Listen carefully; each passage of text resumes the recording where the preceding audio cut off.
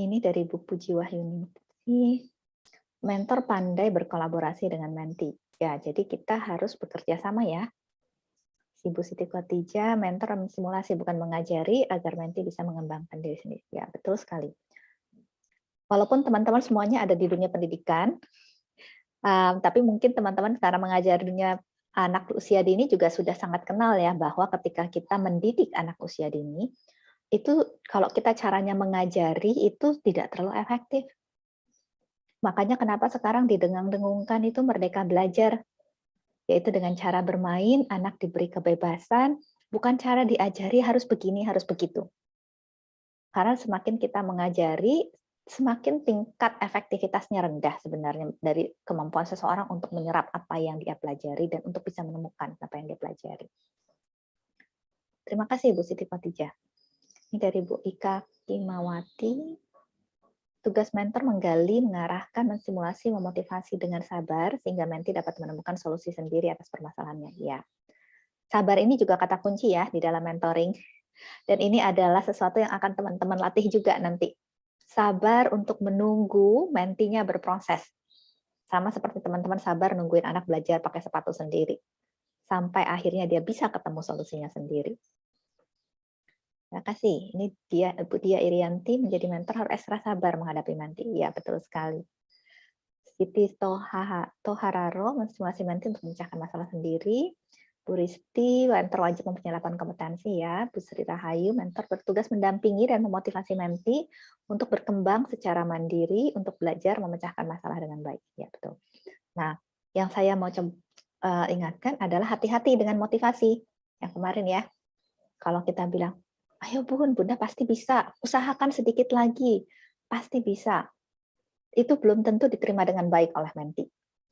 Yang kemarin saya bilang, tidak jarang, walaupun mentinya nggak ngomong, tapi di pikirannya yang muncul adalah, ya kamu enak ngomongnya, kamu kan cuma ngomong, nggak usaha, yang usaha kan saya. Nih ya. Jadi itu tidak selalu diterima dengan baik. Ya, jadi hati-hati sekali dengan motivasi. Motivasi itu belum tentu efektif. Yang efektif biasanya adalah apresiasi. Dengan kita mengapresiasi, biasanya orang malah lebih semangat. Wah, Bunda sepertinya sudah berusaha cukup banyak ya. Walaupun mungkin hasilnya belum seperti yang diharapkan, tetapi saya sangat mengapresiasi loh usaha Bunda. Itu sesuatu yang luar biasa, mau melakukan hal tersebut. Ketika kita mengapresiasi, kalau teman-teman deh mengingat pengalaman sendiri. Ketika teman-teman diapresiasi, sesuatu yang teman-teman sudah lakukan, biasanya ada dorongan untuk mau melakukan lagi. Betul ya? Ketika itu diapresiasi, ada dorongan untuk mau melakukan lagi. Jadi ketika kita mengapresiasi usahanya, secara tidak langsung, kita sedang menimbulkan dorongan di dalam diri menti untuk mau terus berusaha. Jadi biasanya strategi yang kita pakai di mentoring adalah bukan motivasi, tetapi apresiasi. Nah, ini juga akan menjadi sesuatu pergeseran kebiasaan untuk kebanyakan kita. Karena kebanyakan kita, saya pun juga demikian ketika di awal-awal berproses, kita sudah sangat terbiasa dengan motivasi, tapi belum terbiasa dengan apresiasi. Ya, terima kasih sekali. Ini Ibu Sri Rahayu yang sudah membawa ini ke permukaan. Terima kasih, Bu. Ini ada Bu Komariah, mentor bukan mengajari, bukan memberi contoh, tetapi menstimulasi agar berkembang. Ya. Nah, kita tidak memberi contoh, tetapi kita boleh simulasi. Yang kemarin saya katakan, boleh simulasi di dalam mentoring untuk menjadi bahan diskusi, bukan untuk contoh. Betul yang tadi sudah dikatakan oleh Ibu Komariah, bukan untuk contoh, tetapi untuk jadi bahan diskusi. Kayak kemarin, misalkan dia kesulitan untuk berkomunikasi dengan rekan selembaga. Yuk kita simulasi.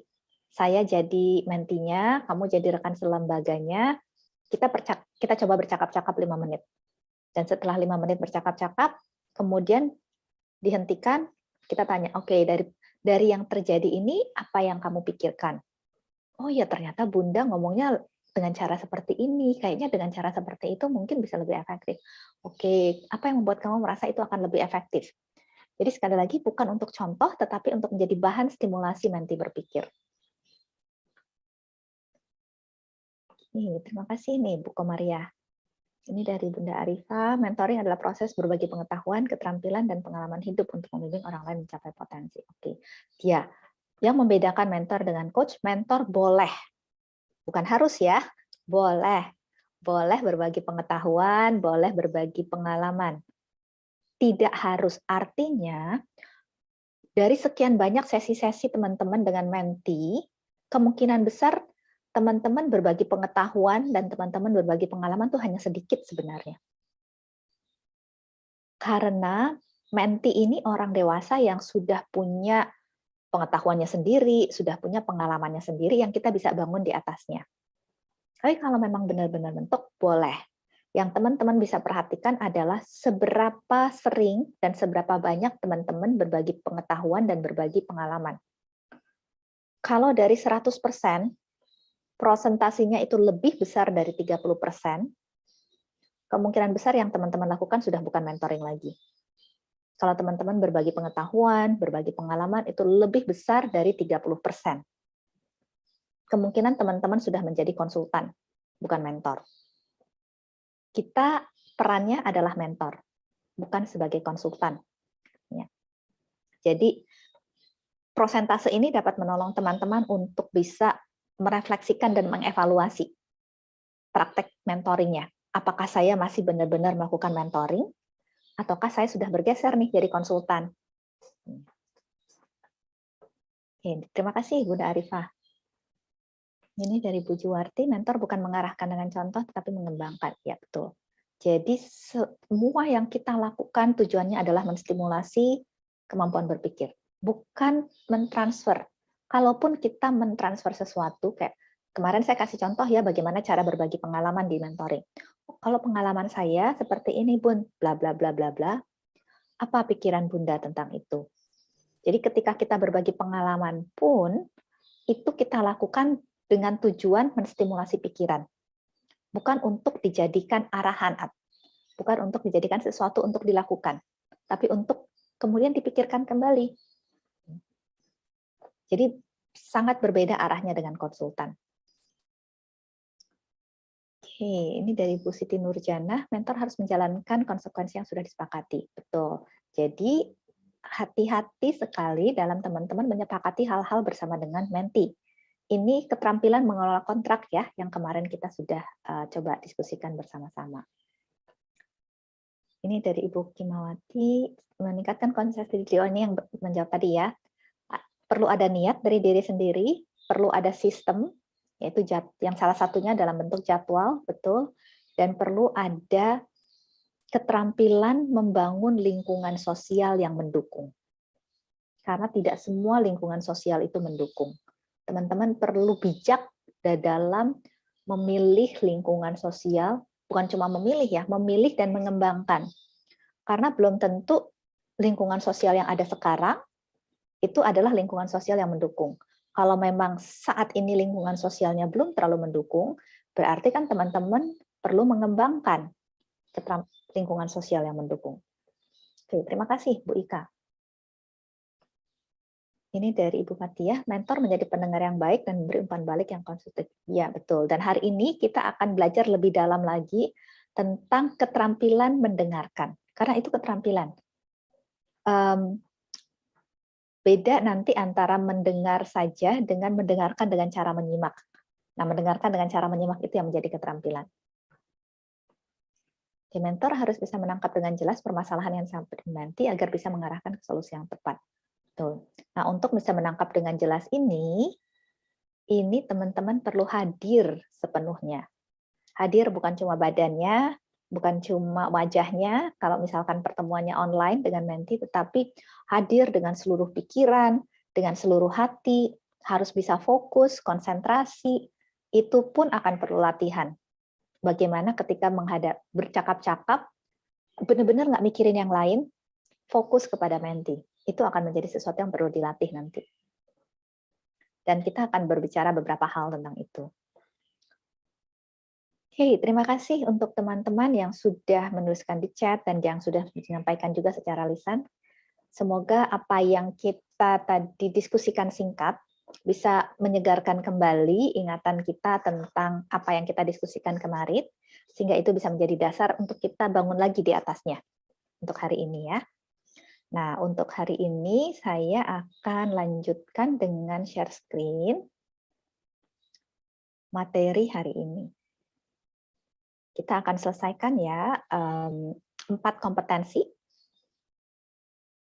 Oke, ini saya stop share dulu ya, karena biasanya tidak muncul full kalau belum 2 kali. Saya share lagi ya. Oke, nah, mestinya ini sudah terlihat full ya di layar teman-teman.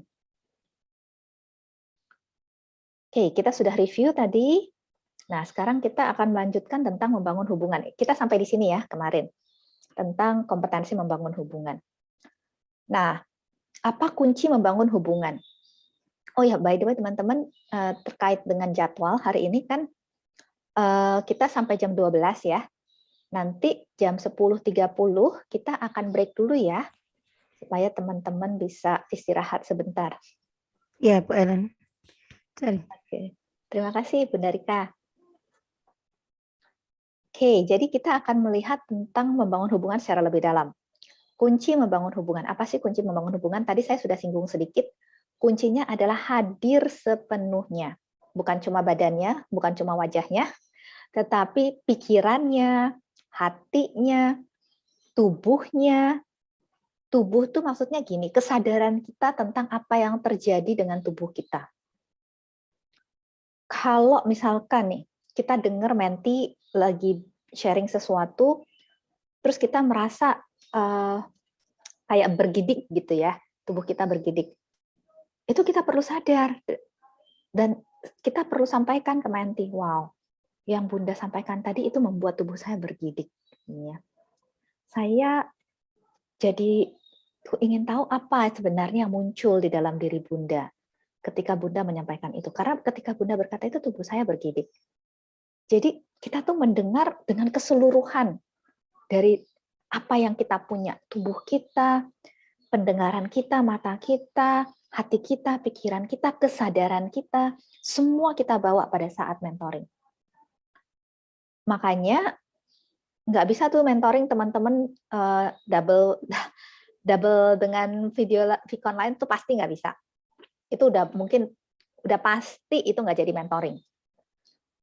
Kalau seperti itu mending di reschedule kalau harus double. Kemudian teman-teman juga pasti nggak bisa melakukan itu kalau teman-teman berada di dalam situasi lingkungan eksternal yang penuh distraksi. Banyak suara-suara, anak-anak lari sana-sini, teman-teman nggak akan bisa fokus. Jadi benar-benar untuk bisa mentoring dengan baik, teman-teman perlu mempersiapkan kehadiran teman-teman. Supaya kehadiran teman-teman itu bisa benar-benar full, penuh untuk Menti. Pada saat mentoring saja, nggak 24 jam kok, hanya ketemu, paling berapa lama sih ketemu Menti? Paling setengah jam, 1 jam gitu ya. Di waktu itulah teman-teman perlu hadir sepenuhnya. Dan kalau teman-teman hadir sepenuhnya, maka teman-teman, sekali lagi, ini bukan keterampilan yang teman-teman pakai hanya di mentoring. Ini akan teman-teman pakai seumur hidup.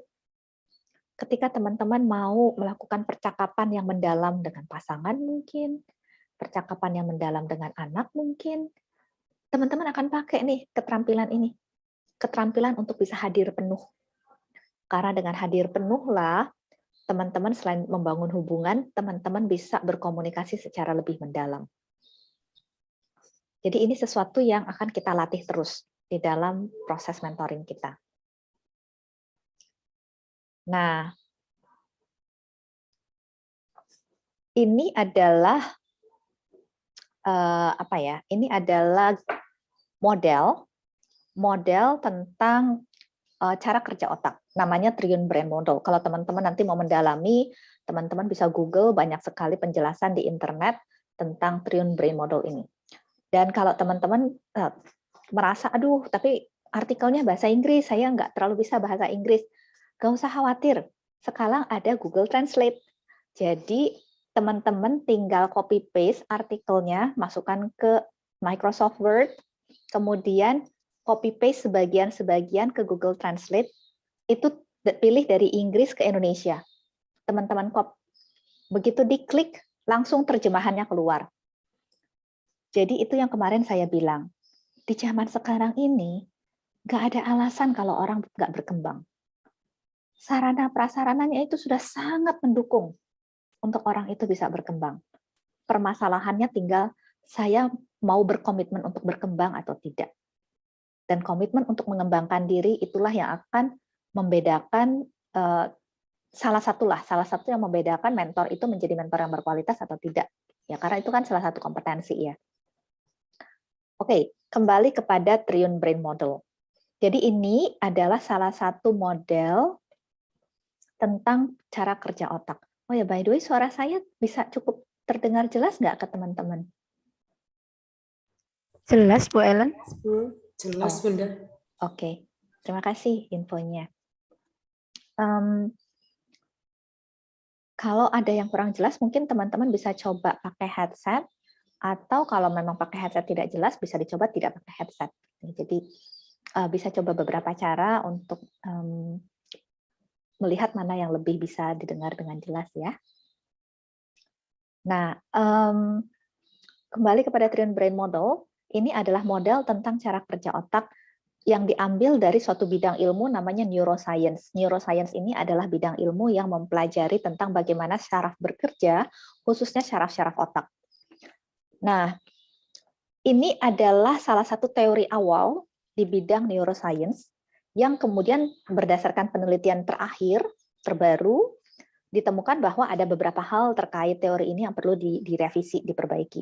Tapi sampai saat ini, model ini masih terus dipakai untuk lingkungan di mana mereka awam terhadap neuroscience. Tapi kalau mereka sudah lebih advance, sudah lebih mahir, biasanya teorinya akan lebih kompleks dibandingkan ini. Tapi untuk orang-orang yang baru kenalan dengan neuroscience, biasanya ini yang dipakai, karena ini yang paling sederhana. Nah, ini di dalam model ini, otak itu dibagi menjadi 3 bagian. Paling luar, yang biru ini adalah namanya neokorteks. Neokorteks itu ada di bagian sini. Ini adalah bagian otak kita yang mengelola kemampuan berpikir logis, mengelola kemampuan berpikir tingkat tinggi, kemarin ya analisa, sintesa, mengkreasikan, kemampuan untuk berbahasa dengan baik, itu semuanya ada di neokorteks, di bagian depan sini. Nah, kemudian agak ke belakang di sini, itu ada yang namanya sistem limbik. Sistem limbik ini adalah bagian otak yang mengatur dan mengelola, menyimpan berbagai hal terkait emosi kita. Dan biasanya perkembangan otak itu kan bertahap.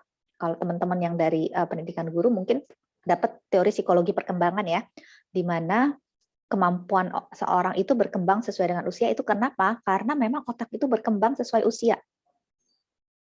Yang paling terakhir berkembang secara utuh adalah neokorteks ini. Ini paling cepat di usia 18 sampai 25 tahun. Jadi kalau itu range normalnya lah ya.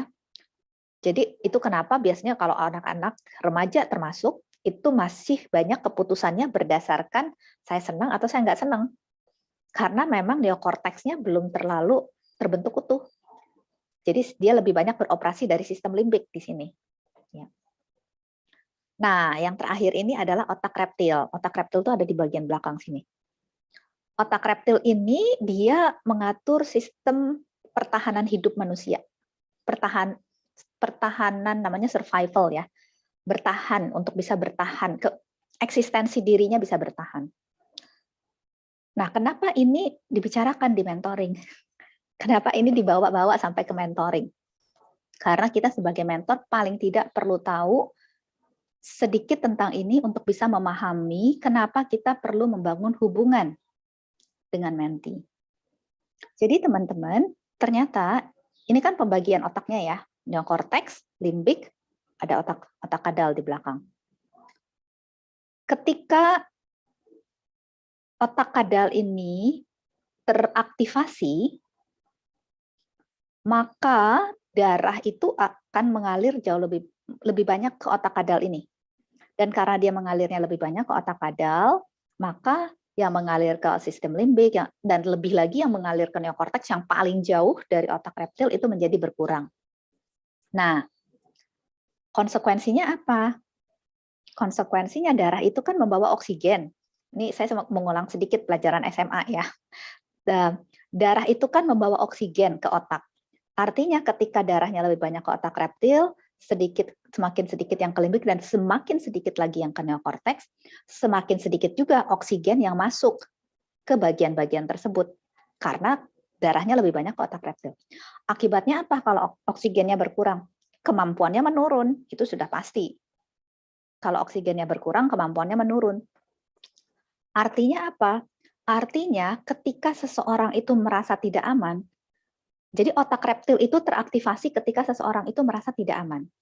Ketika seseorang itu merasa tidak aman, otak reptilnya teraktivasi, darahnya lebih banyak ke situ, oksigen yang lebih banyak ke situ, kemampuan yang lain-lain semakin menurun, semakin jauh semakin menurun. Dan yang paling jauh itu adalah neokorteks. Artinya sekali lagi ketika seorang merasa tidak aman, maka kemampuan dia untuk berpikir logis itu menurun. Itu konsekuensi yang otomatis pasti terjadi. Ketika seseorang merasa tidak aman, kemampuan berpikir logis itu akan menurun. Nah, apa kaitannya dengan mentoring? Nah, perasaan aman ini yang perlu kita pahami. Perasaan aman ini kan ada beberapa kategori lah. Ada aman secara fisik. Aman secara fisik itu artinya saya nggak kehujanan, saya nggak kepanasan, saya nggak akan ditabrak kendaraan, gitu ya. Itu semuanya aman secara fisik. Ada aman secara psikis. Nah, biasanya yang banyak berperan di dalam sesi mentoring adalah rasa aman secara psikis. Apa sih rasa aman secara psikis? Saya aman nggak untuk ngomong seperti ini? Jangan-jangan kalau saya ngomong seperti ini, ntar saya disalahkan. Kalau udah ada pemikiran itu, udah pasti dia nggak berasa aman. Saya aman nggak untuk ngomong begini? Jangan-jangan kalau saya ngomongnya gini, ntar saya salah dimengerti. Begitu ada pikiran itu, dia sedang tidak merasa aman. Nah, tugas kita sebagai mentor, salah satunya di dalam sesi mentoring adalah membuat menti ini merasa aman di dalam percakapan kita. Itu adalah membangun hubungan salah satunya. Dan itu akan terjadi melalui, ya tadi banyak hal ya, kehadiran kita secara penuh. Karena teman-teman, saya yakin teman-teman juga bisa merasakan. Teman-teman bisa tahu orang ini fokus nggak dengerin saya, atau dia lagi nggak fokus pada saat dia mendengarkan saya. Saya yakin teman-teman bisa merasakan ya. Di dalam kehidupan sehari-hari teman-teman bisa merasakan. Orang tuh bisa merasakan, kita fokus nggak dengerin dia. Dan begitu dia merasa kita tidak fokus mendengarkan dia, itu rasa amannya sudah berkurang. Dan begitu rasa amannya berkurang, kemampuan neokorteksnya juga berkurang. Karena otak kadalnya semakin aktif. Karena dia merasa semakin tidak aman. Jadi sekali lagi, semua yang kita bicarakan di dalam training mentoring itu sebenarnya punya dasar ilmiah yang sangat banyak. Tapi kan teman-teman nggak belajar dasar ilmiahnya, dan buat apa juga, kita kan mau melatih keterampilan teman-teman secara praktek. Ya. Ini saya sampaikan untuk teman-teman tahu, ini tuh punya dasar ilmiah. Ini didasarkan kepada penelitian-penelitian yang memang dilakukan oleh banyak pihak. Ya. Jadi semuanya ada dasarnya di dalam keterampilan-keterampilan ini. Nah, sekali lagi, di dalam mentoring penting untuk kita membangun rasa aman dengan cara kita hadir penuh, sehingga si menti bisa merasakan kita hadir penuh, kita fokus penuh, dan penting untuk menjaga kata-kata komunikasi kita. Jangan sampai komunikasi kita itu menunjukkan bahwa kita ini nggak bisa menerima. Begitu kita mengindikasikan kita tidak bisa menerima menti, langsung perasaan aman itu akan turun. Pastilah, semua orang kan ingin diterima ya. Begitu dia merasa tidak diterima, pasti perasaan amannya akan turun dan otak reptilnya semakin aktif. Begitu otak reptil semakin aktif, otak logis semakin turun. Itu konsekuensi logis. Bagaimana saya mengkomunikasikan tidak penerimaan? Kadang, yang kemarin saya bilang ya, kadang kita nggak ngomong aja, tetapi dengan ekspresi wajah, kita bisa mengkomunikasikan kita nggak bisa terima. Contoh, dia bilang gini, waduh Bun, anak-anak tuh kemarin nakal banget ya. Saya tuh sampai kesel banget, saya sampai nggak bisa nahan diri, tuh saya teriak gitu untuk mereka supaya bisa diem. Misalkan menti lagi ngomong gitu. Terus kita yang mendengarkan, kita nggak ngomong apa-apa. Tapi kita mengernyit gitu ya. Begitu dia bilang, saya teriak Bun. Kita langsung, dengan melihat ekspresi kita aja, walaupun kita nggak ngomong, kayak teman-teman lah, ketika saya berekspresi, gitu ya, teman-teman merasa saya bisa terima dengan baik nggak apa yang dikatakan? Kalau ekspresi saya pada saat mendengarkan seperti itu.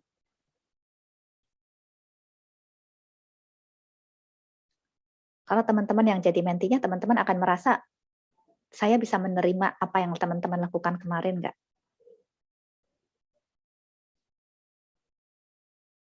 Oke, teman-teman bisa tulis di chat, atau teman-teman bisa open mic. Kalau teman-teman jadi menti, teman-teman merasa saya bisa menerima nggak? Ini teman-teman bisa raise hand atau langsung tulis di kolom chat. Gimana nih perasaan teman-teman kalau jadi menti ya, Bu Ellen ya, kalau seperti itu.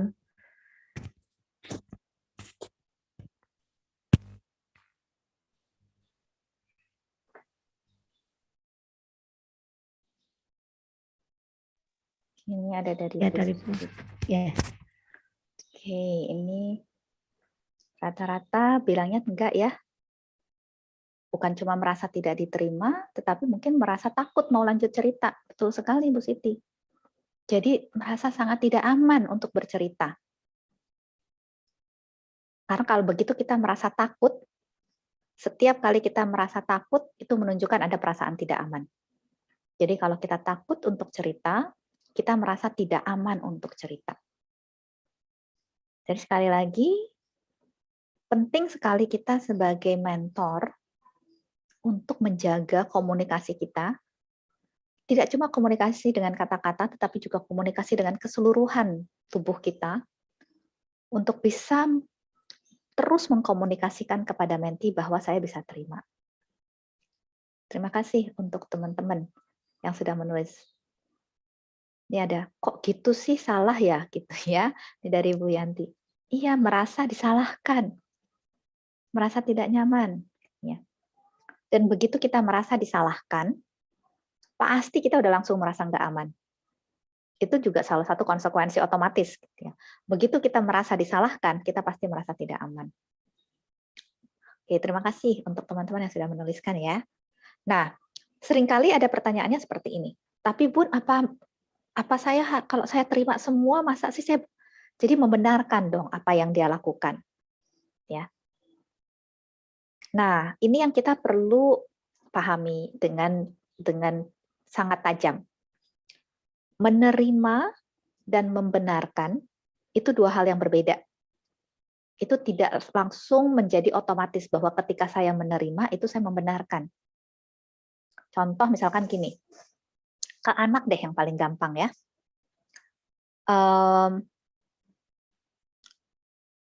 Kalau misalkan berandai-andai nih, ada anak yang mencuri. Ini biar contohnya agak ekstrim supaya lebih mudah memahami. Ya. Ada anak yang mencuri, kemudian dia datang ke kita, terus dia bilang, Bun, aku kemarin mencuri, Bun. Tapi aku nyesel, aku dari kemarin perasaannya nggak enak terus. Maaf ya, Bun, aku tahu mencuri itu salah. Kemarin tuh, entah kenapa aku terdorong untuk mencuri. Maaf ya, Bun. Jadi, dia mengatakan dia mencuri.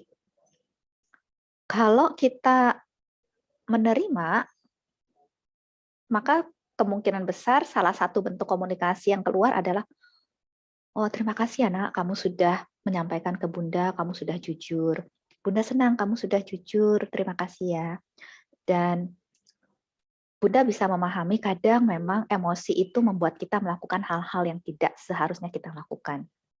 Tapi Bunda senang kamu menyadari bahwa itu salah. Ya. Nah, sekarang apa yang kamu mau lakukan ke depan tentang tindakan kamu ini? Itu menunjukkan kita bisa terima bahwa dia mencuri, tapi tidak membenarkan. Ketika kita mengatakan bahwa emosi kita kadang membuat kita melakukan hal-hal yang tidak seharusnya kita lakukan, itu kan kita sedang bilang bahwa mencuri itu seharusnya tidak kita lakukan.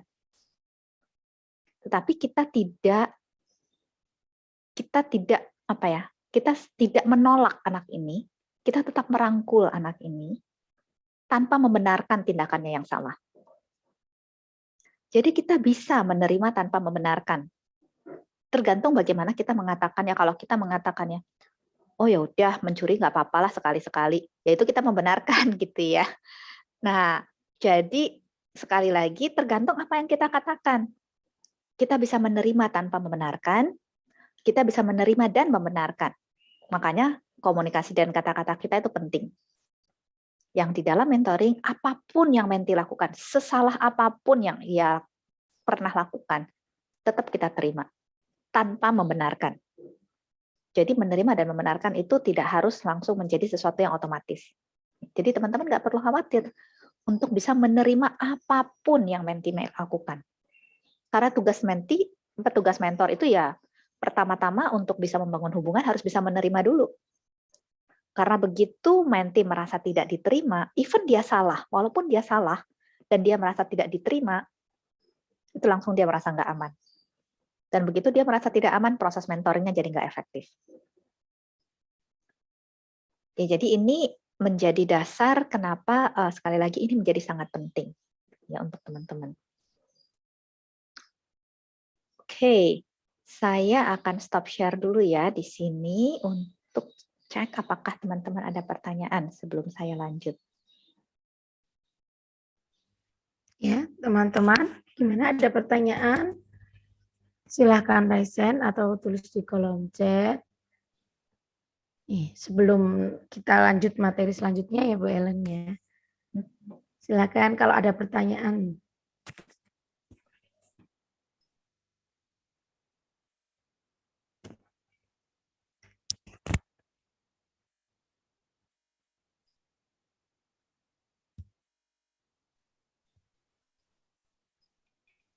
Ayo teman-teman, silahkan raise hand sambil belajar mentoring. Silahkan, ayo. Mana Bu Rika? Ini teman-teman. Iya, kok belum muncul ini? Iya ya. Ya. Kalau memang belum ada, enggak apa-apa. Oh, ini ada Bun yang di chat dari Bu Irma Fitri. Bolehkah kita menanyakan penyebab menti merasa bersalah? Oke, terima kasih Bu Irma pertanyaannya, good question. Kalau memang menti bilang dia merasa bersalah, ya. Nah, kita nggak apa-apa bertanya, oke, apa yang menyebabkan Bunda merasa sangat bersalah? Jadi sangat boleh. Kalau memang dia bilang, atau dia nggak bilang, kita yang nangkep. Nah, itu kita harus komunikasikan dulu. Misalkan, Bun, dari cara Bunda menyampaikan, saya menangkap sepertinya ada perasaan bersalah dalam diri Bunda. Benar nggak kira-kira apa yang saya tangkap ini? Jadi kalau kita menangkap itu, kita bisa sampaikan, kemudian kita klarifikasi dulu, benar nggak? Kalau dia bilang, iya benar Bun, saya merasa bersalah. Oke, jadi apa nih? Kalau saya boleh tahu, yang menyebabkan Bunda merasa sangat bersalah saat itu. Itu bisa dilakukan. Terima kasih Bu Irma. Nah, ini ada dari Bu Sri Rahayu juga ya. Bagaimana membangun kekuatan untuk percaya diri menghadapi menti yang memiliki pengetahuan lebih. Oke, terima kasih Bu Sri Rahayu pertanyaannya. Ini menjadi pertanyaan yang paling sering ditanyakan di berbagai angkatan. Jadi terima kasih sudah menanyakan ini kembali. Teman-teman akan sangat tertolong, terutama dalam konteks ini, kalau teman-teman kembali kepada fungsi dasar seorang mentor.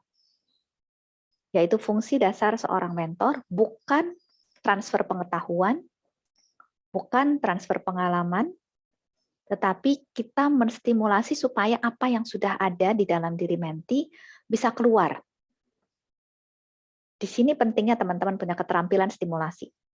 Jadi nggak masalah mentinya punya pengetahuan, malah senang kemarin yang saya bilang. Kalau mentinya punya pengetahuan, senang. Stimulasinya lebih gampang. Fungsi kita bisa jalankan dengan lebih mudah. Semoga membantu ya. Oke, ini ada.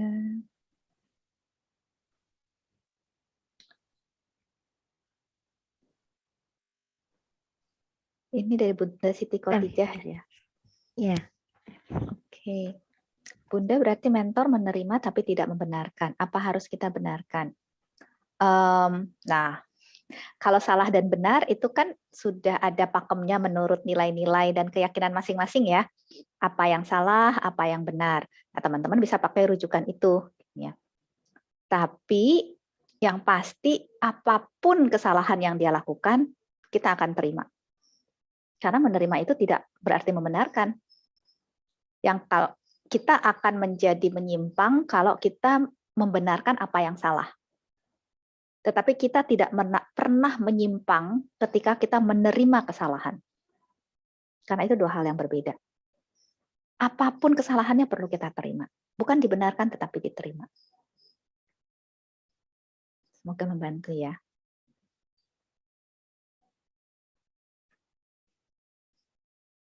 Oke, bagaimana agar menti bisa terbuka kepada mentor?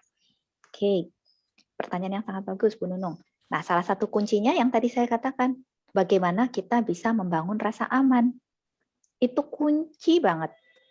Kalau menti sudah merasa tidak aman, nggak mungkinlah dia terbuka. Yang tadi di atas ya, takut untuk cerita lebih lagi. Gitu. Takut nanti saya disalahin, takut nanti saya disalah mengerti, takut nanti saya dikritik.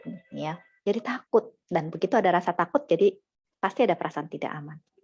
Jadi bagaimana kita membangun perasaan aman ini sangat penting untuk proses mentoring bisa berjalan dengan baik.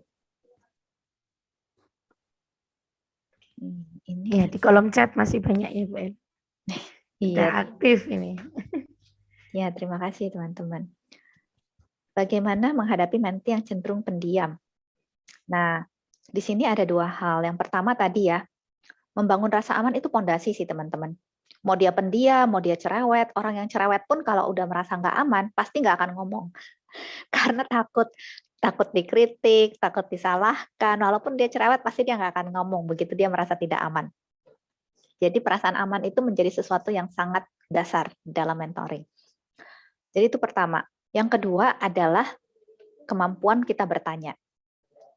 Semakin kita bertanya pertanyaan-pertanyaan terbuka, semakin menti ini akan bisa ceritanya lebih banyak. Ya. Tapi semakin kita banyak pertanyaan tertutup, ya semakin dia kasih informasinya nggak banyak. Contoh, nanti kita akan bahas ini secara lebih detail. Contoh sederhana, jadi Bunda sudah bicara belum sama orang tuanya? Sudah. Terus orang tuanya setuju atau enggak dengan tindakan anaknya? Enggak sih.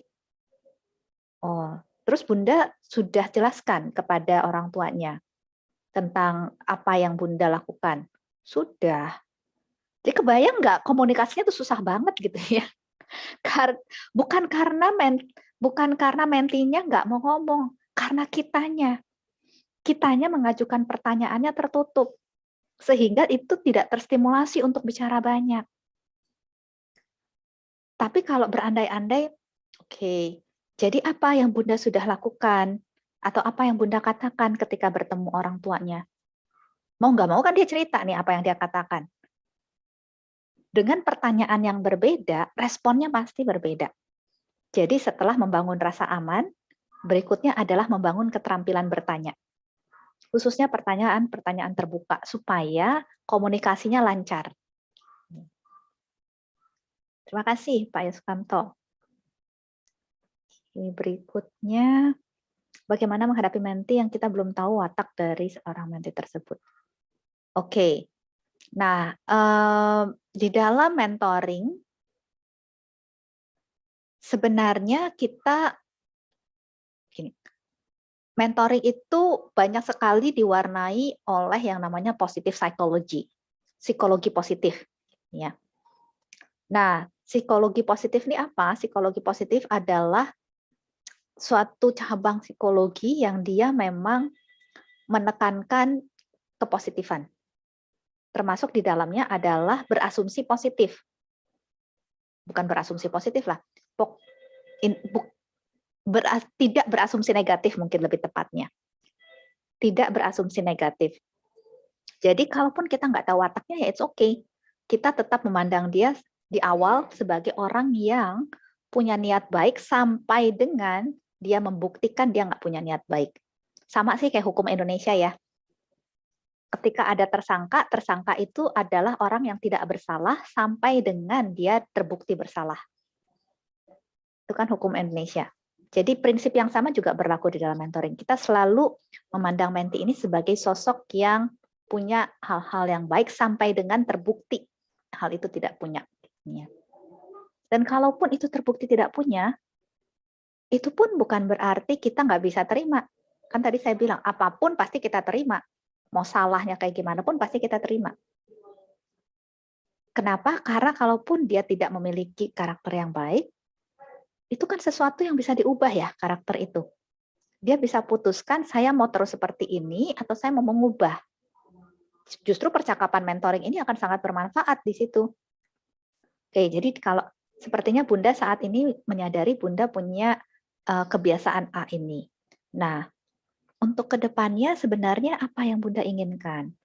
Bunda ingin terus berjalan dengan kebiasaan A ini, atau Bunda ingin membangun kebiasaan yang lain? Itu kan sesuatu yang dia bisa pilih. Dia bisa putuskan untuk dirinya sendiri. Dan kalau dia mau membangun sesuatu yang berbeda, di situ peran kita juga masuk di dalamnya, menolong dia. Bagaimana caranya, strateginya supaya kebiasaan yang baru itu bisa dibangun. Karena itu perlu strategi ya teman-teman. Nggak cuma butuh keputusan. Keputusan aja nggak cukup. Niat aja nggak cukup. Perlu ada cara-cara yang tepat. Sehingga keterampilan yang baru tadi bisa dibangun. Semoga membantu ya. Oke, ini ada bagaimana menghadapi menti yang kurang aktif dan mudah menyerah. Kalau balik lagi, kalau memang itu bisa kita bantu untuk menjadi suatu kesadaran, jadi gini, kesadaran tuh artinya dari mentinya sendiri yang akan bilang, iya sih Bun, memang keaktifan saya kurang. Nah, kalau dia udah bisa ngomong kayak gitu, itu baru kita bisa bikin tindak lanjut.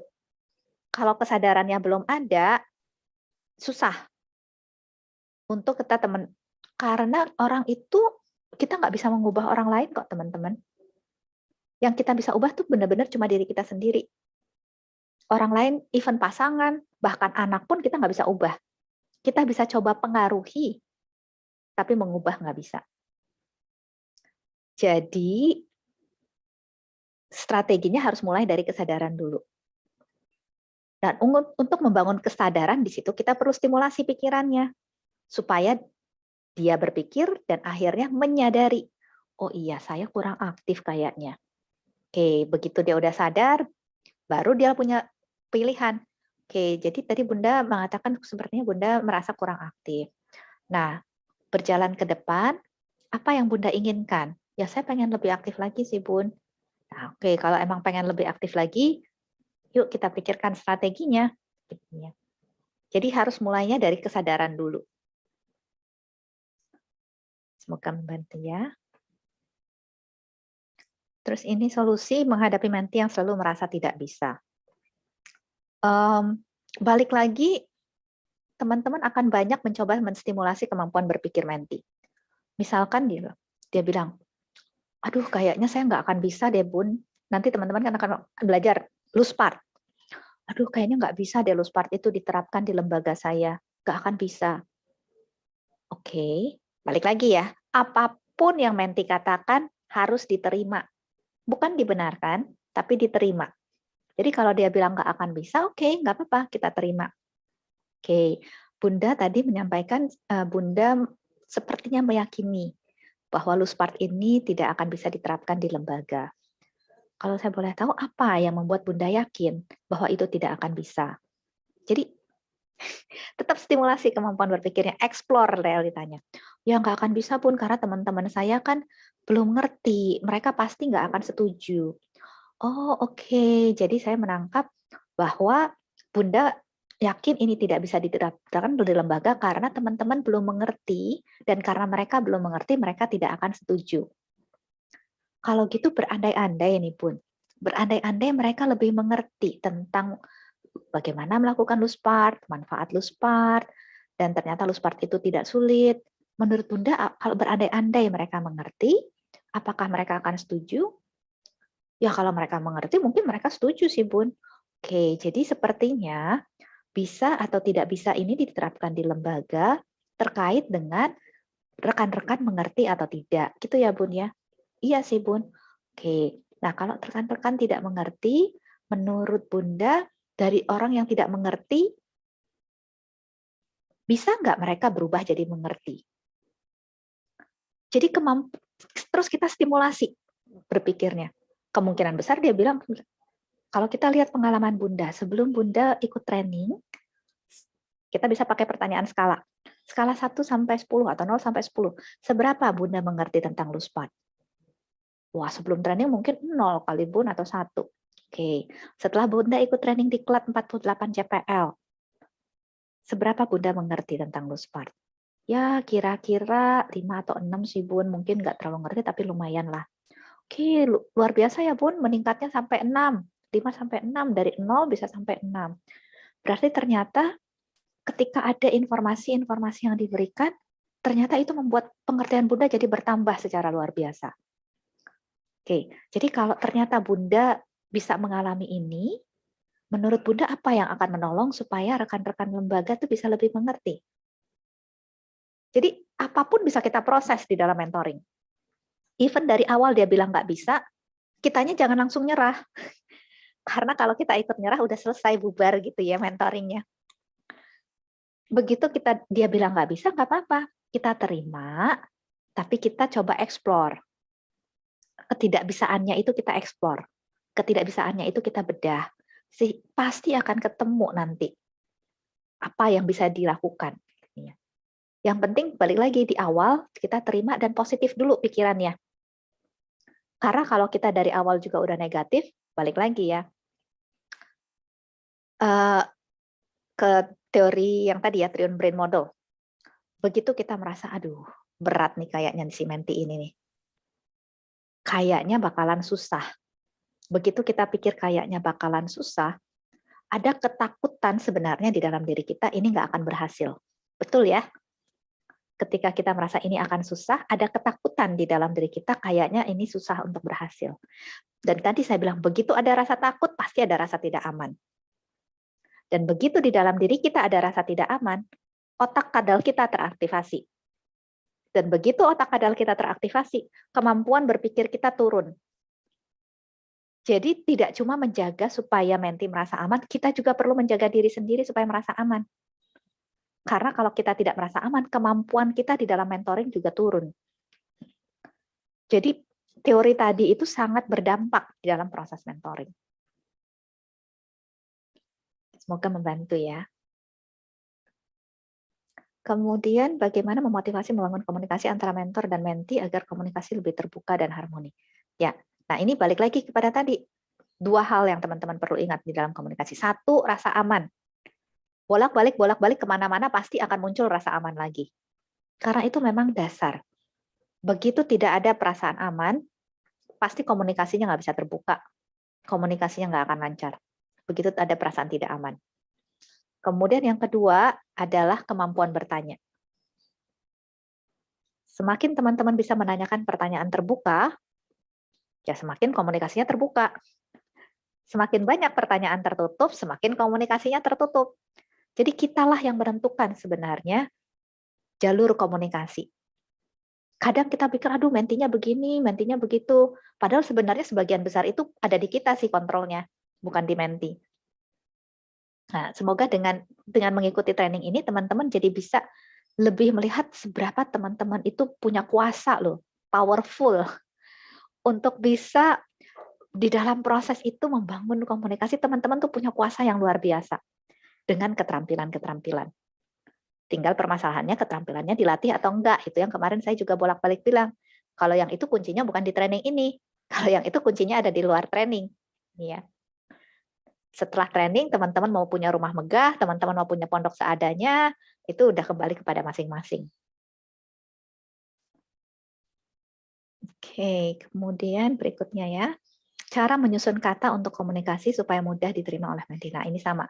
Ini juga kuncinya di luar training. Di dalam training ini saya bisa kasih banyak contoh, teman-teman. Tapi kalau teman-teman tidak coba praktekkan, saya berani jamin kita ketemu di supervisi nanti, semua yang saya sudah sampaikan sudah menguap. Kalau teman-teman tidak praktekkan, itu saya berani jamin. Karena penelitiannya udah banyak kok tentang itu. Seberapa cepat hal-hal baru yang kita pelajari itu hilang dari otak kita ketika itu tidak coba untuk direview dan tidak coba untuk dipraktekkan. Jadi kuncinya sekali lagi seberapa teman-teman mempraktekkan itu setelah selesai training. Dan untuk praktek ya teman-teman nggak usah susah-susah cari menti. Praktek sama pasangan, praktek sama anak, praktek sama rekan selembaga. Banyak orang-orang yang bisa dijadikan tempat praktek gitu nih ya. Nggak kekurangan kalau itu. Oke.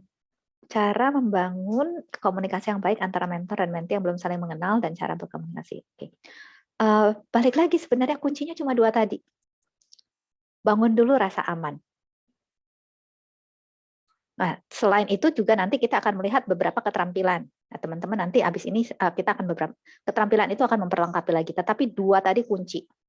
Bangun rasa aman, perbanyak kalimat terbuka. Itu teman-teman pegang 2 ini aja ditambah mengelola tubuh gitu ya, mengelola komunikasi, ekspresi. Itu teman-teman bisa berjalan dengan cukup aman sambil teman-teman membangun keterampilan yang lain. Oke. Ini ada Bunda Asia, kita tidak bisa merubah orang lain tetapi membantu orang lain untuk berubah. Betul sekali. Kita cuma bisa membantu orang lain untuk berubah. Merubah orang lain nggak bisa. Dari dalam dirinya harus ada keinginan dulu. Keinginan itu datangnya dari mana? Kesadaran. Kalau dia belum sadar dia perlu berubah, mana mungkin punya keinginan untuk berubah. Dia harus sadar dulu bahwa dia perlu berubah, baru bisa muncul keinginan. Ya. Kesadaran datangnya dari mana? Di dalam mentoring kita stimulasi, sehingga muncul kesadaran. Kayak tadi, mentee yang bilang, kayaknya nggak bisa deh Bun. Di akhir sesi kemungkinan dia akan bilang, oh iya kayaknya mungkin bisa Bun, dengan cara begini. Itu terjadi perubahan itu bukan karena kita bilang pasti bisa, enggak. Kita bertanya sehingga pemikirannya berjalan dan akhirnya dia sampai pada kesadaran itu. Oh iya sebenarnya mungkin bisa ya Bun, asal dilakukan ini. Oke ya. Bagaimana jika mentee sudah merasa berkembang dan kurang menjalin komunikasi dengan mentor? Oke, very good question. Teman-teman, salah satu hal yang menurut saya kalau pakai bahasa Inggrisnya itu the beauty of mentoring gitu ya. Hal yang luar biasa terkait mentoring adalah seberapapun orang itu sudah berkembang, tidak pernah tidak dia akan terus butuh mentoring. Dia akan terus mendapatkan manfaat dari mentoring. Kenapa? Karena mentoring kan balik lagi esensinya adalah mengembangkan diri. Kalaupun saya merasa saat ini saya sudah berkembang, apakah saya sudah sempurna? Pasti tidak. Kalau saya belum sempurna, pasti masih ada hal-hal yang saya perlu kembangkan lagi untuk terus mendekati kesempurnaan. Nggak pernah nyampe sih, yang saya bisa lakukan cuma terus mendekati kesempurnaan. Artinya, balik lagi, seberapapun berkembangnya saya, seberapapun pinternya saya, seberapapun ahlinya saya, pasti akan ada aja hal-hal di seumur hidup saya yang saya perlu kembangkan. Jadi nggak pernah teman-teman kehabisan menti sebenarnya. Mentinya mau sepinter apapun, mentinya mau seahli apapun, mau sepengalaman apapun, tetap dia akan mendapat manfaat dari mentoring. Kenapa? Karena satu lagi yang luar biasanya dari mentoring, agendanya bukan dari kita. Kita akan, oke Bun, hari ini mau dibantu apa? Dia yang akan menentukan, oh ya saya mau berkembang dalam hal ini, saya mau berkembang dalam hal itu. Itu yang lebih luar biasanya lagi di mentoring. Itu yang menyebabkan kenapa mentoring bisa bermanfaat seumur hidup. Karena orang ini yang akan bisa menentukan saya mau berkembang dalam hal apa. Yang bisa jadi antara mentee A dengan mentee B kan akan berbeda nantinya. Ya, sesuai dengan tingkat perkembangan masing-masing. Kemudian ini ada bagaimana menghadapi mentee yang merasa lebih pandai dari mentornya. Nah, balik lagi, kalau dia lebih pandai, nggak apa-apa teman-teman. Justru enak tugas teman-teman. Teman-teman nggak perlu transfer pengetahuan kalau dia sudah pandai. Teman-teman nggak perlu transfer pengalaman kalau dia sudah lebih berpengalaman. Jadi lebih ringan tugasnya. Yang teman-teman tinggal fokus kepada menstimulasi apa yang sudah ada tadi, kepandaian yang sudah ada, pengalaman yang sudah ada, supaya bisa dipakai untuk menyelesaikan suatu kondisi atau bisa dipakai untuk bisa mengembangkan dirinya lebih lagi. Jadi kalau teman-teman jadi mentor, malah saya, kalau dan boleh pilih nih, mau menti yang mana? Kalau saya sih, saya pilih menti yang paling pinter dan pilih menti yang paling pengalaman. Sehingga jadi lebih mudah tugasnya gitu ya. Walaupun dia lebih pinter dari saya, walaupun dia lebih pengalaman dari saya. Karena tugas saya tuh bukan transfer. Tugas saya adalah menstimulasi apa yang sudah ada di dalam diri dia, supaya dia bisa lebih berkembang lagi. Oke, semoga membantu ya. Terima kasih teman-teman untuk pertanyaan-pertanyaannya. Saya selalu bilang ke tim panitia ya, kalau ada banyak pertanyaan itu saya lebih senang. Kenapa? Karena pertanyaan itu datang dari kebutuhan teman-teman. Kalau materi kan saya berpikir, oke, kayaknya teman-teman perlu belajar ini, teman-teman perlu belajar ini, which definitely pasti perlu gitu ya. Tetapi saya nggak tahu kebutuhan real, kebutuhan nyata teman-teman tuh sebenarnya dalam hal apanya gitu ya, yang teman-teman perlu untuk perlu ada tambahannya gitu ya. Dengan teman-teman bertanya, saya jadi bisa oke, jadi ini ada kebutuhan di sini, saya bisa bantu responi. Ada kebutuhan di sini, saya bisa bantu responi. Dan itu juga akan menolong teman-teman dapat sesuatu yang lebih nyata buat diri sendiri. Ya, karena kebutuhan nyata teman-teman itu bisa diresponi. Jadi terima kasih untuk teman-teman yang sudah bertanya. Itu menolong kita bersama untuk memaksimalkan proses belajar kita. Oke, kita akan lanjut kalau gitu ya, kalau pertanyaannya sudah tidak ada. Nah, saya sharekan lagi ya. Oke, jadi ini sebagai pemahaman dasar untuk kita sekali lagi paham kenapa rasa aman itu penting sekali ada di dalam mentoring. Itu harus terus diusahakan, baik di dalam diri menti dan di dalam diri kita. Oke, kita lanjut ya. Sekarang kita akan melihat tentang beberapa hal-hal teknis. Tadi kan membangun relasi, membangun hubungan. Nah, membangun hubungan ini ada 4 dimensi yang kita bisa. Kalau ini sifatnya lebih teknis, 4 dimensi teknis. Yang pertama adalah kontak mata. Ini saya yakin ini sesuatu yang teman-teman sudah tahu. Ini pengetahuan umum lah ya. Artinya kalau kita sedang berkomunikasi, walaupun mungkin komunikasinya lewat layar, kita perlu membangun kontak mata. Kita perlu melihat ke arah menti. Nah, yang perlu kita perhatikan apalagi kalau one on one, jadi pertemuannya sesinya pribadi gitu ya, cuma 4 mata lah gitu ya. Mentinya merasa aman nggak, merasa nyaman nggak kalau kontak mata?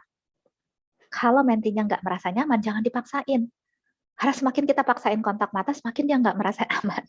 Jadi itu harus kita bisa observasi gitu ya, di dalam kita membangun hubungan dengan menti dan berkomunikasi dengan menti. Dan kontak mata itu bukan berarti kita kontak mata terus gitu ya. Akan ada jeda-jeda di mana teman-teman melihat ke arah yang lain terus nanti balik lagi gitu ya. Kalau kontak mata terus-terusan, bukan cuma kita yang capek, mentinya juga merasa kayaknya ini kenapa ya diperhatiin terus-menerus gitu ya. Jadi perlu ada jeda-jeda, tapi sifatnya jeda. Jangan jadi jedanya yang dominan. Artinya kontak matanya yang dominan, ada jeda-jeda di mana teman-teman bisa lihat ke arah yang lain gitu ya, baru balik lagi. Jadi itu tentang kontak mata. Kemudian bahasa tubuh, tadi saya sudah singgung sedikit, ekspresi wajah harus dijaga. Jangan sampai ekspresi wajah kita mengkomunikasikan bahwa kita tidak bisa menerima, bahwa kita tidak bisa mengerti, itu harus sangat dijaga. Gerakan tubuh juga. Contoh ya, misalkan menti lagi cerita sesuatu terus kita gitu ya, itu kemungkinan besar menti akan merasa wah kayaknya dia nggak bisa terima nih yang barusan saya omongin. Jadi bukan cuma ekspresi wajah, gerakan tubuh kita pun juga kita perlu jaga. Itu sesuatu yang kadang terjadi otomatis teman-teman karena kebiasaan. Nah di sini kesadaran teman-teman tentang mana nih kebiasaan-kebiasaan yang otomatis yang saya mulai perlu lebih sadari supaya saya bisa lebih kelola. Kemudian berikutnya kualitas vokal. Saya bicaranya dengan nada tinggi atau saya bicara dengan nada rendah. Saya bicara dengan keras atau saya bicara dengan lembut. Saya bicaranya cepat atau saya bicaranya lebih perlahan. Itu semua bisa diatur, teman-teman. Di dalam sesi mentor. Bisa diatur ketika kita sudah terlatih. Nah, di sini perlu latihan. Banyak orang yang bilang, tapi suara saya memang sudah begini, Bun, dari sananya. Ya benar sih, bahwa sebelum-sebelumnya suaranya seperti ini. Pertanyaannya sekarang kan adalah, apa mau terus seperti ini, atau mau berubah? Yang sebelum-sebelumnya memang benar, gitu ya. Tapi kan kita sedang lagi mau berbicara ke depan. Kita bukan mau mengubah apa yang ada di belakang. Pertanyaannya mau seperti ini terus atau mau belajar berubah? Ini semuanya bisa dilatih.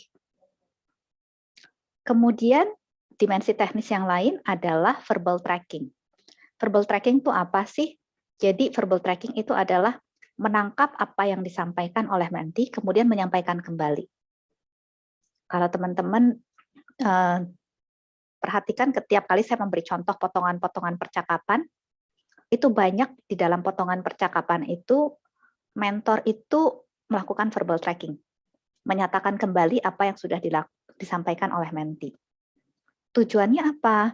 Tujuannya untuk bisa membangun pemikiran di dalam diri menti bahwa saya dengerin loh, saya benar dengerin, saya fokus dengerin. Karena kalau teman-teman tidak fokus mendengarkan, teman-teman pasti verbal tracking-nya nggak efektif. Teman-teman hanya bisa efektif verbal tracking kalau teman-teman penuh konsentrasi mendengarkan. Jadi itu akan secara tidak langsung mengkomunikasikan kepada menti bahwa saya sungguh-sungguh mendengarkan. Dan ketika teman-teman bisa mengkomunikasikan itu kepada menti dengan cara bukti, bukan cuma dengan kata-kata. Saya akan mendengarkan Bunda dengan sungguh-sungguh, itu cuma kata-kata doang gitu ya. Tetapi kalau ini kan verbal tracking itu buktinya bahwa saya sungguh-sungguh mendengarkan. Dan ketika teman-teman membuktikan, itu rasa amannya menti itu jadi lebih naik. Dia lebih percaya dan dia akan lebih bisa kita stimulasi untuk terbuka. Nah, ini ada tiga jenis. Ada restating, paraphrasing, meringkaskan. Restating itu singkat biasanya. Misalkan cuma oke, jadi Bunda merasa bersalah ya. Nah, itu restating gitu ya. Kalau paraphrasing agak lebih panjang. Oke, jadi Bunda tadi merasa bersalah karena Bunda merasa sebenarnya tidak harus responnya seintens itu dengan berteriak, tetapi bisa mungkin dengan hal-hal lain. Itu paraphrasing. Kalau meringkaskan itu lebih panjang lagi. Jadi ini dari mulai yang paling pendek sampai yang paling panjang. Restating paling pendek, parafrasa agak di tengah, meringkaskan. Nah, meringkaskan ini kapan kita lakukan? Biasanya meringkaskan ini kita lakukan di akhir sesi mentoring. Jadi di akhir sesi mentoring boleh, tidak harus, boleh teman-teman meringkaskan kalau memang perlu. Oke Bu, jadi di sesi mentoring ini kita sudah berbicara tentang bla bla bla bla bla. Disitulah teman-teman meringkaskan. Atau bisa juga dipakai di awal sesi lanjutan. Jadi misalkan di sesi kedua, sesi ketiga, dan pokoknya sesi lanjutan lah. Itu dipakai untuk menyegarkan kembali ingatan tentang apa yang kita bicarakan di sesi sebelumnya. Kalau memang sesi lanjutan ini mau melanjutkan pembicaraan yang kemarin. Kalau sesi lanjutan itu berbicara tentang topik yang berbeda, tentu tidak perlu. Ya. Tetapi kalau masih melanjutkan topik yang kemarin, itu bisa disampaikan supaya dibangun di atasnya. Kayak review lah sebenarnya. Ya. Nah, kemudian meringkaskan itu juga bisa dilakukan di tengah sesi kalau sepertinya ada pergeseran topik. Contoh, misalkan kayak contoh kemarin deh, demo dengan Ibu Puji kemarin ya, kan gimana caranya ya supaya anak-anak ini mau, kan kemarin ada dua pilihan. Apakah mereka ceria melakukan kegiatan yang sudah disiapkan, ataukah kalau mereka ternyata nggak mau melakukan yang sudah disiapkan, mereka juga, dan mereka mau melakukan kegiatan mereka sendiri, mereka bisa melakukan itu dengan ceria. Berarti kan ada dua pilihan nih. Misalkan awalnya si menti pilih yang A. Terus kita udah sampai di tengah sesi, terus kayaknya pembicaraan dia mulai bergeser. Tapi pun kayaknya nggak terlalu penting deh. kayaknya yang lebih penting ya mereka ceria aja sih sebenarnya, entah itu kegiatan yang sudah direncanakan, entah itu nggak direncanakan, kayaknya lebih penting itu sih Bun. Tapi ngomongnya itu bukan di awal, si Menti ngomong itu di tengah. Nah di sini teman-teman bisa meringkas. Oke, jadi kalau tadi Bunda bilang Bunda awalnya ingin yang A ini karena bla bla bla bla bla, tetapi sekarang sepertinya Bunda melihat bahwa yang lebih penting adalah ini karena bla bla bla bla bla. Kira-kira seperti itu nggak Bun? Di situ kita meringkaskan. Tujuan meringkaskan apa? Untuk si Menti ini bisa melihat kembali apa yang sudah dibicarakan dan kemudian memutuskan beneran saya mau pindah arah nggak nih?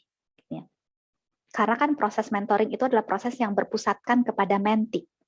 Yang menentukan arah itu adalah Menti. Jadi kita perlu menolong Menti supaya ketika dia memutuskan dengan baik. Bukan memutuskan cuma sekenanya, gini aja deh, gitu aja deh. Tetapi dia memutuskan dengan baik. Itu yang harus kita lakukan. Nah, untuk memutuskan dengan baik kan perlu informasi, perlu data. Jadi ketika dia harus memutuskan dia mau bergeser, kita sajikan informasinya supaya dia bisa memutuskan dengan baik. Jadi ini adalah beberapa hal teknis yang teman-teman bisa coba latih untuk bisa memperkaya kemampuan teman-teman di dalam membangun hubungan dengan Menti. Oke ya. Nah, sekarang kita akan masuk kepada yang kelima. Yang kelima ini, kompetensi kelima adalah memfasilitasi kesadaran dan pembelajaran. Ini yang tadi saya sempat bilang bahwa kita perlu menolong Menti untuk sadar dulu. Kalau dia sudah sadar, baru ada keinginan untuk berubah. Kalau dia belum sadar bahwa dia perlu berubah, ya nggak akan muncul keinginan untuk berubah. Jadi selalu dimulai dari kesadaran. Setelah dia sadar, kemudian dia ingin, barulah dia belajar untuk berubah. Karena proses perubahan itu namanya juga proses ya. Ada yang perlu dipelajari di dalam proses itu supaya perubahan itu sungguh-sungguh terjadi. Nah, di dalam kompetensi ini yang dilakukan oleh mentor adalah bekerja sama dengan Menti maupun pihak yang mensponsori Menti. Yang kemarin kita udah lihat ada, kalau dalam konteks ini kemungkinan bisa dua. Bisa jadi kepala lembaga, bisa jadi yayasan. Bisa salah satu, bisa dua-duanya. Jadi bekerja sama dengan Menti maupun pihak-pihak yang mensponsori Menti untuk memfasilitasi pembelajaran dan memunculkan kesadaran baru. Caranya gimana? Ada beberapa hal. Yang pertama, pada saat bertemu dengan Menti, fokus untuk mendengarkan Menti secara aktif. Nah, mendengar aktif ini penting sekali karena inilah yang akan menjadi dasar untuk kemampuan teman-teman bisa melakukan pertanyaan-pertanyaan terbuka. Kalau kemampuan mendengar aktifnya belum kuat, biasanya kemampuan untuk menanyakan pertanyaan terbuka yang punya daya yang luar biasa itu juga tidak terlalu kuat. Karena kemampuan bertanya itu dibangun di atas kemampuan mendengar. Jadi tadi kemampuan mendengar dulu, baru bertanya secara efektif, kemudian juga memberikan umpan balik dan ide yang relevan, yang bermanfaat dengan cara yang dapat diterima oleh Menti. Nah, kemarin kita sudah bedakan ya, umpan balik itu beda dengan usulan atau ide. Umpan balik itu contoh yang kayak tadi, wah, saya waktu mendengar Bunda cerita itu, tubuh saya bergidik loh Bun. Itu umpan balik. Jadi tidak ada ide yang disampaikan di situ, cuma informasi apa yang terjadi. Ya. Itu umpan balik. Kalau ide ya ide, misalkan ya kemarin kan kita bisa brainstorm ya. Kalau Menti udah mentok, oke kita coba brainstorm ya Bun. Bunda kasih satu ide, saya kasih satu ide, Bunda kasih satu ide lagi, saya kasih satu ide lagi. Nanti kalau kita semua sudah kehabisan ide, kita coba lihat nih semua ide yang sudah kita lemparkan. Mana yang Bunda mau lakukan. Kita boleh memberikan ide dengan konteks tersebut. Yang penting dengan cara yang dapat diterima oleh Menti. Nah, cara yang dapat diterima oleh Menti ini akan menjadi keterampilan komunikasi kita. Bagaimana kita menyampaikannya dengan cara yang bisa diterima. Dan yang tidak kalah penting, di akhir keseluruhan itu adalah memberikan Menti kebebasan untuk menerima atau tidak menerima. Kalau habis brainstorm nih, kita udah capek-capek ya mikirin ide. Ternyata nggak ada satupun dari ide kita yang diterima, ya nggak apa-apa. Kan memang tugas kita bukan ngasih ide. Tugas kita kan menstimulasi kemampuan berpikir. Jadi karena kita ngasih ide, dia jadi terpikir ide, dan ide dia itu dia rasa sesuatu yang lebih baik daripada ide kita, berarti kita sudah berhasil menjalankan peran kita.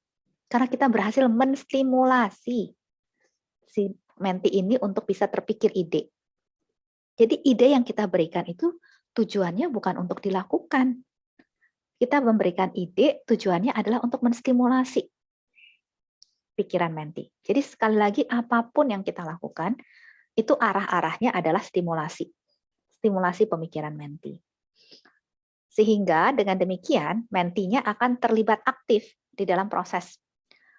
Proses mentoring ini sebenarnya adalah proses belajar loh teman-teman. Proses mentoring ini adalah proses belajar. Tetapi belajar dengan cara yang bukan dengan ditransfer. Kita tidak mentransferkan sesuatu, tetapi kita menstimulasi. Sama seperti kita melakukan ini ke anak usia dini. Kita menstimulasi anak usia dini. Nah, kalau di mentoring, kita memfasilitasi pembelajaran dengan cara menstimulasi menti kita. Cuma teknik stimulasinya yang berbeda. Prinsipnya sama. Prinsip belajarnya dengan cara stimulasi. Teknik saja yang berbeda. Jadi itu yang kemarin saya bilang, sebenarnya prinsip pembelajaran anak sama prinsip pembelajaran orang dewasa sama. Teknik aja yang berbeda. Oke ya, ini terkait dengan yang nomor 5. Mungkin sebelum saya lanjut lagi, apakah ada yang mau ditanyakan?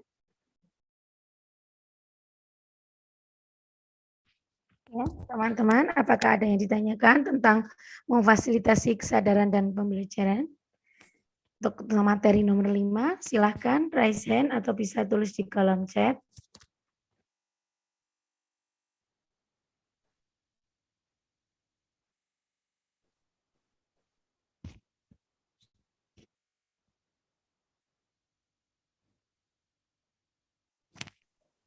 Sepertinya jadi mentor ini ya, seperti kita ke anak usia dini ya Bu Ellen ya, menstimulasi.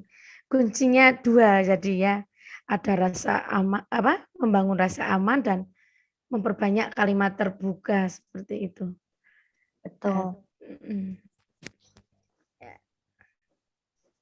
Dan sebenarnya kalau teman-teman semakin melatih keterampilan mentoring yang teman-teman latih itu teman-teman bisa pakai juga ketika menstimulasi anak usia dini. Ya, betul sekali Bu Ellen.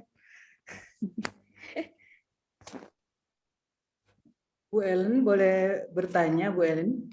Ya, silakan Bu Evi. Silakan. Tadi pagi saya mencoba praktek mentoring ini Bunda ya, tapi mungkin karena waktu jadi belum maksimal.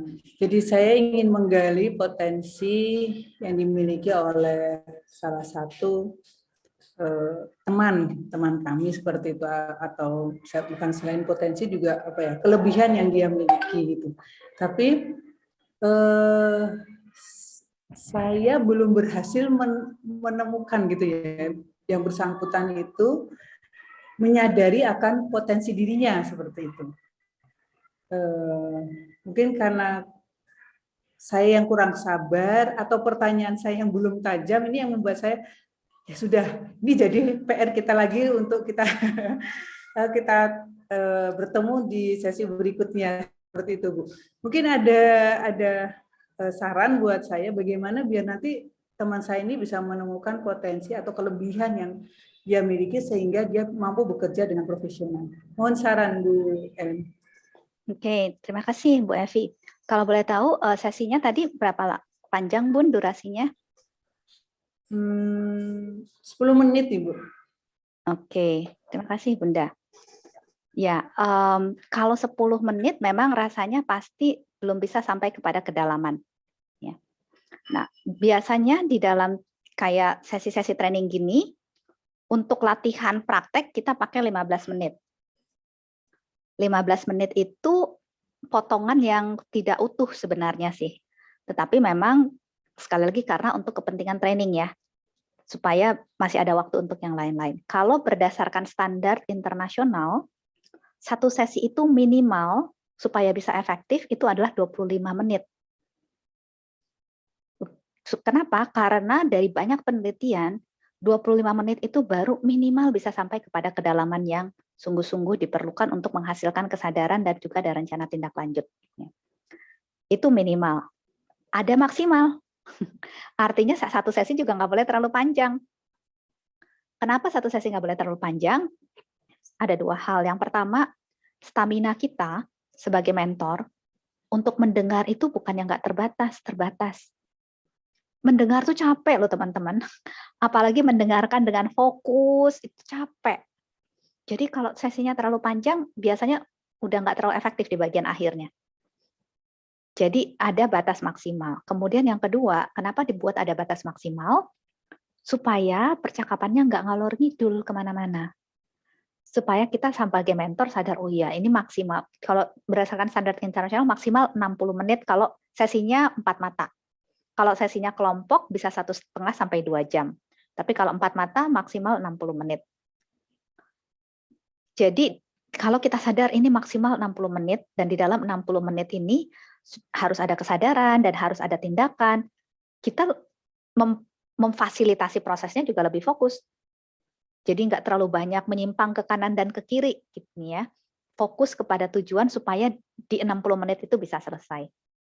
Jadi itu kenapa di dalam mentoring ada standar minimal waktu dan ada standar maksimal waktu. Jadi itu satu dari sisi durasi. Karena durasi itu biasanya mempengaruhi seberapa tujuan itu bisa tercapai. Kemudian yang kedua adalah kontrak, balik lagi. Kalau teman-teman ingat kemarin kan kita perlu mengelola kontrak ya di dalam mentoring.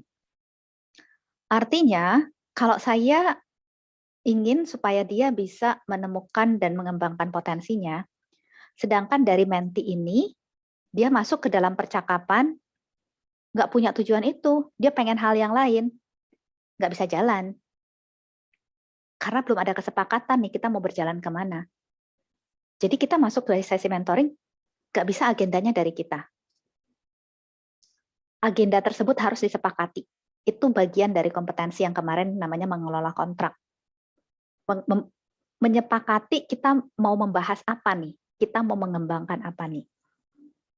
Nah, di situasi di mana terjadi saya sebagai mentor melihat dia perlu berkembang dalam hal A. Tetapi menti ketika masuk ke dalam sesi merasa, tapi saya lagi nggak mau ngomongin A, saya mau ngomonginnya B gitu ya. Saya lagi nggak mau ngomongin tentang bagaimana saya menemukan dan mengembangkan potensi saya. Saya cuma lagi mau ngomongin tentang gimana saya menyelesaikan konflik sama rekan ini loh. Ini yang lagi bikin saya pusing sekarang. Ya, kalau berdasarkan prinsip mentoring, artinya pada saat itu kita nggak akan ngomongin tuh tentang menemukan potensi. Yang kita akan bicarakan adalah bagaimana dia bisa menyelesaikan konflik. Karena itu yang penting buat dia. Kalau kita mengajak dia bicara untuk hal-hal yang menurut dia, aduh lagi nggak penting lah saat ini, ya. Itu kita juga kayak apa ya, kayak buang kayak buang garam ke laut nantinya. Usaha kita juga bisa sia-sia karena apa? Karena nggak ada kerjasama yang terjalin. Kita bisa usaha luar biasa dari dia nggak ada gayung bersambut, ya. Jadi itu kenapa penting supaya kontraknya itu bisa disepakati di awal dan benar-benar itu kesepakatan. Artinya dia juga merasa, oh iya ini penting, saya mau nih, saya mau untuk mengusahakan ini. Semoga bisa membantu menjawab ya, Bu Evi. Oke, sepertinya kita akan break dulu ya. Iya Bu, ini sudah pukul 10:30. Nanti kita break sampai jam 10:45 ya Bu Ellen? Iya, betul. Ya. Dan nanti kita lanjut sampai jam 12. Ya, siap Bu Ellen. Ya. Teman-teman, kita break dulu, nanti kita kembali pukul 10:45. Silakan kalau yang mau minum dulu, mau ada pertanyaan juga boleh ya Bu Ellen ya. Bisa Boleh. ditulis di kolom chat ya. Iya.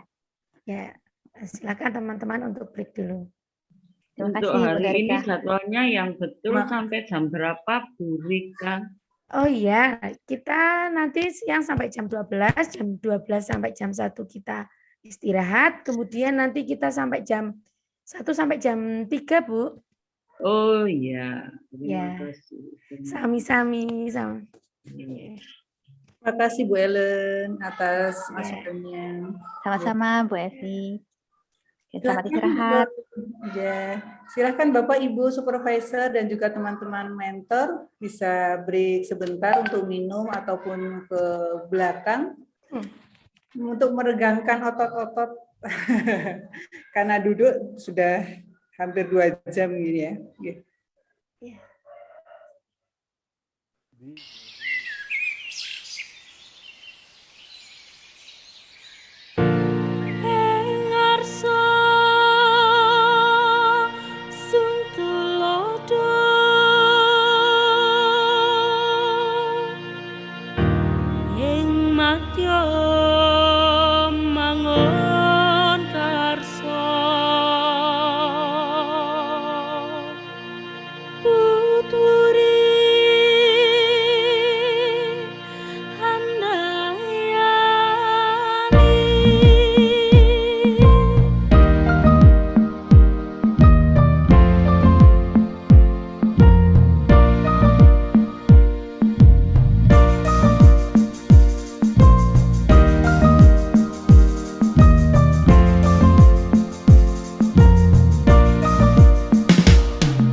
Siapakah pemimpin yang kita rindukan? Siapakah pemimpin yang kita nantikan? Setiap pribadi kita pemimpin sejati. Mari bersama membangun negeri ini.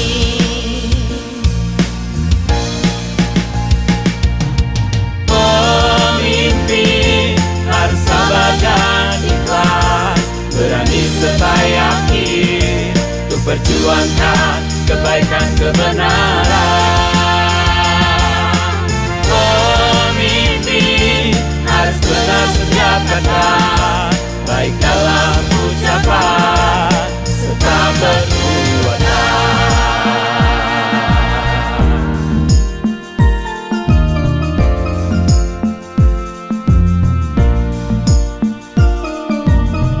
Di depan jadi tauladan, di tengah bangun semangat. Di depan jadi tauladan, di belakang beri dorongan.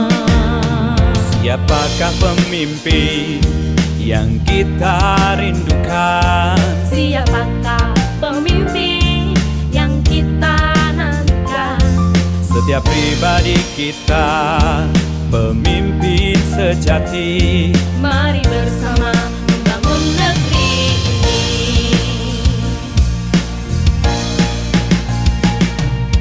Pemimpin harus sabar dan ikhlas, berani serta yakin untuk perjuangkan kebaikan kebenaran. Pemimpin harus benar setiap kata, baik dalam ucapan serta perbuatan.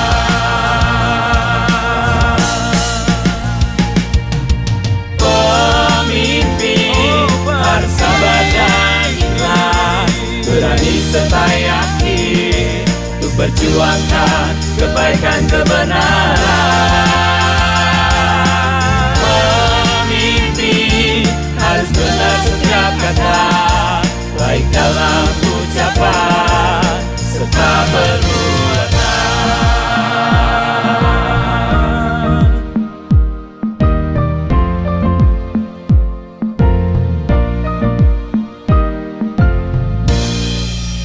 Jadilah pemimpin yang sejati.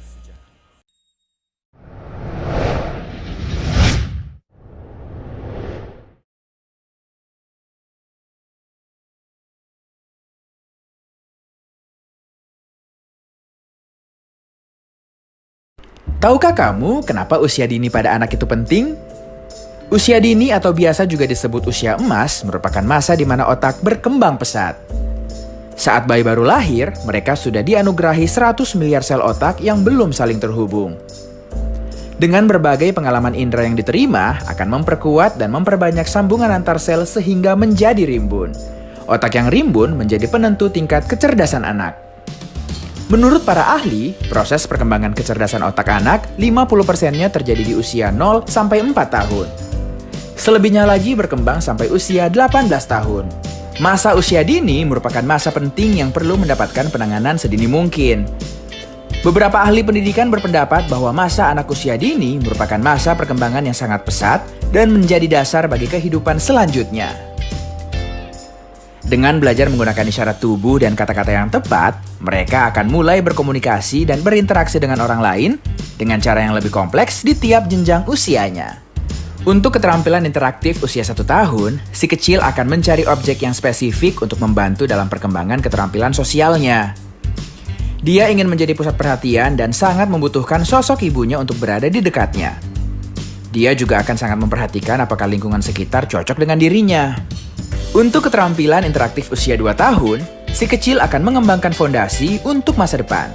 Misalnya dengan belajar mengatur perasaannya serta berinteraksi secara positif dengan orang lain. Ia akan menikmati bermain dengan anak-anak lain. Di masa ini, orang tua berperan dalam mendorong si kecil untuk berinteraksi dan bermain satu sama lain. Keterampilan interaktif usia 3 tahun, si kecil masih memerlukan orang dewasa yang ia kenali di sekitarnya supaya ia merasa aman saat mengeksplorasi dan berinteraksi dengan orang lain. Saat ia telah mendapatkan kebebasan waktu, maka ia akan mulai memiliki sahabat dan memilih untuk berteman dengan anak-anak lain. Keterampilan interaktif usia 4 tahun. Di usia ini, si kecil akan belajar hal apa yang menyebabkan perasaan tertentu muncul dan menyadari bahwa orang lain mungkin memiliki reaksi yang berbeda terhadap situasi yang sama. Ia belajar untuk mengatur emosi dan cara mengatasinya, seperti membicarakan mengenai perasaannya atau menggambar. Keterampilan interaktif usia 5 tahun. Pada usia ini, si kecil sudah bisa mengatur perasaan dan situasi sosial dengan kemandirian yang lebih besar. Ia akan menemukan cara untuk menenangkan diri sendiri, seperti pergi ke ruangan lain atau bernegosiasi dan berkompromi untuk menyelesaikan konflik. Dalam perkembangan si kecil, ada 6 aspek penting yang perlu diperhatikan, yaitu: pertama, aspek nilai moral dan agama. Berhubungan dengan penerapan nilai moral dan agama yang berlaku di masyarakat, seperti jujur, sopan santun, dan bekerja sama. Contohnya, melakukan kegiatan bersama, merapikan mainan, menjaga kebersihan kelas, berdoa bersama, dan menjenguk teman yang sakit. Kedua, aspek perkembangan motorik. Seiring dengan perkembangan fisik yang beranjak matang, perkembangan motorik anak sudah dapat terkoordinasi dengan baik. Anak akan cenderung menunjukkan gerakan-gerakan motorik yang cukup gesit dan lincah.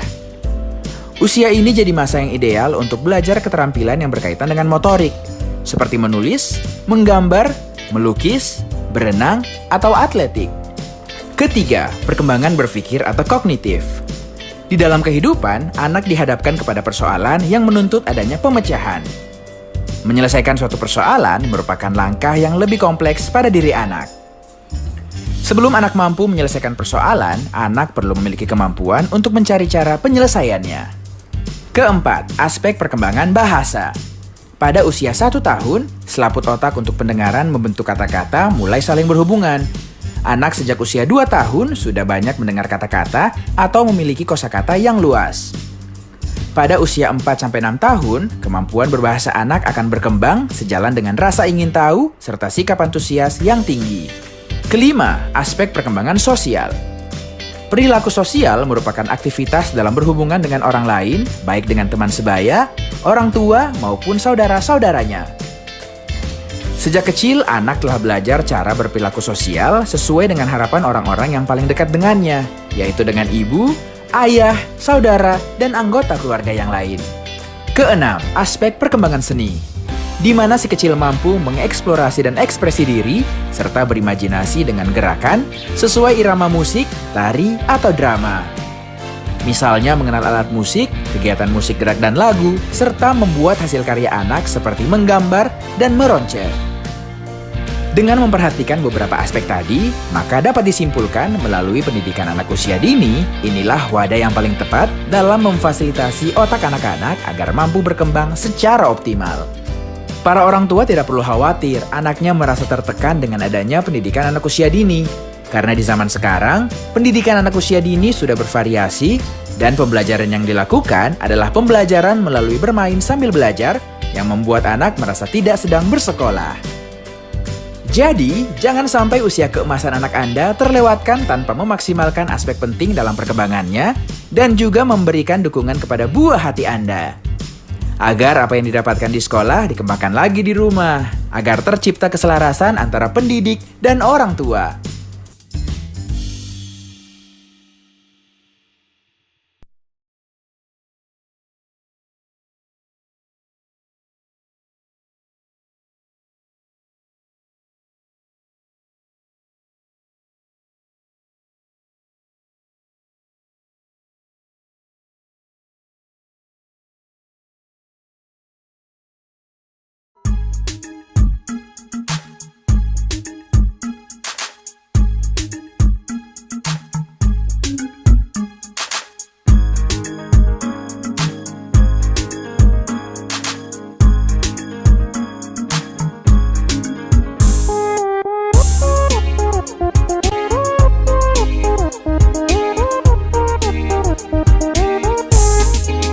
Kita semua anak-anak Indonesia, generasi penerus bangsa. Giat sekolah, tugas kita yang utama, serta taat ibadah sesuai agama. Ayo kawan, belajar simak guru, mengajar biar pintar, kelak jadi orang besar. Tertib tentram di kelas, fokus dan jangan malas. Kalau malas nanti bisa tinggal kelas. Gapai cita-cita, selalu berdoa berusaha, pantang putus asa. Sayang teman-teman, juga saudara, hormat guru seperti orang tua.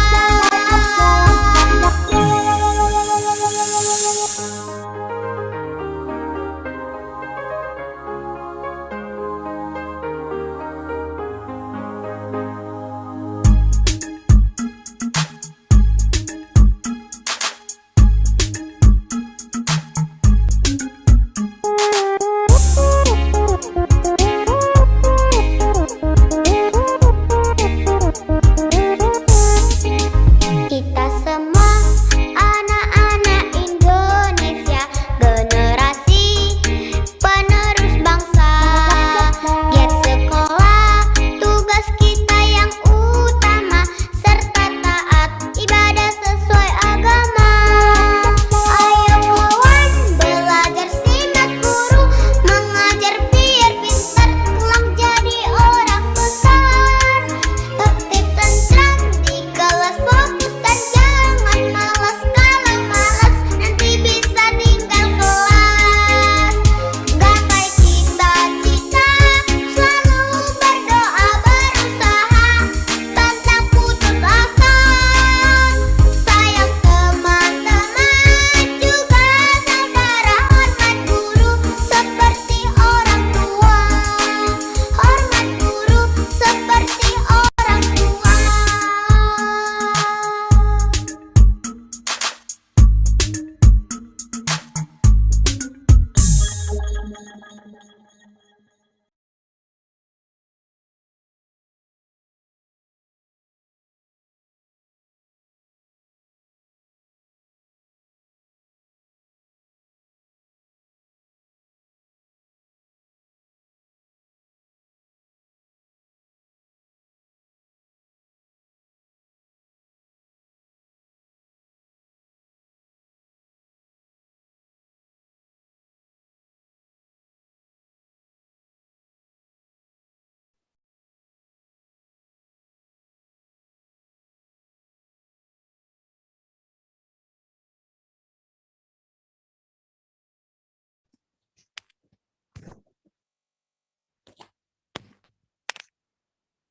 Selamat kembali lagi teman-teman di Zoom ini.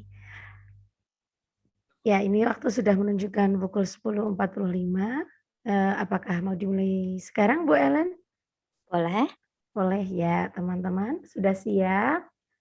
Yuk, duduk kembali. Kita simak materi selanjutnya. Tadi yang mau bertanya silahkan tulis di kolom chat atau yang open mic juga boleh. Ya, silakan Bu Ellen. Kami persilakan untuk Bu Ellen untuk memaparkan materi selanjutnya. Oke, terima kasih Bunda Rika. Sama-sama, Bu. Kita akan lanjut ya hari ini supaya kita bisa menyelesaikan. Ini tadi kita sudah menyinggung sedikit yang kelima. Nanti kita bahas juga yang ke-6, 7, 8. Nah, teman-teman, saya akan membantu menjawab dulu pertanyaan yang ada di chat. Tapi untuk teman-teman yang sudah ada di Zoom Room, kembali saya menghimbau untuk teman-teman bisa open videonya, supaya teman-teman bisa terbantu untuk lebih fokus di dalam mengikuti training hari ini. Sehingga teman-teman bisa mendapatkan hasil yang lebih optimal dari waktu yang teman-teman investasikan. Bukan cuma teman-teman pakai, tetapi kita harap supaya waktu ini kita investasikan, gitu ya, bukan cuma sekedar kita pakai saja. Dan ini juga melatih komitmen teman-teman terhadap perkembangan diri, yang merupakan kompetensi mentoring juga. Oke, saya akan menjawab dulu beberapa pertanyaan yang ada di chat ya. Ini ada dari Ibu Nunung tadi ya, apa yang bisa kita lakukan jika menti tidak sadar-sadar? Apakah terus bersabar? Oke, very good question. Terima kasih Ibu Nunung.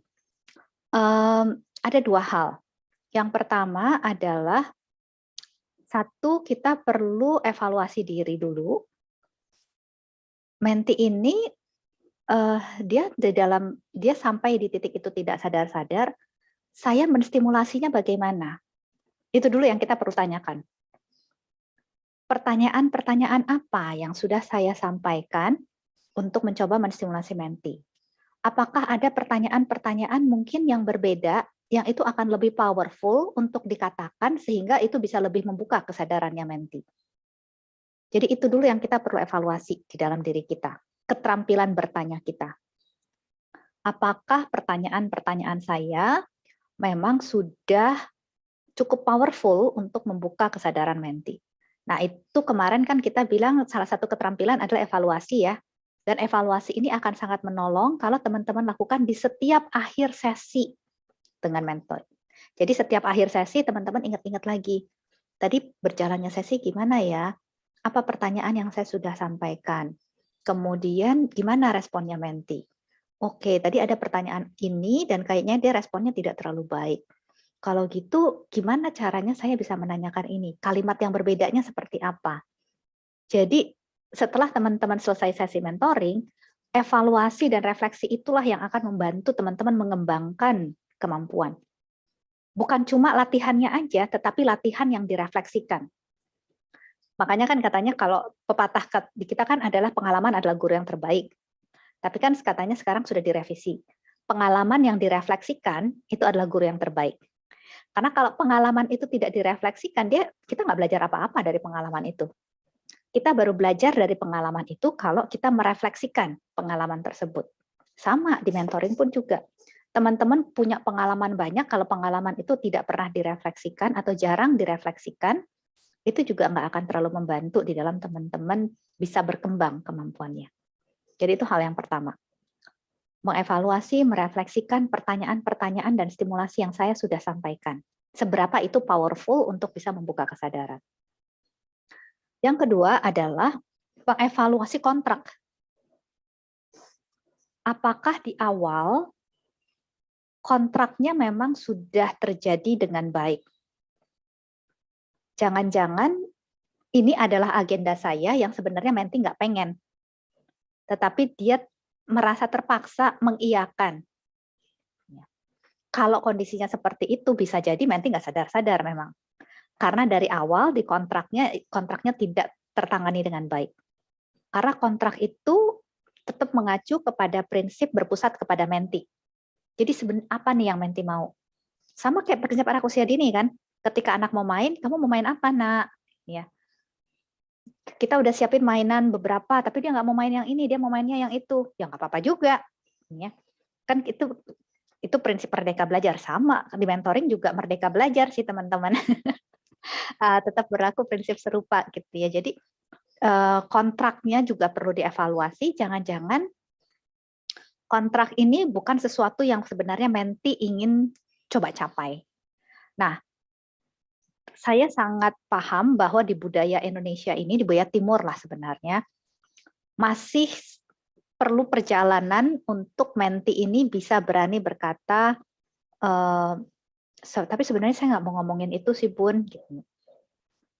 untuk bisa menjaga batasan itu kita masih perlu jalan panjang lah di budaya kita. Ya. Nah, apa yang kita bisa bantu sebagai mentor?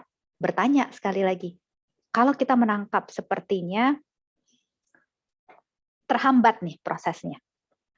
Sebenarnya it's okay untuk kita sebagai mentor itu mengatakan, Bun, boleh nggak saya coba sharingkan apa nih yang terpikir oleh saya saat ini terkait dengan proses mentoring kita? Biasanya pasti dijawabnya boleh. Tapi ini tetap teman-teman perlu lakukan supaya teman-teman tetap menjaga prinsip tadi, berpusatkan kepada menti. Karena kalau teman-teman tidak bertanya, itu artinya teman-teman berasumsi. Kalau teman-teman berasumsi, sudah tidak lagi berpusatkan kepada menti. Nah, ketika dia bilang boleh, teman-teman bisa sampaikan, entah mengapa saya merasa sepertinya proses kita berputar-putar. Atau entah mengapa saya merasa kayaknya ada yang mentok di sini, di titik ini. Gitu ya. Nah, sekali lagi tugas saya sebagai mentor adalah menolong Bunda atau menolong Yanda untuk bisa mencapai apa yang Bunda dan Yanda inginkan. Jadi sebenarnya kalau saya boleh cek ulang, apa yang sebenarnya Bunda atau Yanda inginkan? Kalau memang yang kita bicarakan ini bukan yang Bunda atau Yanda inginkan, nggak apa-apa. Kita bisa pikirkan yang lain yang memang Bunda atau Yanda ingin capai. Jadi kita yang bukain kesempatan itu bagi menti kita. Sehingga kontraknya bisa benar-benar merupakan kesepakatan. Oke, semoga bisa membantu ya. Ini yang ada dari Bunda Irma, kebutuhan setiap menti akan berbeda dalam menerima stimulasi. Bagaimana caranya agar waktu MT lebih baik? Oke, good. Thank you Bu Irma. Nah, disinilah sebenarnya keterbatasan kalau teman-teman melakukannya secara grup. Karena kalau teman-teman lakukannya secara grup, yang ini butuhnya A, yang ini butuhnya B, yang ini butuhnya C. Gitu ya. Grup mentoring itu biasanya akan efektif hanya kalau anggota-anggota ini punya tujuan yang serupa. Itu satu. Atau yang kedua, mungkin mereka tujuannya tidak terlalu serupa, tetapi mereka sudah punya kemampuan reflektif yang tinggi. Sehingga ketika ada satu pertanyaan yang diajukan kepada satu orang, yang lain ikut berefleksi sendiri. Tapi ini hanya bisa terjadi kalau kemampuan reflektif mereka sudah tinggi. Jadi hanya di dalam dua kondisi inilah grup mentoring ini bisa efektif. Kalau dua kondisi ini tidak ada, maka yang lebih efektif sebenarnya adalah pendekatan empat mata, di mana kita bisa lebih fokus kepada kebutuhan dari masing-masing menti. Semoga membantu menjawab ya. Oke, sepertinya sudah tidak ada lagi ya. Jadi kita akan lanjut untuk materi kita. Nah, teman-teman, tadi kan kita berbicara tentang kompetensi yang kelima ya. Nah, kita masih akan lanjut nih kompetensi yang kelima tentang memfasilitasi kesadaran.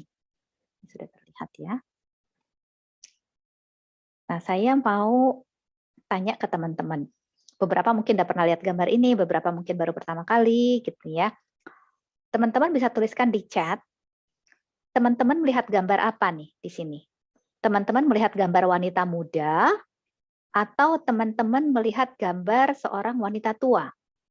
Atau teman-teman lihat dua-duanya? Silahkan, teman-teman bisa tuliskan di chat gambar apa yang teman-teman lihat.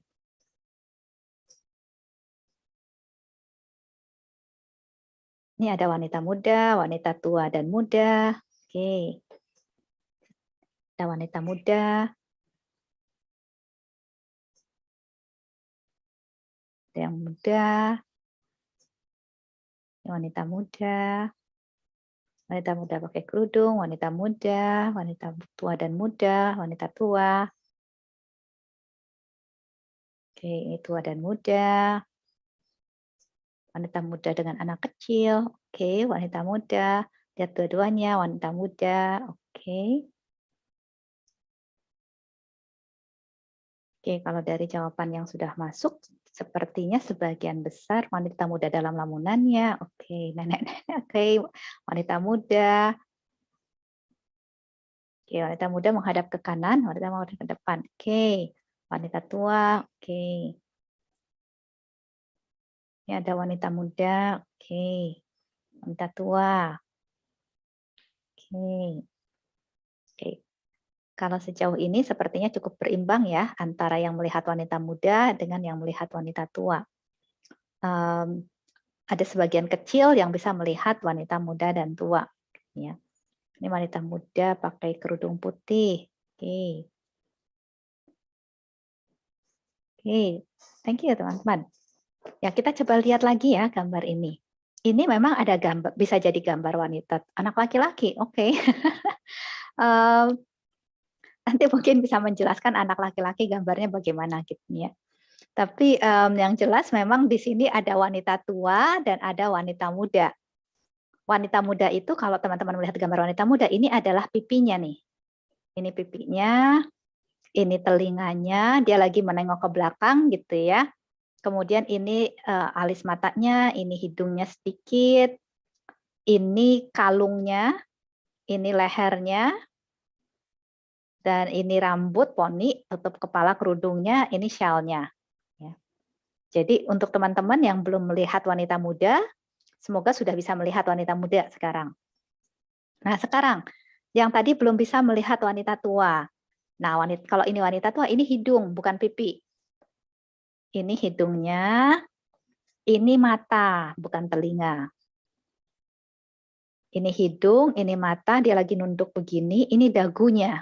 Ini bukan leher, ini dagu. Ini bibirnya. Jadi dia lagi menunduk begini, matanya tertutup. Ini ya. Ini hidung, ini mata, ini bibir, ini dagu. Dan sama ini poniknya, ini kerudungnya, dan ini syalnya. Oke, sekarang sudah bisa lihat semua ya, bahwa bisa jadi wanita muda, bisa jadi wanita tua. Tergantung kita lagi memaknainya seperti apa. Nah, apa hubungannya sih gambar ini dengan mentoring? Pertanyaannya kan jadinya ke sana ya. Nah, teman-teman, kadang ketika kita sedang melihat sesuatu atau sedang mau memaknai sesuatu, entah sesuatu itu peristiwa, sesuatu itu kondisi, atau sesuatu itu orang, apapun lah. Ya. Kita melihatnya, kita fokus melihatnya dan memaknainya secara berbeda. Sama kayak gini, apakah yang melihat wanita tua itu berarti dia salah? Enggak juga. Dia benar, tapi karena dia memaknai potongan-potongan itu sebagai sesuatu yang berbeda. Apakah yang lihat ini sebagai wanita muda salah? Enggak, tetap benar. Karena dia memaknai potongan-potongan yang ada di gambar ini sebagai hal yang berbeda. Jadi poinnya adalah, betul, yang sudah dituliskan Bu Irma, sudut pandang yang berbeda akan menimbulkan kesimpulan yang berbeda. Jadi ketika kita berbeda pandangan dengan menti, bukan berarti ada salah satu salah, salah satu benar. Bisa jadi dua-duanya benar. Karena dua-duanya melihat dari pandangan yang berbeda, memaknainya secara berbeda. Itu yang perlu kita pegang kuat di dalam proses mentoring. Dan bahkan sebenarnya nggak cuma dalam proses mentoring, di dalam hidup. Ketika kita berbeda pandangan dengan siapapun, dengan rekan kah, dengan kalau teman-teman di Himpauri dengan sesama pendidik lah, dengan siapapun lah. Ketika ada beda pandangan, tidak harus bahwa yang satu benar, yang satu salah. Bisa jadi dua-duanya benar.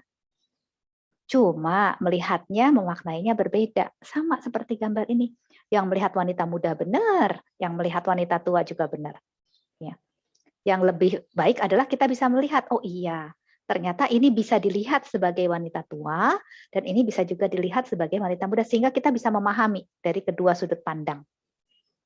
Itu yang justru akan menjadi kemampuan yang kita perlu kembangkan, khususnya kalau kita ngomong konteks mentoring. Untuk bisa melihat, oh iya, ini bisa dua-duanya nih sebenarnya. Sehingga kita nggak cari benar salah. Kita nggak cari benar salah, tetapi kita oke, jadi ternyata pandangannya begini, dan bagaimana pandangan ini bisa diproses supaya kita bisa mencapai tujuan. Jadi sekali lagi, proses mentoring itu kita nggak fokus sama benar salah. Makanya kalau teman-teman perhatikan, di dalam training kemarin maupun hari ini, hampir saya nggak pernah ngomong benar salah. Yang saya terus ulang adalah terima, terima, terima. apapun itu terima. Karena begitu itu diterima, kita bisa proses untuk mencapai tujuan. Tapi kalau itu tidak diterima, termasuk perbedaan pandangan itu tidak diterima, akhirnya kita cuma sibuk cari benar salah. Dan prosesnya nggak sampai mana-mana. Jadi ini adalah filosofi dasar. Filosofi dasar untuk kita bisa memfasilitasi kesadaran. Kita lagi ngomong kompetensi memfasilitasi kesadaran ya. Ini fondasi untuk teman-teman bisa membangun kesadaran. Apapun itu teman-teman harus bisa terima. Karena dari situ baru kita bisa proses. Termasuk berbagai perbedaan itu kita harus bisa terima. Supaya kesadarannya bisa distimulasi. Oke, jadi itu satu hal yang penting untuk kita ingat-ingat nanti di dalam teman-teman nanti mencoba mempraktekkan. Oke, ini juga ada beberapa dari teman-teman yang tulis di chat ya. Ada dari Bu Endang, belajar memahami orang dari sudut pandang yang berbeda untuk memperkaya wawasan. Ya, tergantung dari kita lihat dari sudut mana. Ada yang setelah dijelaskan jadi lihat wanita tua, bukan yang muda. Gitu ya. Oke, terima kasih. Jadi, sekali lagi teman-teman, di dalam mentoring kita nggak fokus kepada benar salah. Kita fokus kepada menerima dan memahami. Karena dari situ kita bisa berproses bersama.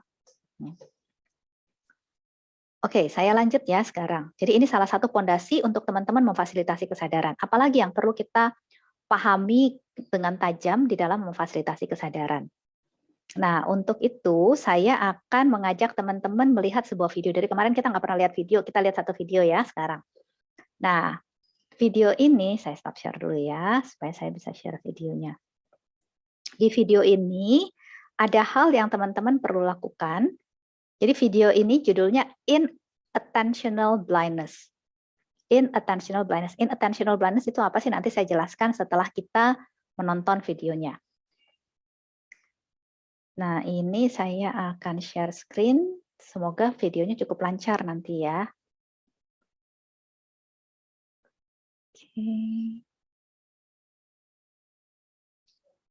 Nah, kita coba suaranya ya. The Monkey Business Illusion. Suaranya terdengar nggak oleh teman-teman? Terdengar, Bunda. Dengar, Bunda. Terima kasih. Oke, kalau gitu kita tonton ya. Nanti saya akan hentikan di beberapa momen supaya teman-teman bisa jelas apa yang perlu dilakukan sambil menonton video ini. Count how many times the players wearing white pass the ball. Oke, jadi yang teman-teman perlu lakukan sambil menonton video ini adalah menghitung berapa banyak kali pemain yang baju putih. Jadi nanti ada pemain baju putih, ada pemain baju hitam. Yang perlu teman-teman lakukan adalah hitung berapa banyak kali pemain baju putih saja. Baju hitam nggak usah dihitung. Berapa banyak kali pemain baju putih pass the ball. Pass the ball tuh maksud ini mereka lagi main basket. Kalau teman-teman kenal basket, basket itu melempar bola kan nggak selalu dari sini dilempar dengan cara itu. Lempar bola tuh bisa dengan cara dipantulkan, gitu ya. Dipantulkan itu juga pass the ball namanya. Jadi berapa banyak kali pemain baju putih itu either melemparkan dengan cara begini atau melemparkan dengan cara memantulkan. Cukup jelas kira-kira apa yang perlu dilakukan sambil menonton? Oke, kalau cukup jelas kita coba tonton ya sambil teman-teman melakukan apa yang diminta.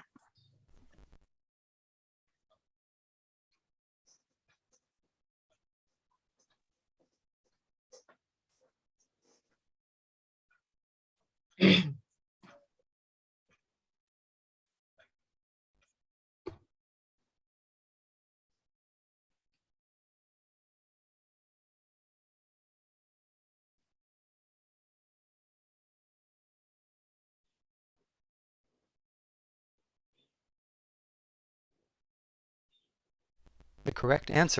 Oke, mestinya 16. Saya stop share dulu. Nah, kalau teman-teman hitung, teman-teman boleh tulis di chat. Ini nggak dinilai juga gitu ya. Silahkan teman-teman tulis di chat. Tadi teman-teman hitungnya berapa. Jadi kita lihat berapa banyak yang beneran 16 dan berapa yang terendah, berapa yang tertinggi. Nggak apa-apa, teman-teman bisa jawab jujur karena sekali lagi nggak dinilai kok. Ada yang 10, ada yang 9, ada yang 13. 13, oke, 8, 16, Oke, 17. 11. Oke. 9, 14, 13, 10, 14, 13, 12, 8. Oke. Jadi kalau dari sejauh ini yang sudah masuk di chat, yang terendah itu 8, ini ada 12 ya. Yang terendah itu 8, yang tertingginya 17. Lihat, ada 15, ada 8. Oke. Terima kasih untuk teman-teman. Ini ada 9, 8. Oke. Thank you ya untuk teman-teman yang sudah menuliskan di chat. Ini ada 9. Nah, teman-teman, it's okay, nggak apa-apa. Namanya kan kita juga lagi berproses ya. Dan sekali lagi tujuannya juga bukan supaya teman-teman langsung tahu jawabannya 16. Kita mau menjadikan ini proses pembelajaran. Sekali lagi pengalaman yang direfleksikan, itu yang akan jadi pembelajaran. Kita mau merefleksikan pengalaman ini. Ya. Oke. Nah, pertanyaan saya berikutnya, nah ini teman-teman bisa tulis di chat ya. Apakah teman-teman melihat 3 hal ini? Kalau dari 3 ini teman-teman cuma lihat 1, nggak apa-apa, teman-teman lihat aja 1 hal yang teman-teman lihat itu. Kalau teman-teman lihat 2 hal, teman-teman tuliskan 2 hal itu. Kalau teman-teman lihat 3 hal, teman-teman tuliskan 3 hal itu. Yang pertama, teman-teman tadi lihat nggak ada pemain baju hitam, 1 pemain baju hitam meninggalkan ruangan. Itu nomor 1. Kalau teman-teman lihat, teman-teman bisa tulis di chat, tulisnya jangan sekarang. Nanti setelah saya sampaikan baru teman-teman tuliskan ya. Jadi kalau misalkan teman-teman lihat pemain baju hitam meninggalkan ruangan, teman-teman tulis pemain baju hitam. Terus hal kedua, teman-teman lihat nggak tirai di belakang itu berganti warna dari merah ke orange. Kalau teman-teman lihat, teman-teman tuliskan tirai berubah warna. Jadi kalau teman-teman cuma lihat salah satu, ya teman-teman tulis salah satu. Kalau teman-teman lihat dua-duanya, teman-teman tuliskan pemain baju hitam, tirai berubah warna. Kemudian yang ketiga, teman-teman lihat nggak ada gorila lewat tadi. Kalau teman-teman lihat tiga-tiganya, ya teman-teman tulis saja pemain baju hitam, tirai berubah warna, gorila. Kalau teman-teman cuma lihat 1 atau 2, ya tuliskan aja apa yang dilihat. Oke, sekarang silahkan bisa tuliskan di chat. Ini ada yang lihat pemain baju hitam dan gorila. Oke. Sudah mulai nulis ya, Bu?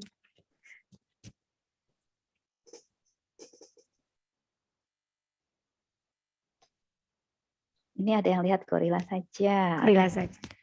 Oke, pemain baju hitam, tirai gorila. Nah, ini komplit pun. Iya. Ada yang gorila saja, baju hitam saja, gorila saja, tirai saja, gorila. Oke. Ada pemain baju hitam saja.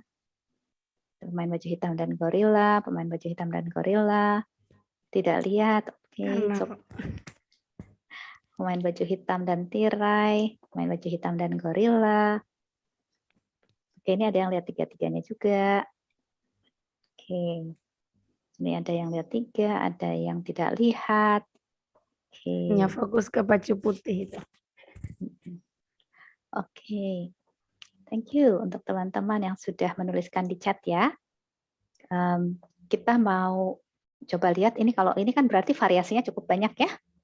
Ada yang tidak lihat, ada yang lihat tiga-tiganya, ada yang lihat 1, ada yang lihat 2, gitu ya. Cukup bervariasi kalau kita lihat dari jawaban teman-teman ini. Nah, untuk kita bisa beneran nggak sih tadi ada 3 itu? Kalau teman-teman tadi cuma lihat mungkin 1 atau 2 atau bahkan tidak lihat, kita coba playback gitu ya untuk melihat apa sesungguhnya yang terjadi tadi.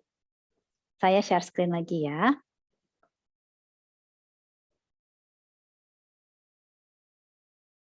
Kita berhenti di sini ya. There is 16 passes. Did you spot the gorilla? Jadi ini dia tanya, lihat gorila nggak? For people who haven't seen or heard about a video like this before, about half missed the gorilla. Biasanya setengah nggak lihat gorilanya. If you knew about the gorilla, you probably saw it. But did you notice the curtain changing color or the player on the black team leaving the game? Jadi lihat nggak tadi ada ya tadi tirai dan pemain baju hitam. Let's rewind and watch it again. Nah, ini kita playback ya. Here comes the gorilla, and there goes a player, and the curtain is changing from red to gold. Oke, kelihatan ya tiga-tiganya ya. When you're looking for a gorilla, you often miss other unexpected events. And that's the monkey business illusion. Oke. Saya stop share ya. Jadi teman-teman udah lihat ya tadi ada gorila, ada pemain baju hitam meninggalkan ruangan, dan ada tirai berubah warna. Ya. Nah, fenomena tadi, kalau di dalam dunia psikologi, itu kita sebutnya inattentional blindness. Saya share screen ya, saya kembali ke PPT. Nah, fenomena itu disebut sebagai inattentional blindness. Apa sih artinya inattentional blindness? Blindness itu artinya kebutaan. Inattentional itu artinya tidak memperhatikan. Jadi kebutaan yang disebabkan karena tidak memperhatikan. Kita tidak melihat bukan karena itu tidak ada, tetapi kita tidak melihat karena kita tidak memperhatikan. Jadi kebutaan yang terjadi karena kita tidak memperhatikan. Itu fenomena yang namanya inattentional blindness. Dan fenomena ini selalu terjadi kok di dalam kehidupan kita. Yang saya sering kasih contoh, misalkan nih, teman-teman ketemu dengan salah satu rekan pendidik gitu ya. Teman-teman ketemu terus teman-teman lihat, wah dia pakai bros baru, gitu ya. Bros, teman-teman bisa lihat brosnya bentuk bunga warna-warni, gitu ya. Terus ketemu rekan yang lain cerita, tadi si A ini pakai bros baru bagus banget loh, bunga warna-warni. Oh ya, ada berapa warna di brosnya? Berapa warna ya? Nggak tahu sih. Yang jelas warna-warni, tapi berapa warna nggak ngerti juga ya. Terus yang paling dominan warna apa, terus nomor 2 warna apa, terus nomor 3-nya warna apa? Nggak tahu juga sih. Pokoknya warna-warni aja. Teman-teman bisa bayangkan ya skenario tersebut ya. Itu namanya inattentional blindness. Kebutaan yang terjadi karena kita tidak memperhatikan. Karena berandai-andai teman-teman memperhatikan, pasti teman-teman bisa langsung tahu itu ada berapa warna di brosnya tadi. Karena ada di depannya sebenarnya. Informasi itu bukan yang nggak ada, informasinya ada. Cuma teman-teman nggak memperhatikan. Betul ya? Jadi bukan karena kita tidak tahu, bukan karena itunya informasi itu, bukan karena itu tidak ada, tapi karena kita tidak memperhatikan informasi yang ada. Itu yang kita sebut sebagai inattentional blindness. Dan sekali lagi itu selalu terjadi dalam kehidupan kita. Nah, fenomena inilah yang mau kita minimalkan di dalam mentoring. Bagaimana aplikasinya ini di dalam mentoring? Misalkan kita menangkap nih, kita lagi mentoring sama si menti kita, terus dia bilang, jadi apa nih yang kira-kira kamu bisa lakukan untuk menindaklanjuti ini? Ya. Dia mikir lama, apa ya Bun? Kalau kita misalkan belum terlatih, mungkin kita coba pikir-pikir lagi apa gitu ya. Ya mungkin bisa beginilah Bun, bla bla bla bla bla. Ya. Oke, jadi kalau memang bisa seperti itu, apa nih langkah pertamanya? Apa ya Bun?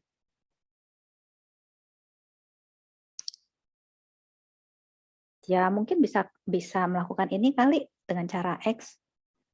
Oke, jadi Bunda mau melakukan X ya. Kalau gitu nanti kalau kita ketemu lagi, nanti saya coba tanya ya Bun tentang X ini. Nggak apa-apa nggak? Iya nggak apa-apa Bun. Oke, dari cara saya menjawab, menurut teman-teman, kemungkinannya besar nggak saya akan lakukan X ini?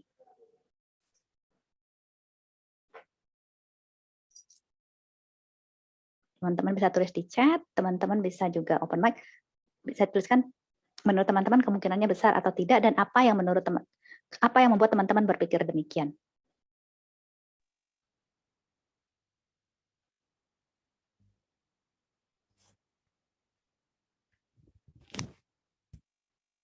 Silakan teman-teman bisa open mic atau bisa tulis di kolom chat. Share dulu ya. Ya. Oh. Ini Bun dari kolom chat ada dari Bu Sri Puji Astuti. Tadi yang. Oke. Oke, dalam kaitan dengan proses mentoring yang ideal adalah bisa melihat ketiga fenomena tersebut atau malah tidak. Dan fokus. Oke. Kalau kaitannya dengan mentoring, sambil saya nunggu teman-teman menjawab pertanyaan tadi, ya.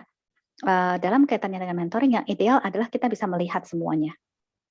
Kita bisa menangkap semuanya, kemudian tidak cuma menangkap, tapi menggunakan itu di dalam proses. Nah, gimana caranya nanti saya jelaskan ya setelah teman-teman menjawab. Karena kalau inattentional blindness itu terjadi karena kita terlalu fokus sama satu hal, sehingga informasi yang lain yang ada, jadi kita miss. Nah, di dalam mentoring, kita perlu fokus bukan kepada tujuannya, tapi kepada mentinya.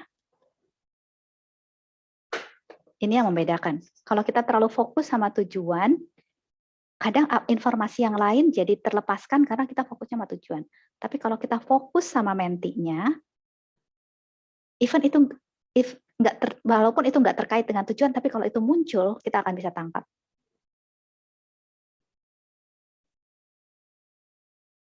Ini dari Bu Yanti harus peka dengan fenomena yang ada. Oke. Oke, berarti belum ada yang menjawab ya. Selain fokus harus peka. Ya, betul. Jadi tujuan fokusnya yang perlu diketahui dengan tajam. Prosesnya berorientasi kepada hasil, ya. Prosesnya berorientasi kepada tujuan, kepada goal, kepada target, orientasinya ke sana.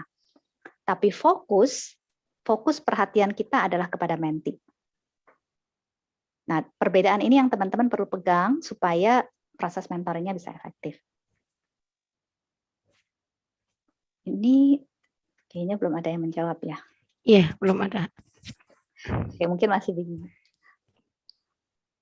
Oke, nah, kalau berdasarkan contoh yang tadi teman-teman, kalau teman-teman penggalan yang tadi saya ciptakan gitu ya tentang mentor dan menti, kan saya nggak tahu teman-teman bisa menangkap nggak. Tadi saya menyampaikannya dengan cara saya nggak bersemangat kok, bilang, ya mungkin bisa kali dengan cara begini kali ya Bun ya. Saya nggak ada semangat di dalam menyampaikan hal tersebut. Beda dengan cara, bisa gini kali Bun caranya. Itu beda ya. Kalau ya bisa gini kali ya Bun ya. Beda cara menyampaikannya. Itu kita perlu tangkap di dalam percakapan. Kalau memang kayaknya nggak bersemangat, dari awal mikir aja udah nggak bersemangat, kemungkinan besar juga melakukan nggak akan bersemangat. Jadi yang kita perlu tangkap bukan cuma jawabannya saja, tetapi cara dia menjawab itu juga perlu kita tangkap. Nah, ini ada dari Ibu Ani ya, betul. Dari terlihat kurang bersemangat, dari intonasinya betul. Jadi fokus kita jangan sampai terlalu fokus kepada satu hal. Misalkan kita terlalu fokus kepada kata-katanya saja, sehingga kita nggak bisa menangkap hal-hal lain di luar apa yang dia katakan. Kalau jawaban menti kemungkinan kecil, karena menti nggak yakin, betul. Dan selain nggak yakin, kayak tadi, gimana ya Bun? Kayaknya udah berat banget rasanya gitu ya. Artinya sekali lagi, hal-hal seperti itu kita perlu tangkap di dalam mentoring. Nah, kalau itu bisa kita tangkap, tujuannya apa sih ditangkap? Bukan buat disimpan, untuk kita sampaikan kembali. Jadi kalau kita ketemu menti yang kayak gitu, maka kita akan bisa, kita bilang, Bun boleh nggak saya bagikan apa yang muncul di pikiran saya di titik ini, gitu ya, di saat ini. Sekali lagi selalu kita kalau membagikan feedback, memberikan umpan balik, selalu kita minta izin dulu. Kenapa? Karena proses ini yang penting bukan pikiran saya sih, yang penting kan pikiran menti. Jadi ketika saya mau menyampaikan pikiran saya izin dulu karena tujuan proses ini bukan pikiran saya. Tapi kadang pikiran saya bisa menstimulasi pikiran menti. Jadi kalau biasanya selalu dia bilang boleh kok. Saya sampai saat ini belum pernah ketemu menti yang bilang nggak boleh gitu ya. Selalu bilang boleh. Dan ketika dia bilang boleh, ya udah. Saya menangkap sepertinya dari cara Bunda menyampaikan tadi, itu menjadi sesuatu yang berat bagi Bunda dan itu bukan menjadi sesuatu yang memberikan semangat untuk Bunda. Nah, apa pandangan Bunda tentang apa yang saya tangkap ini? Jadi saya nggak bilang ini pasti benar, tetapi saya nanya juga ke dia dan saya pengen tahu apa pikiran dia, apa perasaan dia tentang apa yang saya tangkap. Ini menolong untuk membukakan kepada menti kesempatan untuk bilang, iya sih Bun, saya emang nggak terlalu semangat untuk melakukan itu. Karena balik lagi di budaya timur kita tuh kayaknya nggak sopan gitu ya. Ini orang udah mau bantuin, kok kayaknya kita nggak mau meresponi. Padahal sebenarnya kita nggak pengen emang meresponinya dengan cara itu. Jadi banyak hal-hal terkait budaya yang perlu kita coba atasi dengan pertanyaan-pertanyaan, dengan umpan balik, sehingga proses mentoring ini benar-benar bisa efektif.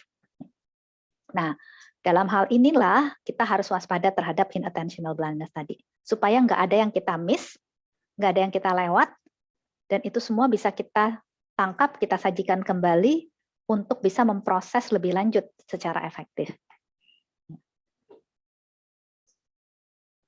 Ini ada dari Bu Sri Rahayu. Berarti sebagai mentor, selain fokus kepada menti, harus peka untuk memperhatikan faktor lain untuk mendukung menti dalam berkembang pengetahuan.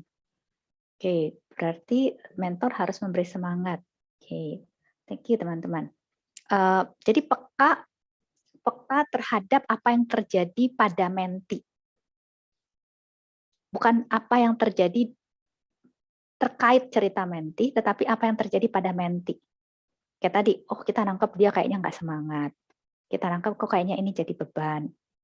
Atau bahkan mungkin kalau dia lagi ngomongin sesuatu gitu ya, tadinya ngomongnya semangat, tetapi ketika dijawab, kita menanyakan tentang hal yang terkait yang lain, jawabannya jadi nggak semangat. Itu kan ada perubahan tuh. Nah itu pun harus kita tangkap. Tangkap untuk disajikan ya, sekali lagi bukan tangkap untuk disimpan. Tangkap kemudian kita sajikan. Bun, tadi saya menangkap sepertinya ketika ngomongin A, Bunda semangat sekali. Tapi ketika percakapan ini mulai bergeser ke B, sepertinya semangatnya agak menurun. Apa yang sebenarnya ada di pikiran Bunda tentang A dan B ini? Jadi semuanya kita sajikan untuk itu bisa mengeksplorasi pikiran dia. Makanya tangkap bukan untuk disimpan, tangkap untuk disajikan dan menstimulasi.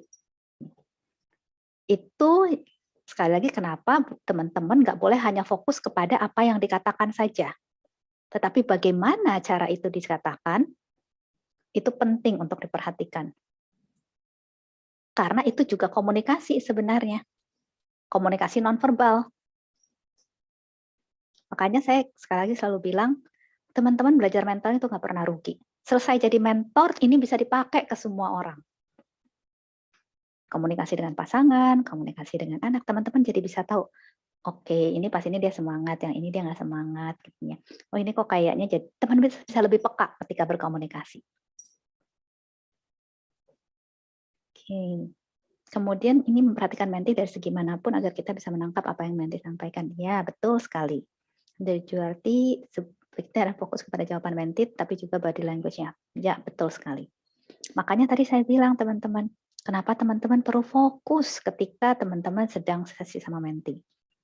Karena mendengarkan dengan cara seperti ini tuh melelahkan loh. Semua antena tuh teman-teman naik semua. Telinga harus peka, mata harus tajam gitu ya. Teman-teman harus bisa mengelola ekspresi wajah dan ekspresi tubuh. Teman-teman juga harus perhatikan reaksi tubuh teman-teman. Kayak tadi, aduh kok saya dengar jadi bergidik ya. Itu kan teman-teman juga harus peka dengan apa yang terjadi di tubuh teman-teman untuk teman-teman sampaikan.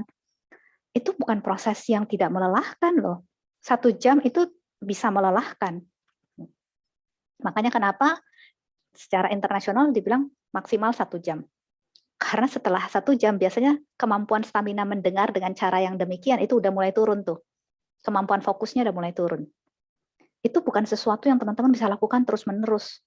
Nggak bisa. Itu perlu fokus ada waktu tertentu. Ya, jadi itu tentang inattentional blindness. Dan ya tidak boleh setengah hati waktu mendengarkan menti, betul sekali. Makanya kenapa saya bilang teman-teman perlu janjian supaya teman-teman sudah mulai menyiapkan diri.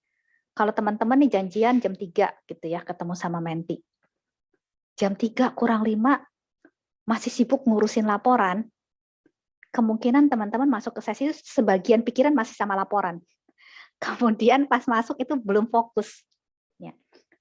Kenapa perlu bikin janji? Supaya paling tidak 15 menit sebelum ketemu, teman-teman udah nggak lakukan apa-apa, teman-teman tenangkan pikiran, tenangkan hati, sehingga masuk ke sesi itu siap. Hati penuh, pikiran penuh, badan siap. Ya. Jadi mentoring itu proses yang benar-benar persiapannya serius, teman-teman. Baru bisa efektif. Nggak bisa, oh ya pokoknya asal masuk sesi. Kemungkinan nanti bisa jadi banyak inattentional blindness yang terjadi di dalam sesi tersebut. Oke ya. Nah, terkait semangat, kalau teman-teman lihat mentinya nggak semangat, teman-teman nggak punya kewajiban untuk membuat menti semangat. Sama sekali nggak punya kewajiban untuk membuat menti semangat. Ya, tapi teman-teman punya kewajiban untuk menolong menti mengeksplorasi ketidaksemangatannya dia. Ya, tadi yang saya bilang, oke, saya menangkap sepertinya Bunda menyampaikan dengan cara yang saya nggak menangkap sepertinya ada semangat, dan sepertinya itu tidak menjadi sesuatu yang membuat Bunda semangat. Apa yang sebenarnya ada di pikiran Bunda terkait itu? Jadi kita memberikan pertanyaan untuk mengeksplorasi ketidaksemangatannya dia. Karena kan tugas kita memunculkan kesadaran, ya sih Bun, saya nggak terlalu semangat, karena menurut saya itu nggak akan terlalu berhasil. Tapi semua orang bilang itu harus dilakukan, padahal saya nggak merasa itu akan berhasil kalau dilakukan. Oh oke. Jadi kalau itu tidak akan berhasil, menurut Bunda apa yang lebih besar kemungkinan berhasilnya? Stimulasi pikiran. Selalu berangkat dari apa yang menti pikirkan, dan itu kita pakai untuk bisa menstimulasi untuk membawa ke depan. Oke ya. Ini ada sebagai mentor harus memiliki kemampuan mendengar peka kondisi menti, sekalian memfokuskan diri terhadap kemajuan menti. Betul sekali. Jadi makanya tadi teman-teman perlu fokus masuk ke dalam sesi dengan kesiapan. Oke, terima kasih ya teman-teman yang sudah menyampaikan di chat, sehingga kita bisa memperkaya topik tentang inattentional blindness ini. Yang itu menjadi bagian yang penting untuk teman-teman memfasilitasi kesadaran dan pembelajaran. Karena semuanya itu adalah komunikasi. Oke, kita lanjut ya sekarang ya. Tadi kita ngomong tentang inattentional blindness.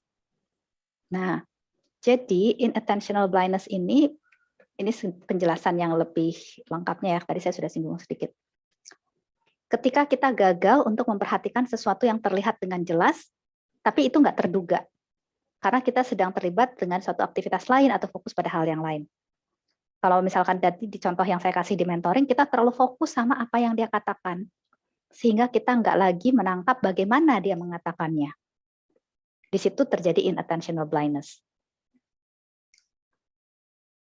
Kemudian kenapa kita ini bisa terjadi gitu ya? Karena otak itu kan menerima banyak stimulus, sehingga sangat normal otak itu fokus pada hal-hal tertentu dan mengabaikan hal-hal yang lain.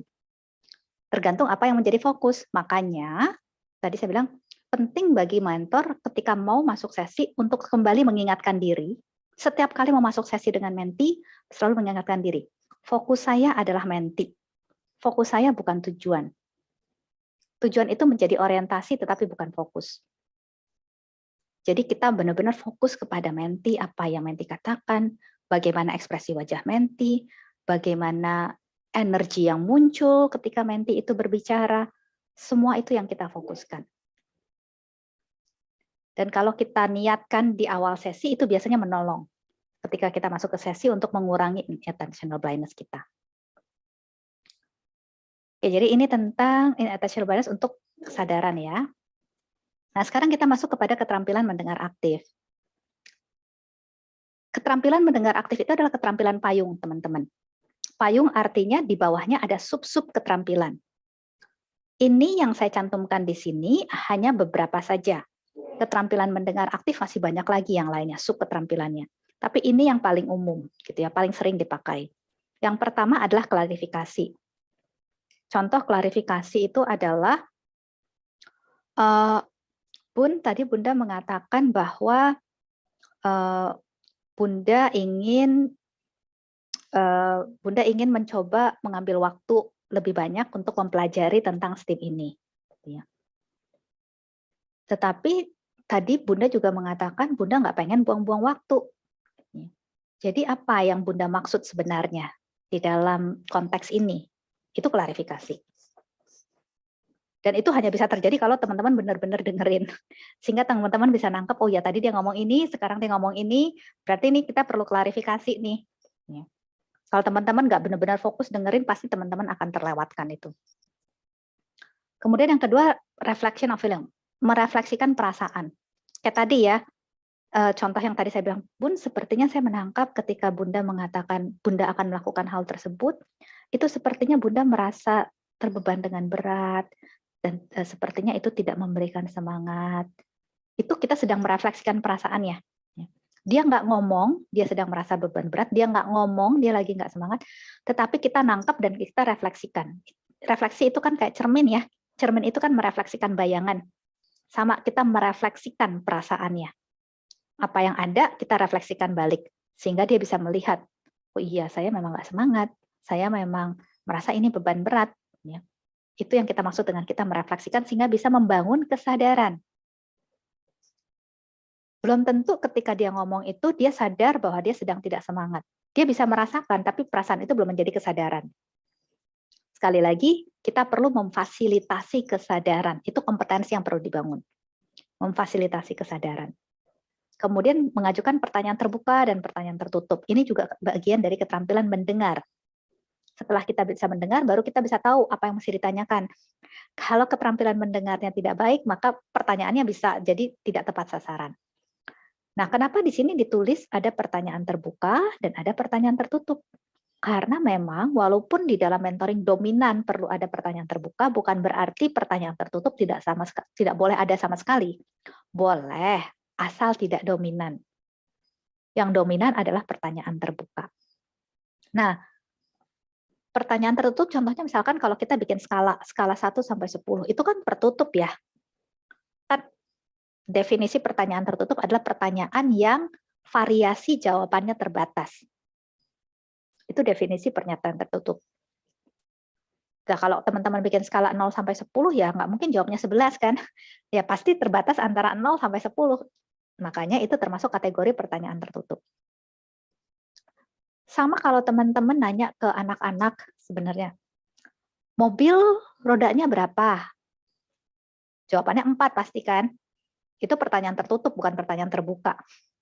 Karena variasinya ya pasti situ lagi gitu ya. Jadi pertanyaan terbuka itu adalah pertanyaan yang variasi jawabannya bisa nggak terbatas, tidak terbatas oleh apapun. Jadi ini bagian dari keterampilan. Kemudian parafrase, tadi kita udah melihat ya, parafrase itu bagian dari verbal tracking, bagaimana kita menyampaikan ulang. Kemudian encourager memberikan penyemangat ini dalam bentuk apresiasi. Mengapresiasi apa yang sudah dilakukan. Bukan memotivasi untuk melakukan sesuatu, kalau itu hati-hati sekali, kalau bisa malah dihindari. Tapi kalau apresiasi, itu malah justru perlu kita lakukan. Mengapresiasi apa yang sudah menti lakukan. Meringkaskan, summarizing, tadi kita juga lihat ini bagian dari verbal tracking. Bisa dilakukan di akhir sesi, bisa dilakukan di awal sesi lanjutan, bisa juga di tengah sesi ketika ada pergeseran. Nah, yang berikutnya adalah silence. Silence ini adalah kesunyian. Kok kenapa ya kesunyian ini jadi kompetensi? Karena teman-teman kadang ada momen-momen di mentoring itu kita perlu diam dan nyaman untuk diam beberapa menit. Coba deh teman-teman diam-diaman 1 menit aja, rasanya udah nggak nyaman biasanya. Kadang di dalam mentoring mungkin kita bisa diam 2-3 menit bahkan. Kenapa? Karena menti itu ketika kita nanyakan sesuatu yang powerful, kadang dia perlu waktu untuk berpikir, untuk bisa menjawab. Jadi kalau kita nggak sabaran untuk bisa memberikan waktu dia berpikir dengan cara kita menjaga agar ini tetap sunyi sehingga dia bisa berpikir, proses berpikirnya nggak terbangun dengan baik. Padahal tugas kita akan menstimulasi pemikirannya menti. Disinilah mentor akan belajar, kalau pakai bahasa Inggrisnya, comfortable with silence. nyaman dengan kesunyian. Itu sesuatu yang perlu dilatih sih teman-teman. Karena biasanya kita ini makhluk modern tidak nyaman dengan kesunyian. Begitu diem-dieman kayaknya aduh rasanya harus ngomong sesuatu nih. Ya. Padahal kadang kita perlu justru menjaga supaya sunyi. Supaya menti bisa punya kesempatan untuk berpikir. Nah di sini juga kemampuan teman-teman untuk mengobservasi itu penting. Karena kan kelihatan ya, menti itu diem lagi mikir gitu ya. Atau dia diem karena bosen gitu gini-gini. Atau diemnya karena apa? Disitulah kemampuan observasi teman-teman akan sangat bermanfaat. Kalau memang teman-teman lihat dia diem karena mikir, teman-teman harus jaga silence. Kalau teman-teman dia diem tapi kayaknya nggak mikir gitu ya, kayak bosen gitu. Nah di situ teman-teman perlu tadi reflection of feelings. Oke. Saya menangkap sepertinya ada sesuatu yang mungkin sedang ada di pikiran Bunda. Boleh nggak saya tahu apa itu? Ya. Jadi bagaimana kita meresponi kediaman itu atau kesunyian itu sangat tergantung dari apa yang menti komunikasikan ke kita melalui ekspresi wajahnya, melalui gerakan tubuhnya, itu semua juga komunikasi. Jadi komunikasi yang kita tangkap bukan cuma yang verbal, tetapi juga komunikasi-komunikasi yang non-verbal. Oke, saya coba stop share dulu ya, untuk cek apakah ada pertanyaan sebelum kita lanjut lagi. Ya, teman-teman bertanya tentang keterampilan mendengar. Ternyata mendengar itu juga butuh ilmu ya Bu Ellen ya. Tadi juga dijelaskan sama Bu Ellen bahwasannya mendengar itu juga kalau sudah 60 menit lebih juga sudah tidak maksimal seperti itu. Ternyata juga ada durasinya.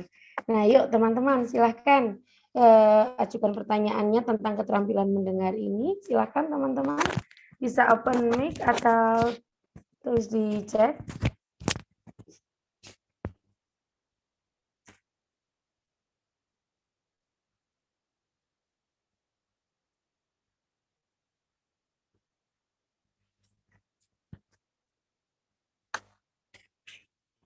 Oke. Kalau itu ada yang raise hand Bu, dari Bu Irma ya. Ya, silahkan Bu Irma. Silahkan Bunda. Terima kasih atas waktunya. Ini bolak-balik saya harus bertanya. Kalau melihat ini, Bunda Ellen, kelihatannya kita perlu menjaga suasana agar itu tetap tenang. Artinya, kegiatan mentoring ini harus dilakukan setelah sekolah selesai mungkin ya, agar bisa kita menjaga ketenangan dalam proses mentoring ini. Apa betul? Tidak ada gangguan HP misalnya seperti itu ya Bunda?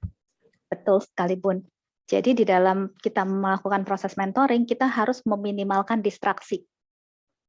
Distraksi itu kan ada dua. Yang paling gampang adalah distraksi di luar diri. Yang tadi HP, anak-anak seliwar-seliwir, anak-anak teriak, gitu ya. Itu semuanya adalah distraksi. Nah, semakin kita bisa meminimalkan itu, semakin proses mentoringnya bisa lebih kondusif untuk menolong menti berpikir. Dan menolong kita juga berpikir sih.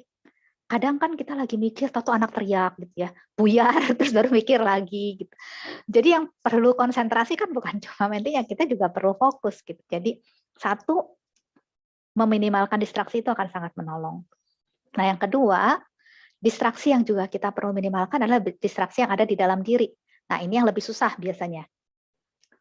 Lagi ngomongin apa, atau kepikir, aduh iya, kayaknya tadi belum sempat bilang kepada si kakak, nanti harus masakin makan siang karena saya pulangnya telat. Ntar makan siangnya gimana ya? Itu udah kita menti lagi ngomong apa, mungkin kita udah nggak terlalu menangkap tuh. Ya. Itu lebih susah biasanya untuk kita kelola distraksi yang ada di dalam diri ya.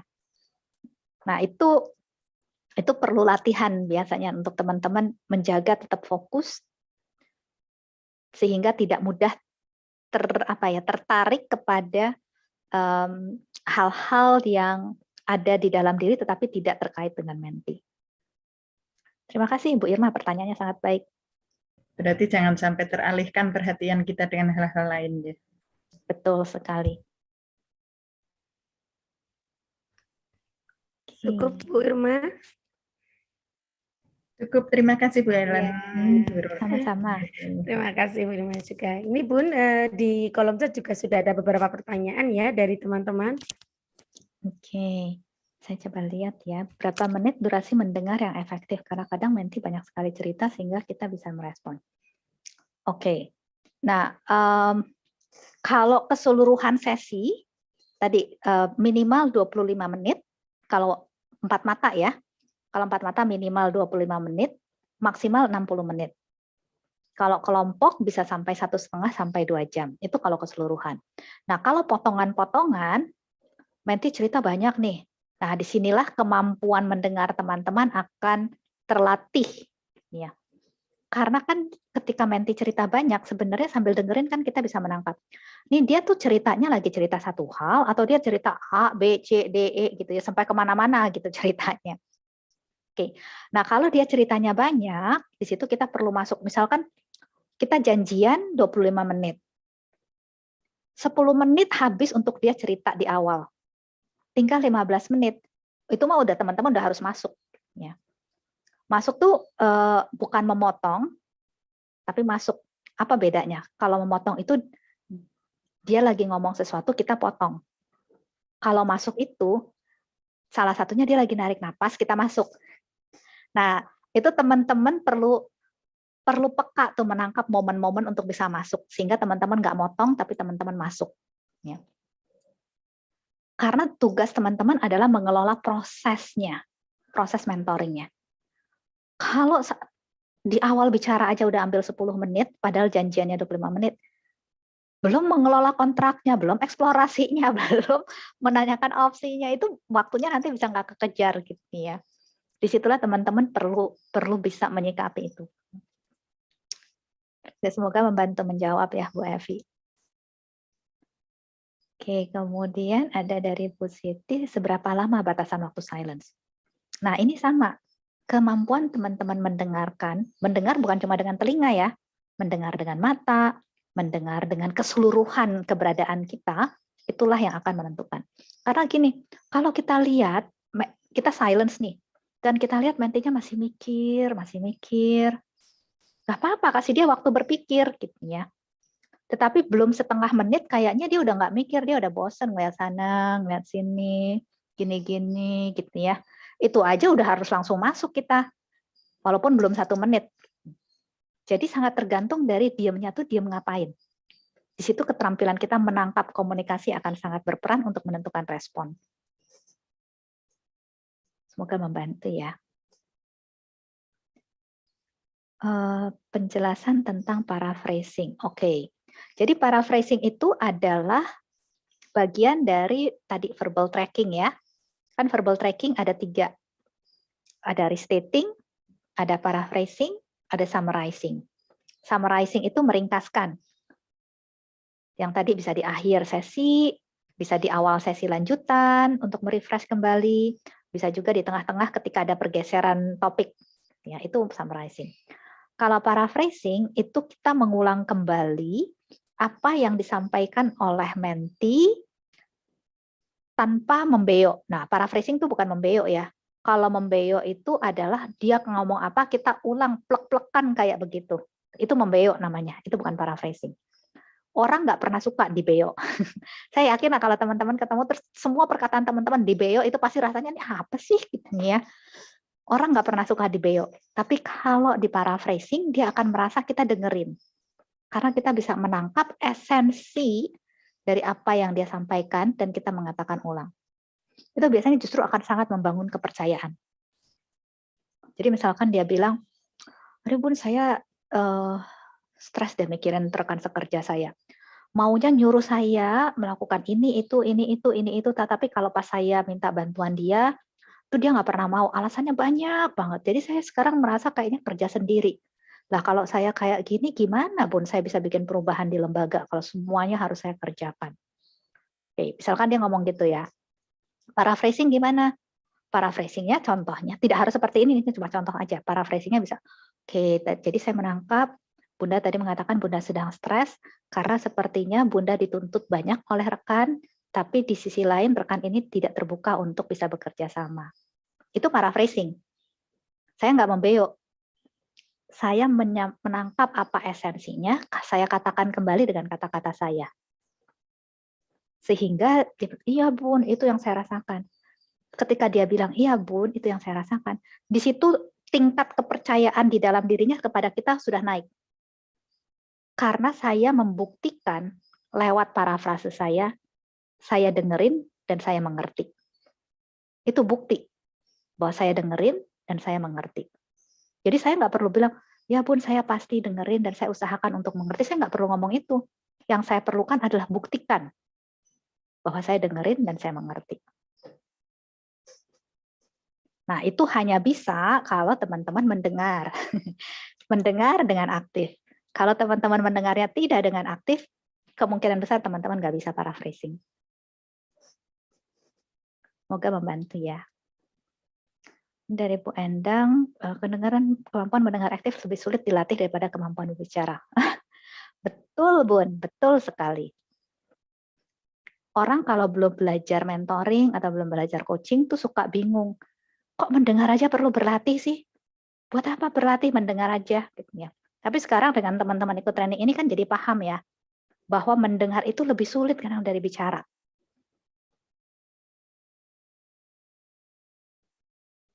Oke.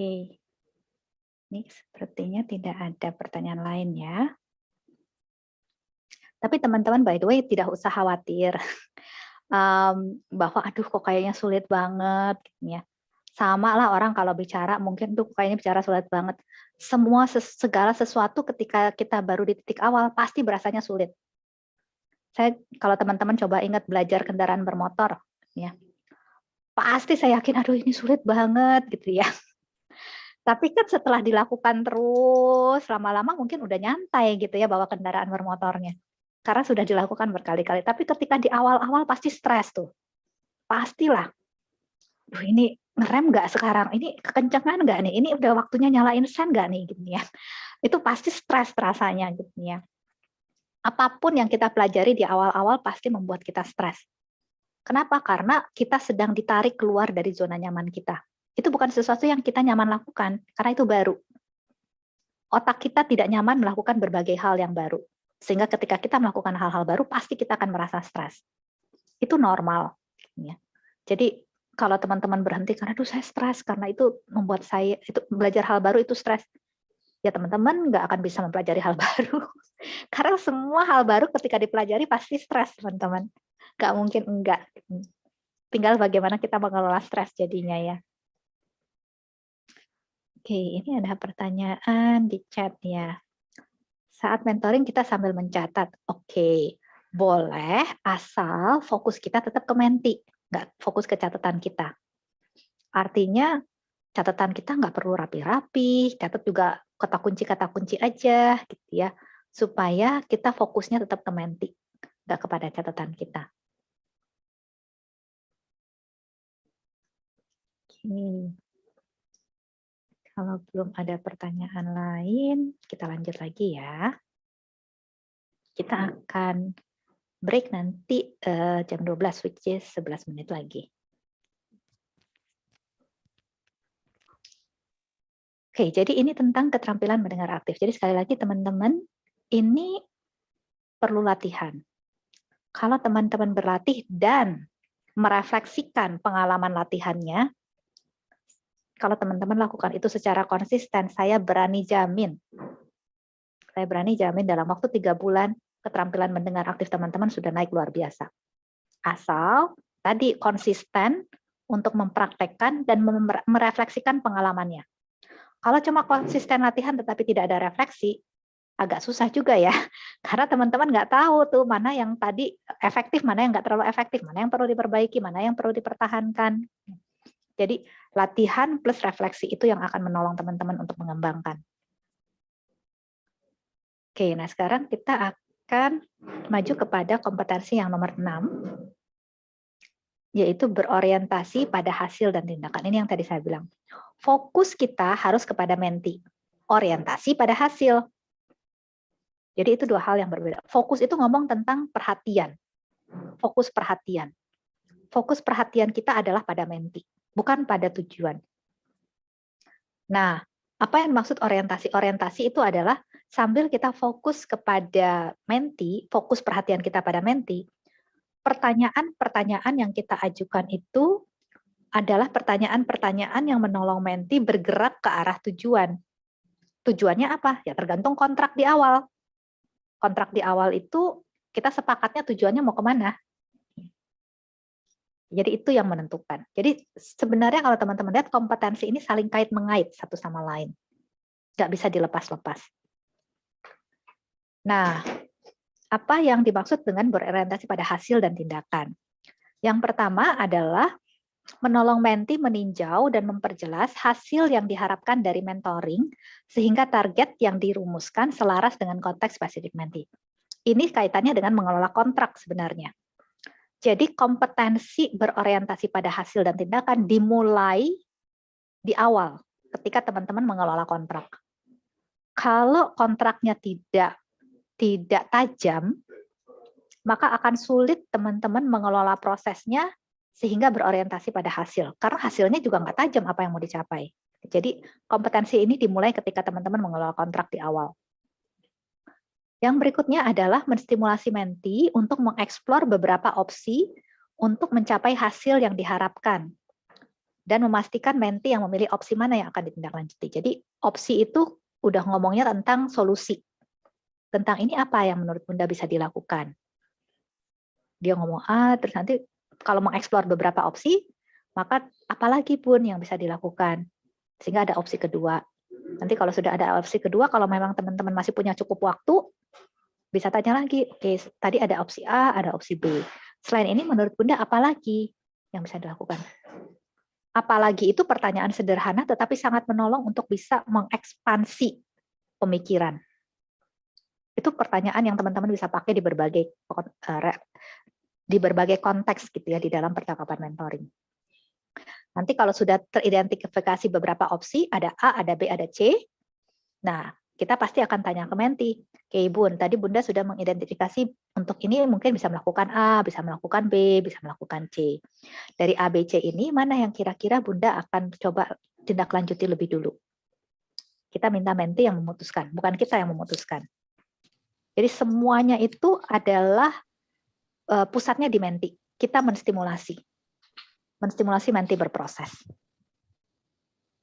Kemudian, menolong menti merencanakan tindak lanjut secara efektif, termasuk dukungan yang diperlukan, cara mendapatkannya, apa yang akan dilakukan kalau rencana itu tidak dapat terlaksana. Ini contohnya misalkan kemarin ya, kalau teman-teman ingat di demo saya dengan Ibu Puji, itu kan menti opsi yang mau dilakukannya, idenya itu adalah mau berkomunikasi dengan orang tua. Kemudian saya tanya caranya gimana? Oh, caranya adalah ketika orang tua nganterin anak, mungkin saya bisa ajak komunikasi. Nah, itu adalah merencanakan tindak lanjut. Jadi dari ide itu didetailkan menjadi rencana tindak lanjut. Bukan cuma ide aja, tetapi jadi rencana tindak lanjut yang lebih detail.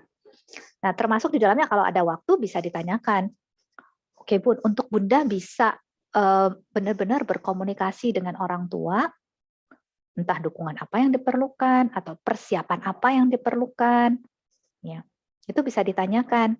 Kemudian mungkin persiapannya adalah ya saya perlu coba mengingat kembali dan meringkaskan, kan ada kemarin 3 anak, kalau si A ini masalah utamanya apa, si B ini masalah utamanya apa, si C ini masalah utamanya apa, kayaknya saya perlu ringkaskan dulu sehingga pada saat saya ngomong dengan orang tua itu sudah jelas di kepala saya.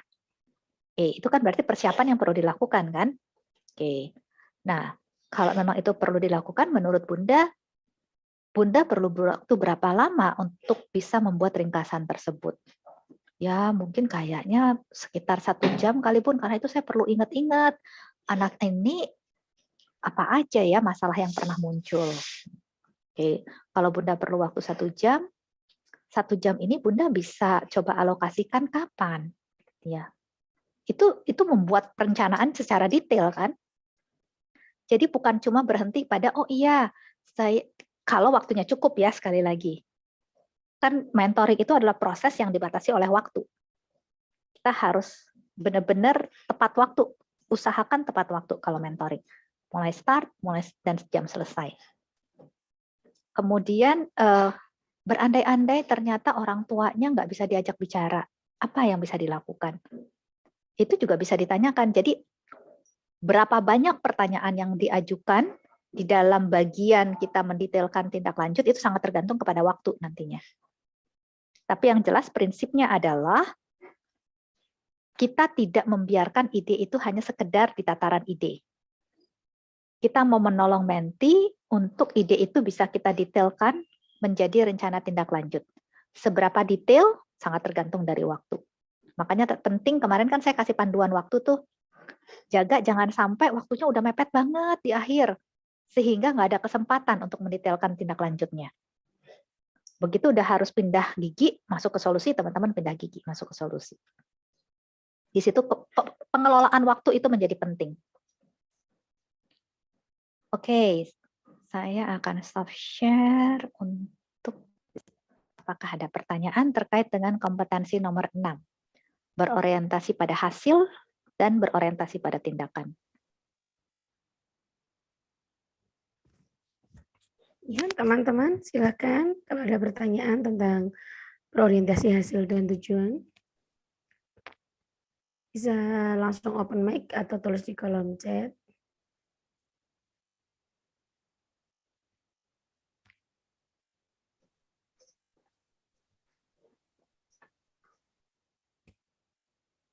Sepertinya belum ada ya Bu Ellen. Lagi mungkin. Oke, kalau belum ada, jadi teman-teman saya cuma mau mengulang saja bahwa kompetensi ini nggak bisa lepas dari kompetensi yang awal mengelola kontrak. Karena itu dimulai dari mengelola kontrak. Dan ini juga nggak bisa lepas dari keterampilan memfasilitasi kesadaran, nggak bisa lepas dari keterampilan membangun hubungan. Jadi sekali lagi semua kompetensi, dan kita masih ada 2 kompetensi lagi yang akan kita selesaikan nanti ya. Semua kompetensi ini saling kait-mengait. Ketika dilakukan, ya dilakukannya secara paralel ya di dalam sesi mentoring nantinya. Makanya kenapa sangat diperlukan kita berlatih dan merefleksikan latihan. Itu kenapa sekali lagi teman-teman kita minta membentuk kelompok kecil. Teman-teman latihan dulu dengan sesama rekan-rekan yang udah belajar mentoring. Biasanya lebih mudah mementori orang yang sudah belajar mentoring. Karena udah tahu arahnya mesti kemana.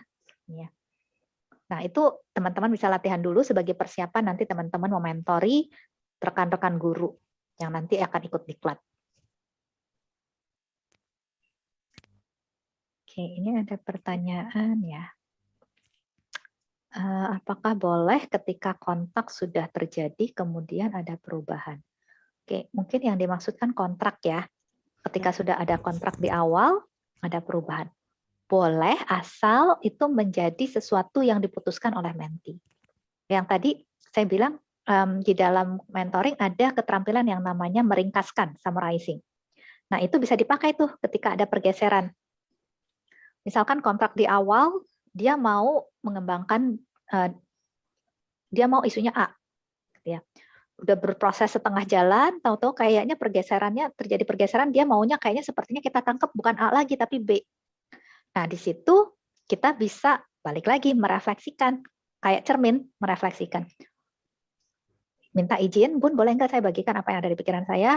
Kemungkinan dijawab boleh. Kemudian, sepertinya saya menangkap di awal Bunda mengatakan ingin A, tetapi seiring dengan percakapan ini terjadi, sepertinya arahnya sudah bergeser ke B. Ya. Apa pandangan Bunda tentang apa yang saya tangkap ini? Jadi, bukan kita tidak menyajikan itu sebagai kesimpulan. Nah, itu yang hati-hati. Kita tidak pernah menyimpulkan kalau di dalam mentoring. Kalau kesimpulan itu bagiannya menti, bukan bagian kita kalau kesimpulan. Kita boleh merefleksikan, kita boleh memberikan umpan balik, tetapi tidak pernah menyimpulkan. Nah, kalau tadi itu sifatnya cuma memberikan umpan balik. Dari umpan balik itu kita undang menti lagi untuk bisa mengungkapkan apa yang menjadi pikiran dia. Dan kalau dia bilang, iya Bun, sebenarnya saya jadi sadar, kayaknya yang penting sebenarnya bukan A, tapi yang penting B.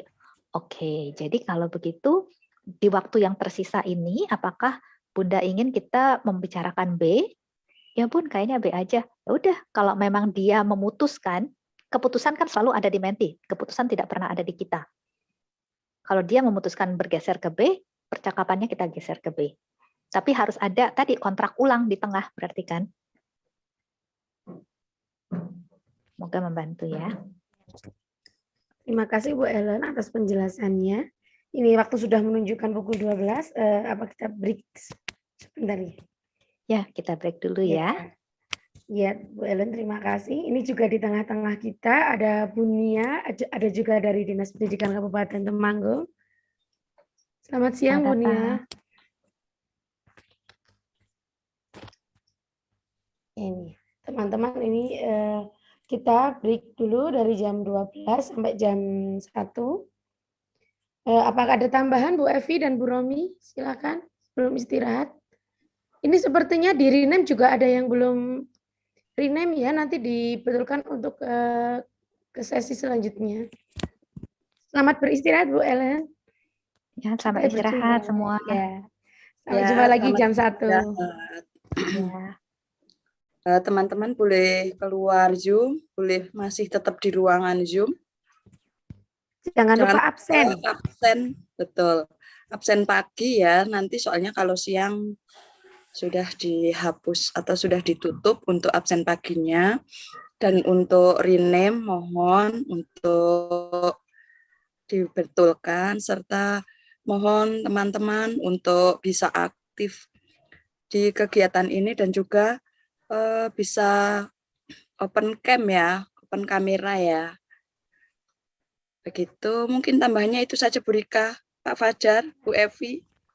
Siap Bu Romi, selamat istirahat teman-teman. Ya, silakan istirahat.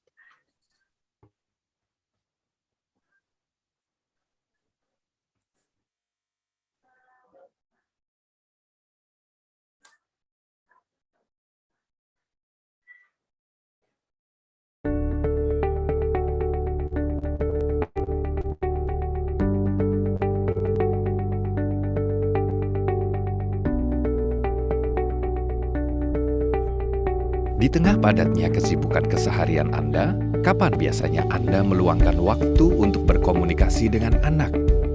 Sebelum kerja, setelah kerja, atau pada akhir pekan saja?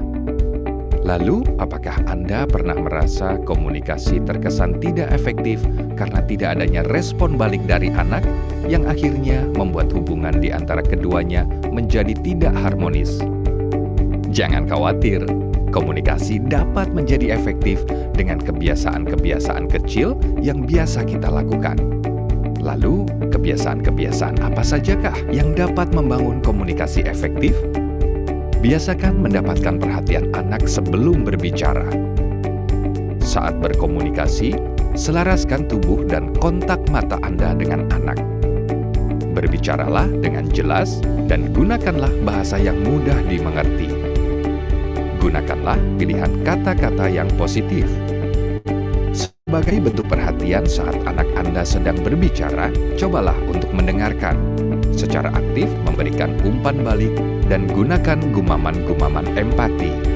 Tunjukkan tindakan positif dan perhatian Anda dengan mengungkapkan rasa sayang dan kangen Anda. Tanyakan tentang keseharian dan keadaan mereka. Berikan kata-kata pujian. Meminta maaf ketika melakukan kesalahan. Ucapkan terima kasih sebagai bentuk apresiasi. Tawarkan bantuan kepada mereka. Siap sedia kapanpun anak Anda membutuhkan. Dan jangan lupa bahwa anak Anda adalah hadiah terindah dari Tuhan. Bagaimana? Tidak sesusah yang Anda bayangkan, bukan? Mari kita terapkan komunikasi efektif bagi seluruh keluarga Indonesia.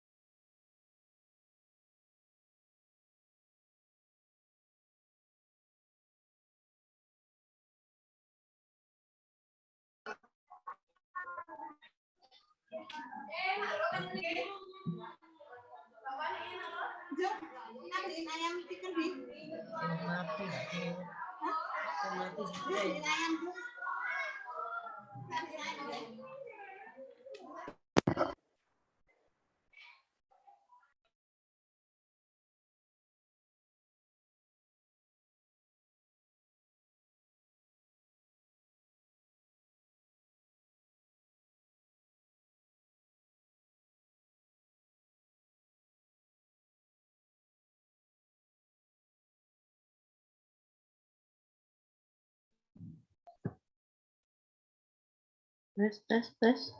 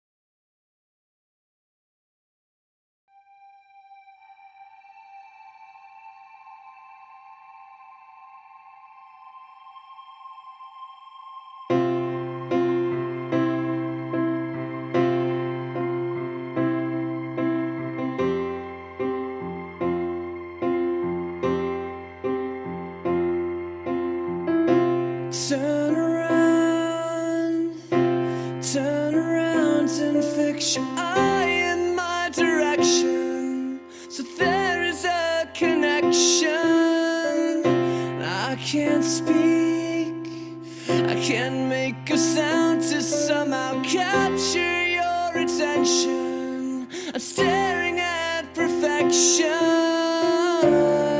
Take a look at me so you can see how beautiful you are. You call me you say I'm a danger, but all these thoughts are leaving you tonight. Broken, abandoned, you are an angel, making all my dreams come true tonight.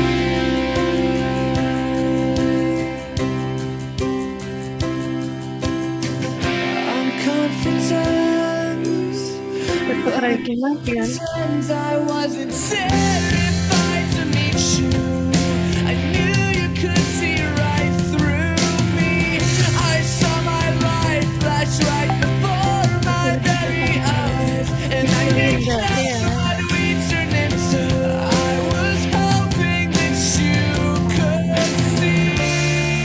Take a look at me so you can see. Call me a stranger.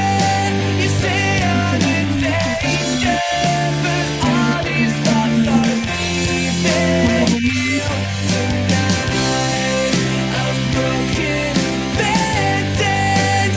You are an angel, making all my dreams come true tonight. You are an angel,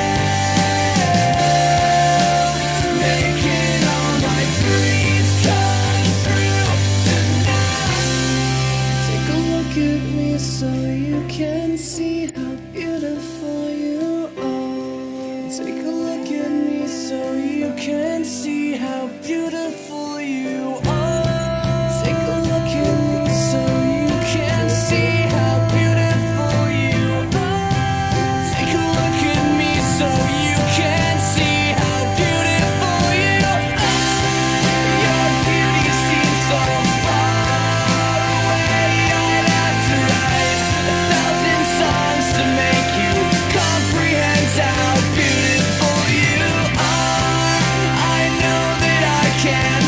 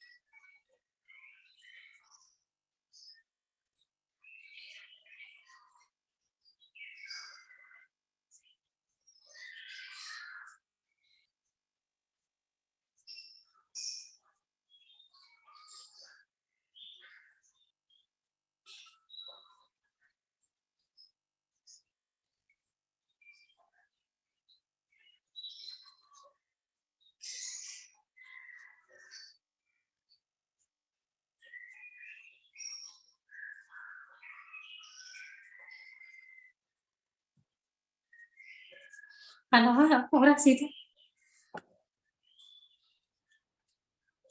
Awas banget.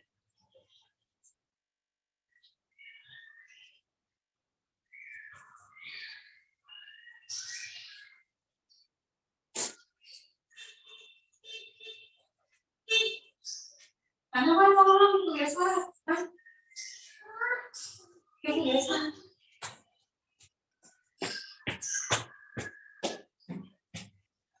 Ano ora situ.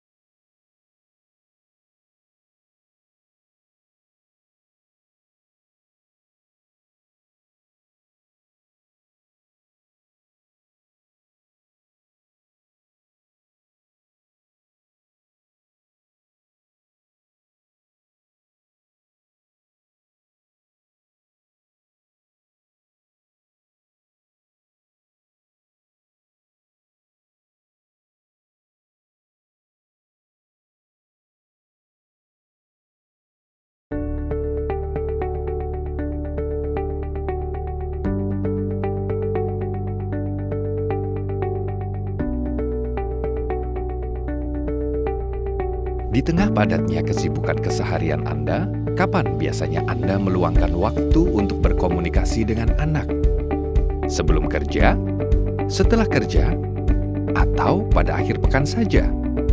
Lalu, apakah Anda pernah merasa komunikasi terkesan tidak efektif karena tidak adanya respon balik dari anak yang akhirnya membuat hubungan di antara keduanya menjadi tidak harmonis?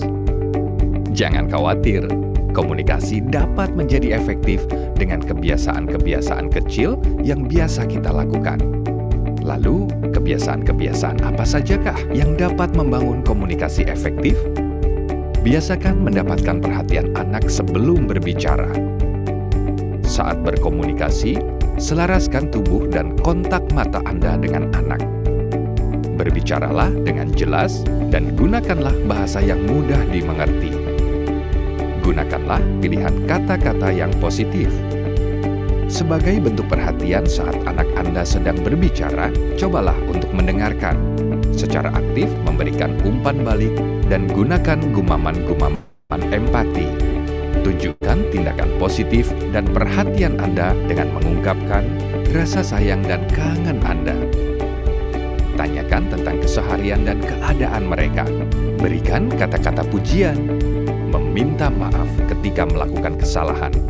Ucapkan terima kasih sebagai bentuk apresiasi. Tawarkan bantuan kepada mereka. Siap sedia kapanpun anak Anda membutuhkan. Dan jangan lupa bahwa anak Anda adalah hadiah terindah dari Tuhan. Bagaimana? Tidak sesusah yang Anda bayangkan, bukan? Mari kita terapkan komunikasi efektif bagi seluruh keluarga Indonesia.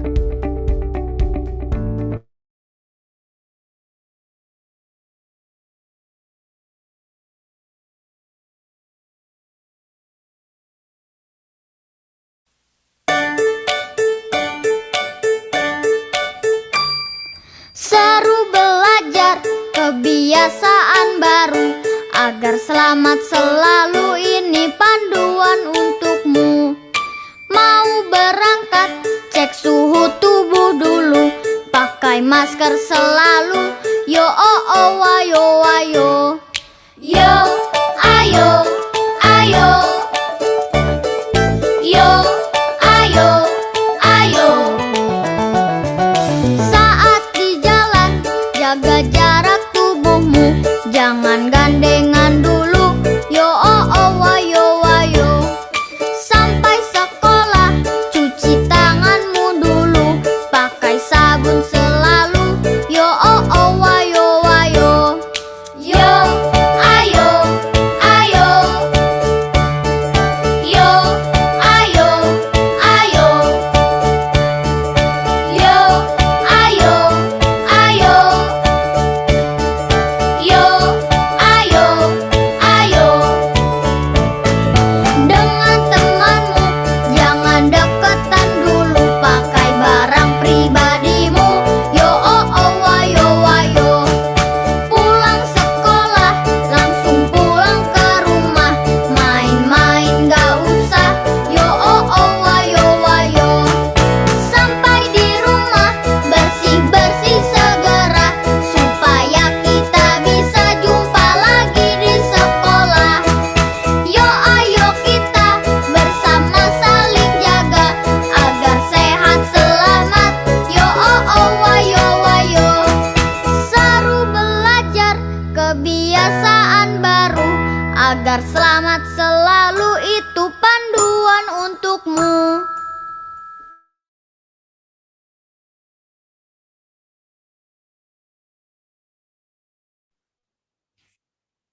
Ya, selamat siang semuanya. Assalamualaikum warahmatullahi wabarakatuh. Waalaikumsalam. Ya, teman-teman, kita sudah kembali lagi ke sesi kedua ini ya. Teman-teman, mohon untuk on kameranya ya. Dan, nah, seperti tadi juga sudah diingatkan sama panitia, sama Bu Ellen dan Bu Mimu juga mengingatkan bahwasanya pelatihan ini alangkah teman-teman akan lebih fokus jika on kameranya. Silahkan teman-teman yang belum on kameranya diaktifkan dulu kameranya. Ya, terima kasih. Bu Ellen, apakah Mau dimulai sekarang? Boleh? Boleh ya, teman-teman sudah siap ya? Ya, kita isi gelas kita lagi. Tadi belum penuh nih, kita penuhin ya Bu Ellen ya hari ini ya. Iya. Bu Ellen, hari ini kita mulai dari jam 1 sampai dengan jam 14.30 ya? Betul. Ya, dari nanti jam 14.30 sampai dengan jam 15.00 kita mau penutupan ya. Teman-teman, simak kesempatan berharga ini kita waktunya tinggal 1,5 jam. Manfaatkanlah kesempatan ini mumpung masih kita bersama Bu Ellen. Manfaatkan sebaik-baiknya. Yuk aktifkan pertanyaan-pertanyaan yang tadi mungkin teman-teman sebelum istirahat ada pertanyaan, silahkan nanti bisa ditulis di room chat dan bisa open mic. Terima kasih. Silahkan Bu Ellen, waktu sepenuhnya saya berikan kepada Bu Ellen. Terima kasih Bunda Rika yang sudah membuka sesi terakhir ya, teman-teman. Pertemuan kita gak berasa ya, waktu sepertinya lewat begitu saja dengan cepat. Tahu-tahu kita sudah di sesi terakhir. Dan sesi terakhir ini kita akan manfaatkan untuk menyelesaikan kompetensi yang masih tersisa. Kita tadi sampai di kompetensi yang ke-6, kita akan selesaikan di sesi terakhir ini, dan kita akan juga meluangkan waktu untuk berlatih bersama.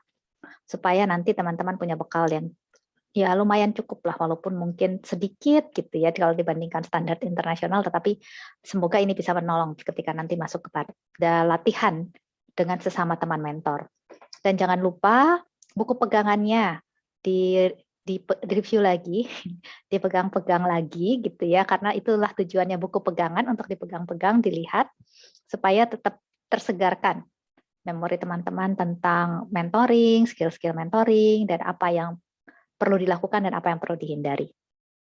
Oke, tadi sudah dihimbau oleh Bunda Rika, saya mau menyampaikan himbauan yang sama juga.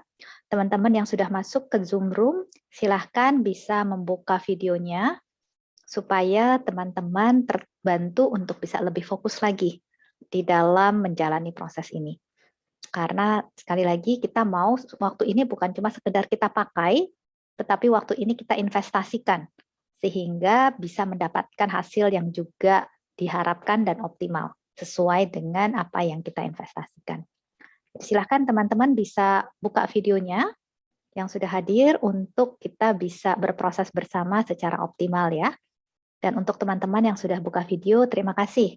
Teman-teman sudah menunjukkan komitmen terhadap perkembangan diri, yang itu adalah kompetensi mentoring juga. Masih ingat ya, kompetensi nomor 2 adalah komitmen terhadap perkembangan diri. Dan dengan teman-teman buka video, itu adalah salah satu cara teman-teman menunjukkan komitmen tersebut. Oke, kita akan lanjut lagi, dan saya izin share screen lagi ya, terkait dengan keterampilan mentoring. Nah, tadi kita sampai di sini ya, berorientasi kepada hasil dan juga berorientasi kepada tindakan. Nah, ini adalah kompetensi nomor 6. Sorry, saya perlu share 2 kali supaya full screen di tempat teman-teman. Nah, ini sudah full screen mestinya. Nah, kita akan lanjut kepada kompetensi yang ke-7, dan nanti kita akan selesaikan juga yang ke-8 di sesi ini. Kompetensi yang ke-7 adalah menggunakan model dan teknik. Nah, kemarin saya sudah singgung sedikit bahwa model dan teknik yang akan kita gunakan di dalam program kita itu namanya model GROW. Model GROW, G-R-O-W. G-R-O-W ini adalah singkatan. G-nya adalah goal atau target, R-nya adalah reality atau realita, kemudian O-nya itu adalah options atau opsi, dalam hal ini adalah opsi-opsi solusi, W-nya ini adalah way forward atau jalan maju. Nah, apa maksudnya dari masing-masing ini? Kita coba lihat secara lebih mendalam ya. Goal, kita sudah banyak diskusi tentang goal atau target. Goal ini artinya di tahap awal, karena model ini artinya tahapan, teman-teman. Ini adalah tahapan percakapan ketika teman-teman melakukan percakapan mentoring. Karena kemarin saya sudah singgung, mentoring itu adalah suatu proses percakapan yang ada struktur dan tahapannya. Bukan ngobrol sembarangan. Ketika teman-teman mengaplikasikan keterampilan mentoring, harus sesuai tahapan ini. Di awal harus sepakati goal-nya, setelah goal-nya tajam, baru masuk ke eksplorasi realita, eksplorasi realita sudah cukup, baru masuk ke tahap opsi, Opsi sudah dilakukan, baru masuk ke way forward. Jadi ini tahapan yang harus dilakukan di setiap percakapan mentoring. Mau itu 25 menit, mau itu 60 menit, selalu strukturnya dan tahapannya akan seperti ini. Nah, kita lihat sekali lagi satu persatu. Goal itu adalah ketika mentor dan mentee bersama-sama menetapkan target atau tujuan yang akan dicapai.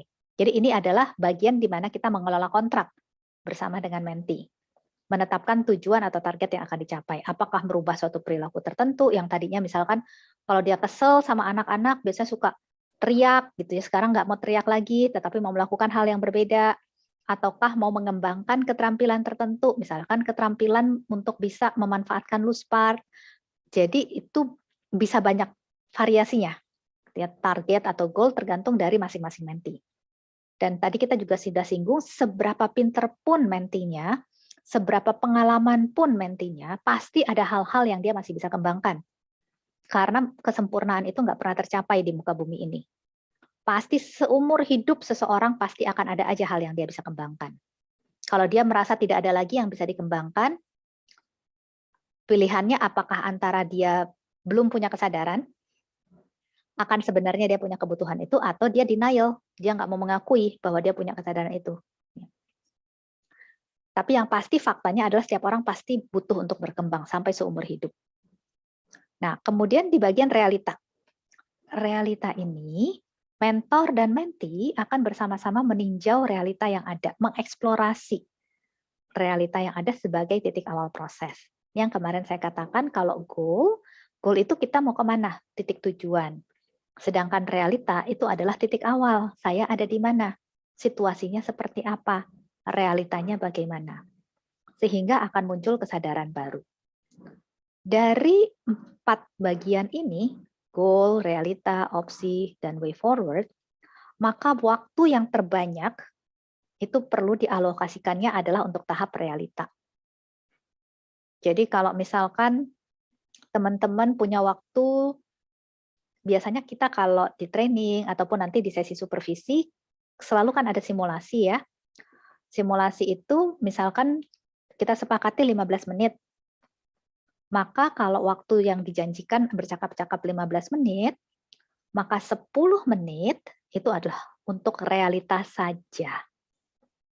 Jadi teman-teman bisa bayangkan betapa banyaknya waktu yang kita perlu luangkan kalau kita mau melakukan mentoring untuk bisa membahas realita. Jadi kalau teman-teman janjiannya 60 menit, berarti kan sekitar 40 menit itu dibahas realita. Sisanya baru dibagi 2. Antara goal itu di depan, kan realita di tengah, di akhir itu adalah opsi dan way forward. Biasanya opsi dan way forward itu jadi satu paket. Jadi kalau misalkan 15 menit, 10 menit itu adalah untuk realita, berarti 5 menit yang tersisa dibagi 2. Antara goal dan yang terakhir adalah opsi plus way forward. Bisa jadi 2 menit untuk goal, 3 menit untuk opsi dan way forward, atau 2,5, terserah teman-teman punya kebebasan di situ. Tetapi yang pasti realita harus yang terbanyak, karena disinilah proses eksplorasi dan memfasilitasi kesadaran itu terjadi. Oke, jadi ini realita yang sekali lagi merupakan komponen yang sangat penting. Kalau bukan terpenting, sangat penting. Karena dari alokasi waktunya saja teman-teman bisa lihat itu yang paling memakan banyak waktu. Nah, tahap berikutnya adalah opsi. Nah, kalau di opsi, mentor dan mentee itu akan bersama-sama mengeksplor berbagai opsi yang mungkin dilakukan untuk mencapai target yang diharapkan. Berapa banyak opsi yang perlu dieksplor? Minimal 1. Kalau waktu tidak memungkinkan untuk kita mengeksplor banyak opsi, minimal harus ada 1 opsi. Kayak kemarin saya di demo saya dengan Ibu Puji, itu cuma ada 1 opsi. Karena waktunya cuma 15 menit. Kalau waktunya lebih panjang, bisa dieksplor lagi opsi-opsi yang lain. Jadi balik lagi, proses mentoring adalah proses yang punya batasan waktu. Dan kita perlu menjaga batasan waktu tersebut, karena batasan waktu itulah yang akan menolong kita dalam mengelola prosesnya. Kapan masih di realita, kapan sudah harus pindah ke opsi, itu kita tahunya setelah kita sudah sepakat nih, kita batas waktunya berapa panjang.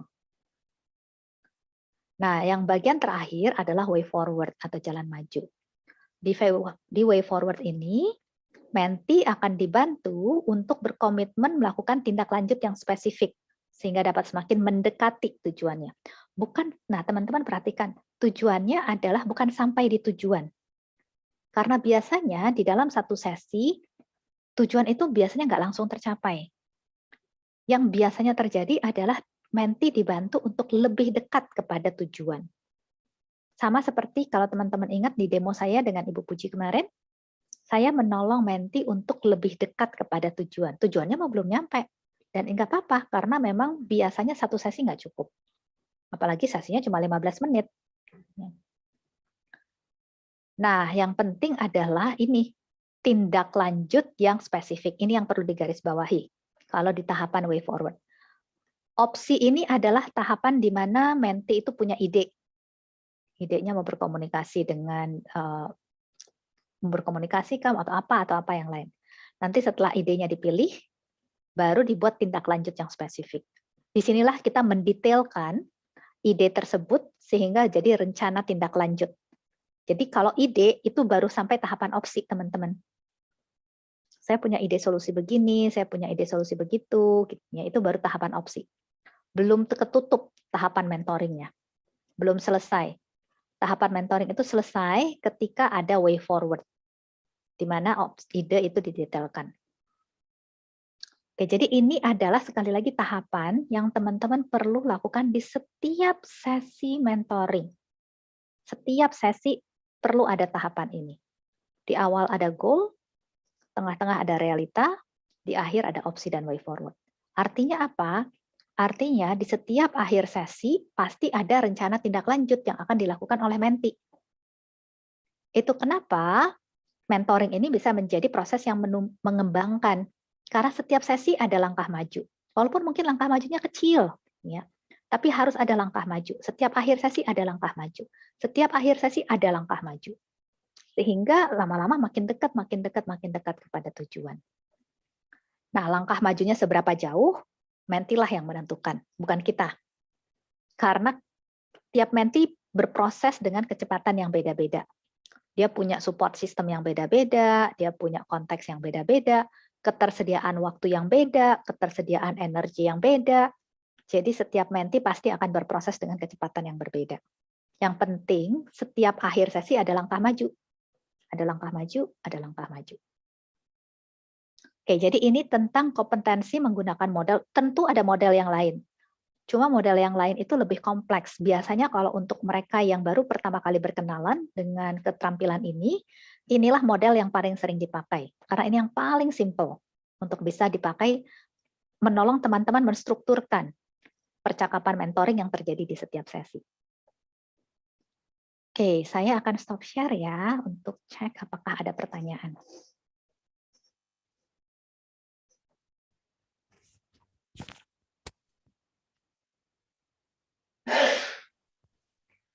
Silakan teman-teman, ada pertanyaan tentang kompetensi nomor 7. Silakan. Oh, ini ada yang raise hand, Bu. Ya, Bu Puji Wahyu. Ya, monggo silakan, Bu. Ya, terima kasih Bu Ellen. Saya mau menanyakan, itu yang menggunakan model dan teknik itu, kan ada beberapa teknik itu. Apakah model dan teknik itu harus dilaksanakan secara beraturan sesuai aturan itu, atau semisal dari mentor itu melakukannya terbalik gitu, agak kebalik gitu, apakah boleh? Terima kasih. Oke, terima kasih Bu Puji pertanyaannya, sangat baik. Jadi kalau di dalam mentoring yang diharapkan adalah berurutan. Jadi di awal ada goal dulu, kemudian setelah goal-nya jelas, goal itu kan bagian dari mengelola kontrak ya. Setelah goal-nya jelas, masuk ke dalam eksplorasi realita. Dari eksplorasi realita itu kita berusaha untuk memfasilitasi munculnya kesadaran. Dan dari kesadaran yang muncul, baru kita bikin opsi. Yang sering terjadi adalah, yang kemarin saya bilang, kita seringkali, kalau teman-teman baru di dalam keterampilan ini, yang sering terjadi, kecepatan masuk ke opsinya. Makanya tadi mengelola waktu itu penting. Tahu, oh ya ini kalau belum waktunya jangan masuk ke opsi. Pikirin lagi gimana eksplor realitanya. Karena kalau kita masuk ke dalam opsi itu prematur, biasanya opsinya cuma jadi formalitas. Artinya ketika kita tanya, jadi terkait ini apa yang bisa Bunda lakukan? Ya mungkin bisa begini kali Bun. Itu sesuatu yang kayaknya selintas terpikir, tetapi apakah dia berkomitmen? Belum tentu. Karena itu bukan datang dari kesadaran. Cuma datang dari kata orang pernah begini, pernah terlintas begini, bukan datang dari kesadaran. Makanya kenapa penting sekali realita itu kita eksplornya cukup waktu, karena disitulah kesadaran itu mau kita munculkan. Setelah ada kesadaran, jadi dia akan membuat opsi dari kesadaran yang baru. Bukan dari posisi yang lama, dia membuat tindakan dari kesadaran yang baru. Itu yang penting. Disitulah proses transformasinya akan terjadi. Nah, nanti kalau udah ada opsi, kita bantu untuk detailkan jadi rencana tindak lanjut. Jadi itu diharapkan berurutan. Apakah pada kenyataannya di lapangan itu terjadi berurutan? Kalau di awal-awal biasanya enggak. Dan itu normal. Ya. Namanya juga kan masih tahap awal dan belajar. Samalah kalau kayak belajar kendaraan bermotor. Mestinya mungkin ngeremnya dari jarak berapa meter udah mulai ngerem. Ini mungkin entah dari sebelumnya udah ngerem atau malah mepet-mepet udah ngerem gitu ya, karena kita masih belajar gitu kan. Jadi kenyataannya mungkin di lapangan tidak seperti itu, dan nggak apa-apa dalam arti teman-teman ya tahu bahwa ini memang saya masih belajar. Yang penting, nah ini yang penting pengalaman itu direfleksikan. Kalau pengalaman tidak direfleksikan, teman-teman nggak belajar. Misalkan tadi, oh iya, saya tadi masuknya ke opsi kecepatan atau enggak ya? Kalau kecepatan, apa yang membuat saya tadi kok kecepatan? Oh, mungkin saya udah habis ide untuk mengeksplor realita. Oke, jadi kalau lain kali saya ketemu kasus serupa, pertanyaan apa lagi ya yang saya bisa tanyakan supaya saya nggak kecepatan masuk ke opsinya? Itu adalah proses refleksi. Dengan itulah teman-teman akan meningkat keterampilannya. Kalau cuma berlatih, tidak pernah direfleksikan, itu justru lambat proses kemajuannya. Tapi berlatih plus refleksi, berlatih plus refleksi, berlatih plus refleksi. Disitulah kemajuan teman-teman bisa cepat. Semoga bisa membantu ya. Bagaimana Bu Putri? Sudah jelas, terima kasih. Ya, sama-sama. Untuk yang lainnya ada pertanyaan lagi, silakan.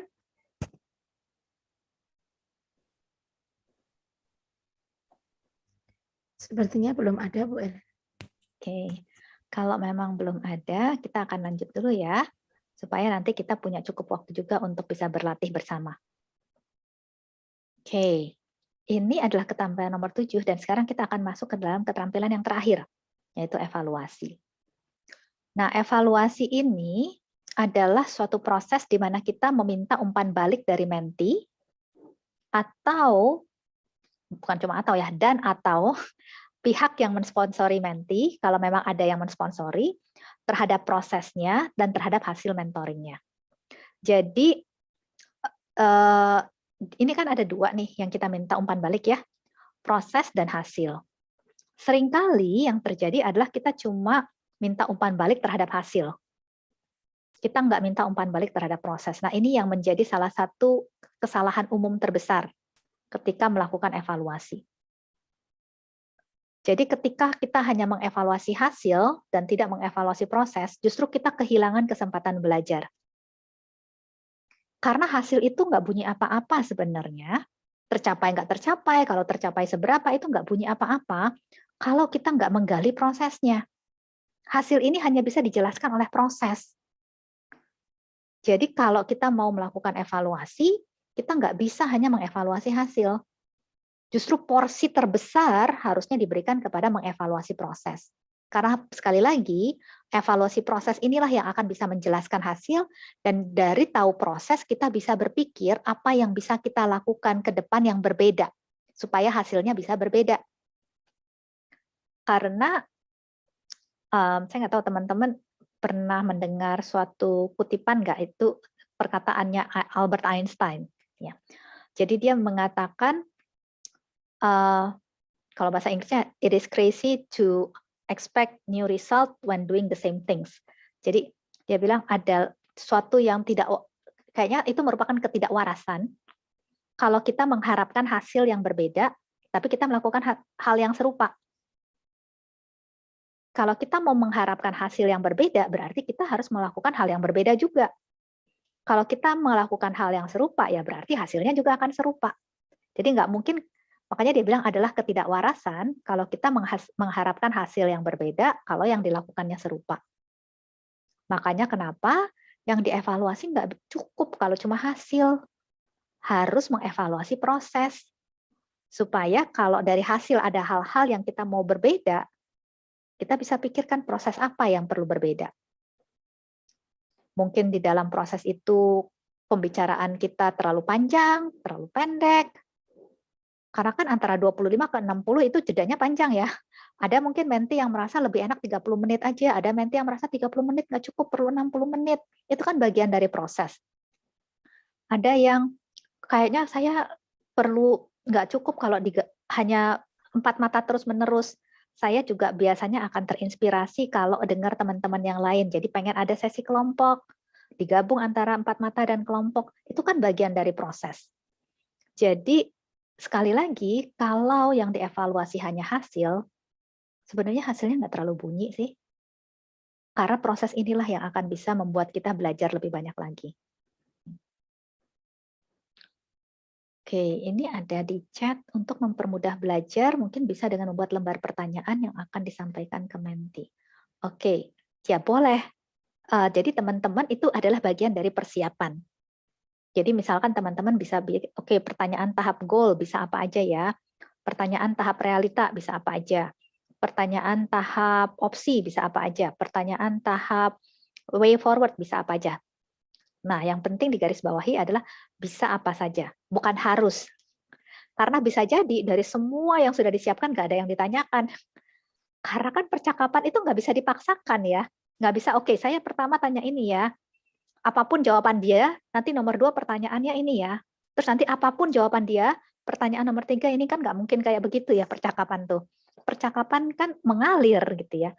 Saya tanya A, dia jawab apa, baru bisa saya pikir, saya mesti nanya apa, berdasarkan jawaban dia.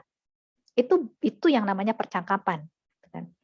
Berarti kan berpikirnya benar-benar, kalau istilahnya bahasa Inggris itu here and now. Apa yang terjadi saat ini, sekarang, itulah yang akan saya tanyakan. Jadi bukan berarti persiapan itu nggak menolong, persiapan menolong, sehingga ketika ada yang mungkin pas, itu bisa langsung ditanyakan, karena udah ada di bank otak kita udah ada. Ya. Tapi bukan berarti itu pasti akan ditanyakan. Jadi itu akan sangat menolong biasanya untuk teman-teman juga merasa lebih pede, lebih siap untuk masuk ke dalam sesi. Dan rasa siap itu perasaan siap, terlepas dari skill-nya siap atau enggak, tapi perasaan siapnya itu sendiri, itu akan menolong. Kenapa? Karena teman-teman kalau merasa tidak siap, sangat tidak siap, sekali lagi, otak kadal akan teraktivasi biasanya. Karena akan takut, secara bawah sadar akan ada ketakutan, ini bisa berhasil nggak ya, sesinya akan lancar nggak ya. Ketakutan-ketakutan itu akan muncul kalau teman-teman merasa tidak siap. Dan begitu ada ketakutan itu, rasa tidak aman muncul, pasti otak kadal teraktivasi. Begitu otak kadal teraktivasi, kemampuan berpikir teman-teman malah turun. Jadi sekali lagi, merasa siap itu penting. Terlepas dari sebenarnya keterampilannya udah siap atau belum. Yang penting merasa siap dulu aja. Nah, membuat lembar pertanyaan itu menolong untuk merasa siap. Oke. Saya stop share ya. Untuk cek apakah ada yang mau ditanyakan terkait kompetensi. Karena dengan ini kita sudah selesai nih teman-teman semua kompetensi.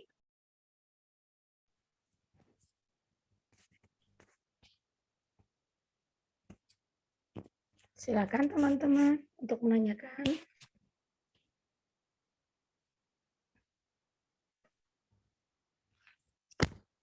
Ya, ini ada Bu Alicia. Selamat siang, Bu.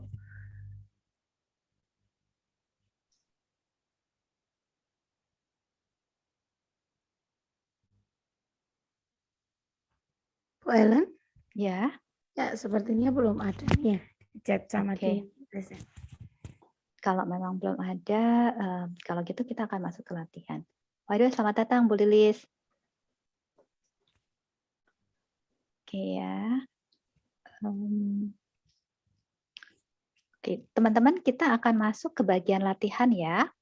Nah, di latihan ini kita akan mencoba menggabungkan semua kompetensi yang sudah kita pelajari, 8 kompetensi tersebut, ke dalam suatu proses mentoring. Nah, karena ini sifatnya latihan untuk memudahkan teman-teman dan tidak terlalu membuat teman-teman stres, kita akan, kalau kemarin di demo kan saya jadi mentornya, terus Ibu Puji jadi mentinya. Sekarang gantian, saya jadi menti. Tetapi yang jadi mentor bukan satu orang, tetapi teman-teman bisa bergantian jadi mentor. Jadi maksudnya gini, misalkan si A memulai percakapan, kemudian saya menjawab. Nanti dari jawaban saya bisa ada orang lagi, si B, menanyakan pertanyaan kepada saya, kemudian saya menjawab. Terus nanti setelah itu bisa ada si C mungkin yang akan bertanya kepada saya, terus nanti saya menjawab. Jadi silahkan teman-teman berkolaborasi untuk mementor saya.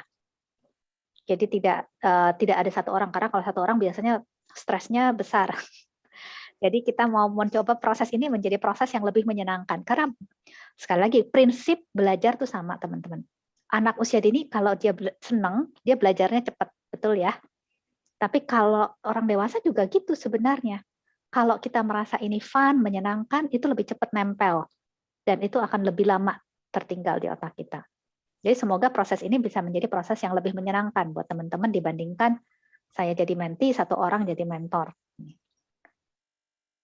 Oke, untuk itu kita akan menyepakati topik. Kalau saya jadi menti dan memposisikan diri saya sebagai salah satu guru yang mengikuti diklat dasar nanti 48 JPL. Nah, kira-kira topik apa nih yang teman-teman mau untuk saya coba angkat di dalam percakapan mentoring nanti?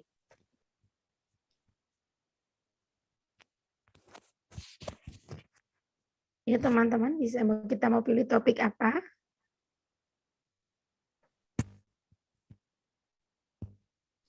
Sambil menunggu, sepertinya ada pertanyaan di chat. Ya.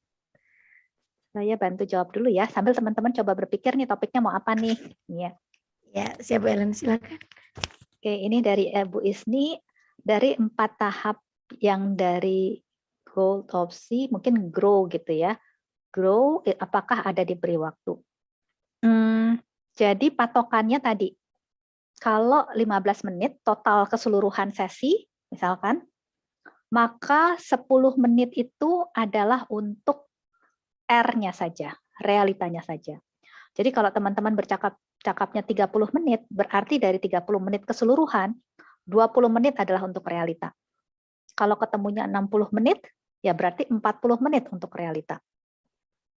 Nah, terus yang goal-nya berapa menit? Yang goal itu akan merupakan sisanya dibagi 2. Jadi masalah gini, kalau misalkan 15 menit, kan 10 menit adalah untuk realita. Berarti kan sisa 5 menit ya. Dari 5 menit ini teman-teman bisa bagi 2. Setengahnya untuk goal, setengah goal itu di depan kan sebelum realita. Setengahnya lagi untuk opsi dan way forward setelah realita. Karena opsi dan way forward itu biasanya dijadikan satu paket. Jadi bisa 2,5 menit, 2,5 menit, atau teman-teman bisa buat 2 menit, 3 menit, atau bisa 3 menit, 2 menit juga boleh. Jadi sisanya itu dibagi 2 antara depan belakang. Tapi tengahnya itu yang penting, perlu banyak. Jadi kalau tadi 30 menit, ya berarti 20 menit adalah untuk realitanya saja. Sisa 10 menit berarti kan? 10 menit teman-teman bisa bagi 5 menit untuk goal, terus 5 menit lagi adalah untuk opsi dan way forward. Ya, atau teman-teman bisa bagi lagi, misalkan bukan 5-5 tetapi 3-7 boleh, atau 7-3 boleh, 2-8 boleh, terserah lah. Pokoknya sisanya itu teman-teman akan alokasikan untuk sebagian untuk depan, sebagian untuk belakang. Yang penting tengahnya yang perlu dijaga. Supaya tengahnya itu cukup panjang, karena disitulah fasilitasi kesadarannya akan terjadi. Oke, semoga membantu menjawab Bu Isni ya. Kemudian ada dari Bu Irma, proses evaluasi ini apakah juga masuk dalam kegiatan mentoring yang disampaikan di akhir sesi? Oke, good question. Terima kasih Bu Irma. Jadi evaluasi ini tidak kita lakukan di setiap sesi. Yang pasti evaluasi ini akan kita lakukan di keseluruhan program, itu pasti. Untuk mengetahui, bukan cuma hasil sekali lagi ya. Karena kalau cuma mengevaluasi hasil, menurut saya nggak terlalu bunyi. Evaluasi juga prosesnya. Jadi kita perlu tanya dari prosesnya apa yang dirasa sudah berjalan baik, apa yang dirasakan bisa ditambahkan sehingga itu bisa lebih menolong lagi. Dari situ kita bisa belajar untuk kedepannya mesti gimana. Ya. Atau bisa juga di tengah-tengah sesi, bukan tengah, anytime, kapan saja, teman-teman merasa kok kayaknya kita prosesnya berputar-putar aja, nggak ada kemajuan yang berarti. Ya. Teman-teman bisa berhenti sejenak bersama dengan menti atau para menti untuk mengevaluasi. Oke, teman-teman, kita coba evaluasi ya sejauh ini menurut teman-teman apa yang sudah berjalan baik dan apa yang rasanya masih bisa kita lakukan berbeda supaya hasilnya juga bisa lebih baik lagi. Jadi di dalam 2 momen itu teman-teman bisa lakukan evaluasi. Terima kasih Bu Irma. Oke, Bu Ellen, di ya. chat juga masih ada yang tanya tentang yang kompetensi ini ya, dari Ika Hikmawati itu. Oke, ini dari 4 tahap ini ada yang terlewatkan, apakah bisa diulang? Oke, jadi misalkan gini, kita udah mestinya goal, kemudian habis goal kan realita. Mungkin karena kita belum terbiasa, kita nggak lewat goal langsung ke realita. Gitu ya. Lagi bahas realita baru sadar, oh iya kok kayaknya goalnya belum jelas ya. Mending muter balik daripada diterusin. Karena itu satu tahapan itu menjadi pijakan bagi tahap berikutnya. Kalau di tahap ini nggak kuat, maju ke tahap berikutnya juga pasti entah akan berputar-putar atau mentok. Jadi ketika kita sadar ada yang terlewat, ya putar balik, kemudian kita lakukan sesuai dengan strukturnya. Terima kasih, good question Bu Ika. Ini dari Bu Siti Khotijah ya. Kan sudah dikasih patokan waktu, tapi misal kok ternyata kita dalam percakapan waktunya lebih, apakah nggak apa-apa? Apakah kita harus sesuai kesepakatan? Oke, nah waktunya lebih ini, jadi gini, misalkan kita janjian bercakap-cakap 30 menit. Ya. Nah, ketika kita bercakap-cakap 30 menit, ternyata 25 menit udah selesai. Udah sampai kepada way forward, udah jelas semuanya gitu ya. Berarti kan sisa 5 menit nih. Balik lagi ke prinsip. Nah, ini prinsip. Prinsip mentoring ini adalah proses yang berpusatkan kepada menti, bukan berpusatkan kepada kita mentor. Jadi kita perlu tanya ke mentinya, Bun, ini sepertinya kan Bunda tadi kan sebelum mengakhiri sesi, kalau memang waktunya masih ada kan kita akan tanya, oke, sampai di titik ini kira-kira masih ada lagi nggak hal-hal yang menurut Bunda akan menolong kalau didiskusikan terkait dengan topik ini. Itu sebelum kita tutup tuh, kalau waktunya memang masih ada. Nanti kalau dia bilang, oh ya masih ada sih Bun tentang hal ini, ya berarti kan sebenarnya belum selesai. Tapi kalau dia bilang, kayaknya udah semua sih Bun, kayaknya di sini sudah cukup. Oke, nah balik lagi kita lihat waktu, janjian 30 menit, ini baru 25 menit, berarti kan sisa 5 menit. Berarti kita tanya lagi ke mentinya, hei Bun, tadi kan kita sepakat kita akan bercakap-cakap 30 menit, berarti kita masih punya 5 menit. Nah, untuk 5 menit yang tersisa ini, Bunda mau melakukan apa di 5 menit ini? Keputusannya di mentinya, bukan di kita. Jadi, karena ini proses yang berpusatkan kepada menti, selalu itu harus diambil keputusannya oleh menti. Kalaupun ternyata Bunda merasa bahwa waktunya nggak cukup nih, janjian 30 menit, tapi udah 25 menit kok kayaknya nggak sampai mana-mana ya percakapan ini, gitu ya. Nah, kalau memang Bunda punya cukup waktu, teman-teman punya cukup waktu, teman-teman perlu cek ke mentinya. Karena belum tentu mentinya punya cukup waktu. Bisa jadi kita punya waktu, dia nggak punya waktu kan. Jadi kita perlu cek kalau memang kita mau menambah waktu. Karena kan sebenarnya boleh, bisa sampai 60 menit kan maksimal sebenarnya. Nah, tanyanya jadi kita bisa Bun, sampai di titik ini kita punya sisa waktu 5 menit. Menurut Bunda, Bunda ingin kita selesai tepat waktu, atau Bunda ingin menambah waktunya supaya kita ada percakapan yang lebih konkret lagi hasilnya nanti. Pilihannya ada di menti. Kalau dia bilang, Bun, nggak apa-apa, tepat waktu aja, oke, ya kita tetap sesuai kesepakatan. Apapun hasilnya nanti di menit ke-30 gitu ya, tetap sesuai, karena prinsip itu kita harus jaga. Tapi kalau dia oke, nah yang perlu kita sepakati oke, kalau Bunda mau menambah waktu, waktunya mau ditambah berapa banyak? Bunda ingin menambah berapa banyak. Sekali lagi itu adalah keputusan yang menti perlu ambil. Jadi dari situ kita istilahnya contracting ulang, membuat kontrak ulang tentang batasan waktu. Semoga membantu ya. Oke, ini ada. Ini dari Bu Nunung, dalam mementoring ini untuk berapa orang, 1 atau lebih. Nah, sebenarnya teman-teman bisa melakukan grup mentoring. Tapi grup mentoring itu hanya efektif untuk 2 kondisi yang tadi sempat saya singgung sedikit ya. 1 adalah kalau tiap-tiap orang, tiap-tiap menti punya tujuan yang sama, goalnya serupa. Saya pengen belajar loose part, dia pengen loose part, dia pengen loose part, semua pengen loose part. Gitu ya. Nah, itu mungkin bisa efektif. Tapi kalau saya pengen loose part, dia pengen STEAM, yang satu pengen komunikasi, yang satu pengen gizi, nggak akan bisa. Itu tidak bisa dilakukan di dalam konteks mentoring. Mungkin, bukannya nggak akan bisa sih, mungkin bisa, tetapi ini hanya akan bisa kalau para menti ini sudah terbiasa dengan proses mentoring dan sudah punya kemampuan reflektif yang tinggi. Sehingga ketika kita bertanya tentang gizi, karena kan pertanyaan yang memfasilitasi kesadaran itu bukanlah pertanyaan yang konteks spesifik sih teman-teman. Misalkan apa tantangan terbesarnya untuk mencapai ini? Kita tanya terkait konteks gizi, orang yang punya konteks tentang loose part bisa mikir. Orang yang punya konteks STEAM juga bisa mikir, apa ya tantangan terbesar saya? Jadi kita nanya ke satu orang, yang lain ikut mikir. Tapi ini hanya bisa terjadi, sekali lagi, kalau para menti ini sudah terbiasa di mentor dan sudah punya kemampuan reflektif tingkat tinggi. Kalau belum, itu pasti susah. Jadi kalau 2 konteks ini nggak ada, sebaiknya tidak melakukan grup mentoring. Akan lebih efektif teman-teman 4 mata. Ya, itu akan lebih efektif nantinya. Semoga membantu ya. Kemudian dari Bu Siti Toharo, apabila dalam pelaksanaan ternyata di realita ada pengulangan hal yang sama, apakah itu langkah mundur? Pengulangan hal yang sama. Oke, saya mungkin nanti Ibu Siti Toharo bisa membantu memperjelas ya tentang pengulangan hal yang sama ini kira-kira seperti apa. Nah, yang mungkin kalau dalam bayangan saya, misalkan kita lagi mengeksplor tentang dia, anggaplah kayak contoh kemarin, dia mau melakukan perubahan tetapi tidak didukung oleh kepala lembaga. Kemudian kita lagi membahas tentang itu, terus dia bilang, oh ya sebenarnya bisa sih perubahan itu kita coba lakukan dengan memberikan pengertian dan lain sebagainya. Tapi rekan-rekan juga sebenarnya nggak terlalu mendukung, Bun. Ya, ini kan sebenarnya mengulang lagi, walaupun dengan orang yang berbeda.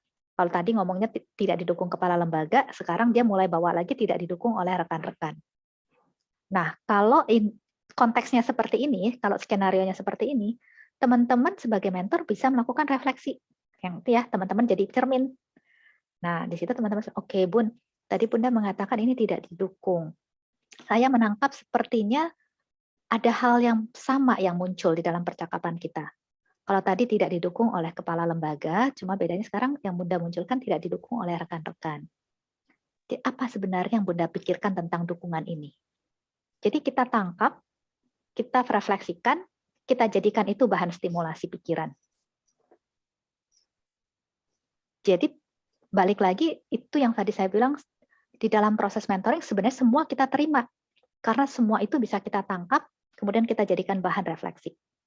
Kita tangkap, kita jadikan bahan stimulasi. Oke. Nanti kalau ternyata konteks yang dimaksud tentang pengulangan hal yang sama ini berbeda, nggak apa-apa, nanti silahkan Bu Siti bisa menyampaikan ulang ya, supaya saya bisa bantu meresponi. Ini dari Bu Nunung. Jika misal untuk 5 orang, oh oke. Kalau 5 orang, ya itu tadi Bun, kalau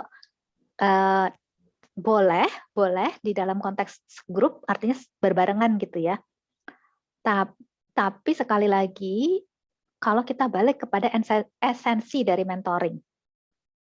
Esensi dari mentoring adalah bukan proses konsultasi, tetapi kita proses stimulasi. Kalau orang ini punya tujuan yang berbeda-beda, akan sulit kita menstimulasi kalau dia belum punya kemampuan berpikir reflektif yang tinggi ya. Tadi saya bilang, bukannya nggak bisa, bisa. Dengan tujuan yang berbeda-beda, Asal mereka sudah terbiasa dengan proses mentoring dan sudah punya kemampuan reflektif. Sehingga ketika kita nanya satu orang yang lain ikut mikir. Karena kan biasanya pertanyaan tadi terbuka ya. Apa yang menjadi tantangan yang terbesar? Selama ini pernah melakukan apa untuk mengatasi itu? Jadi yang lain juga ikut mikir, selama ini pernah melakukan apa? Bagaimana tingkat efektivitasnya? Apa yang berhasil, apa yang nggak berhasil? Semua pertanyaan ini kan bisa berlaku di berbagai konteks sebenarnya. Tapi sekali lagi, kalau dia belum punya kemampuan berpikir reflektif yang tingkat tinggi, dia nggak bisa mengkoneksikan antara apa yang ditanya ke temannya dengan diri dia, dengan konteksnya dia. Itu sulit biasanya. Karena itu kemampuan berpikir abstrak yang tingkat tinggi sih sebenarnya. Jadi sekali lagi, kalau itu mereka belum punya kemampuan itu biasanya akan sulit. Makanya kalau mereka belum punya kemampuan itu dan tujuannya beda-beda, goalnya beda-beda, mentoringnya hanya akan efektif kalau dilakukannya satu-satu, empat mata. Kalau itu dipaksakan, tujuannya beda-beda. Mereka belum punya kemampuan reflektif tingkat tinggi. Dipaksakan ketemu kelompok, kemungkinan besar yang terjadi adalah teman-teman tidak akan mentoring, tapi teman-teman jadi konsultan.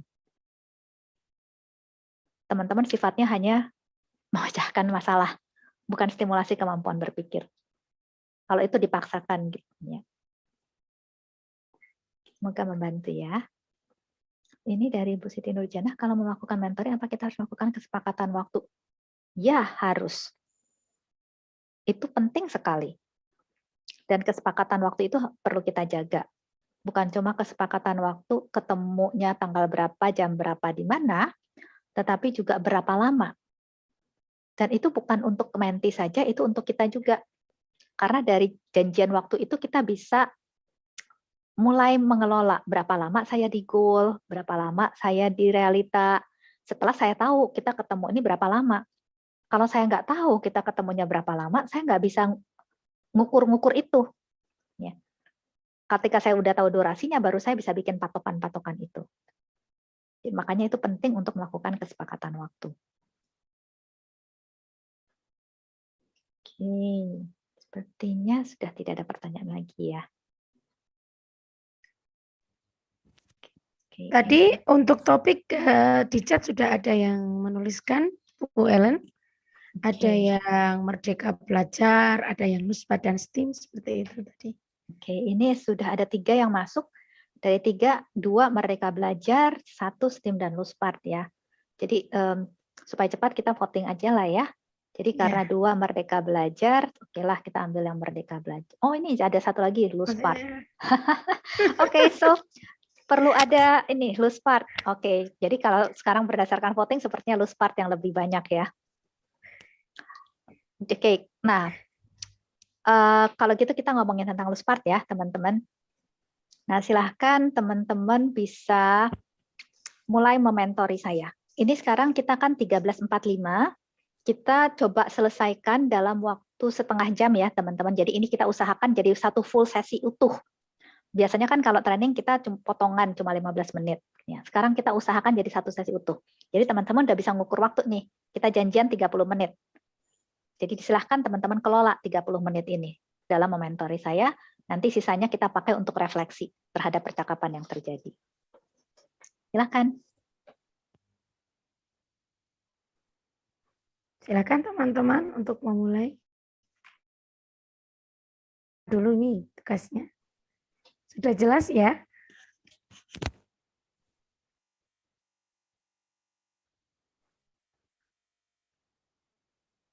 Kalau ketemu menti, sebaiknya mentor menyapa duluan ya, jangan nunggu disapa oleh menti ya. Ya, Bu Ellen. Ya, silakan teman-teman mulai. Kita praktek, kita manfaatkan waktu 30 menit ini sebaik-baiknya. Silakan dimulai.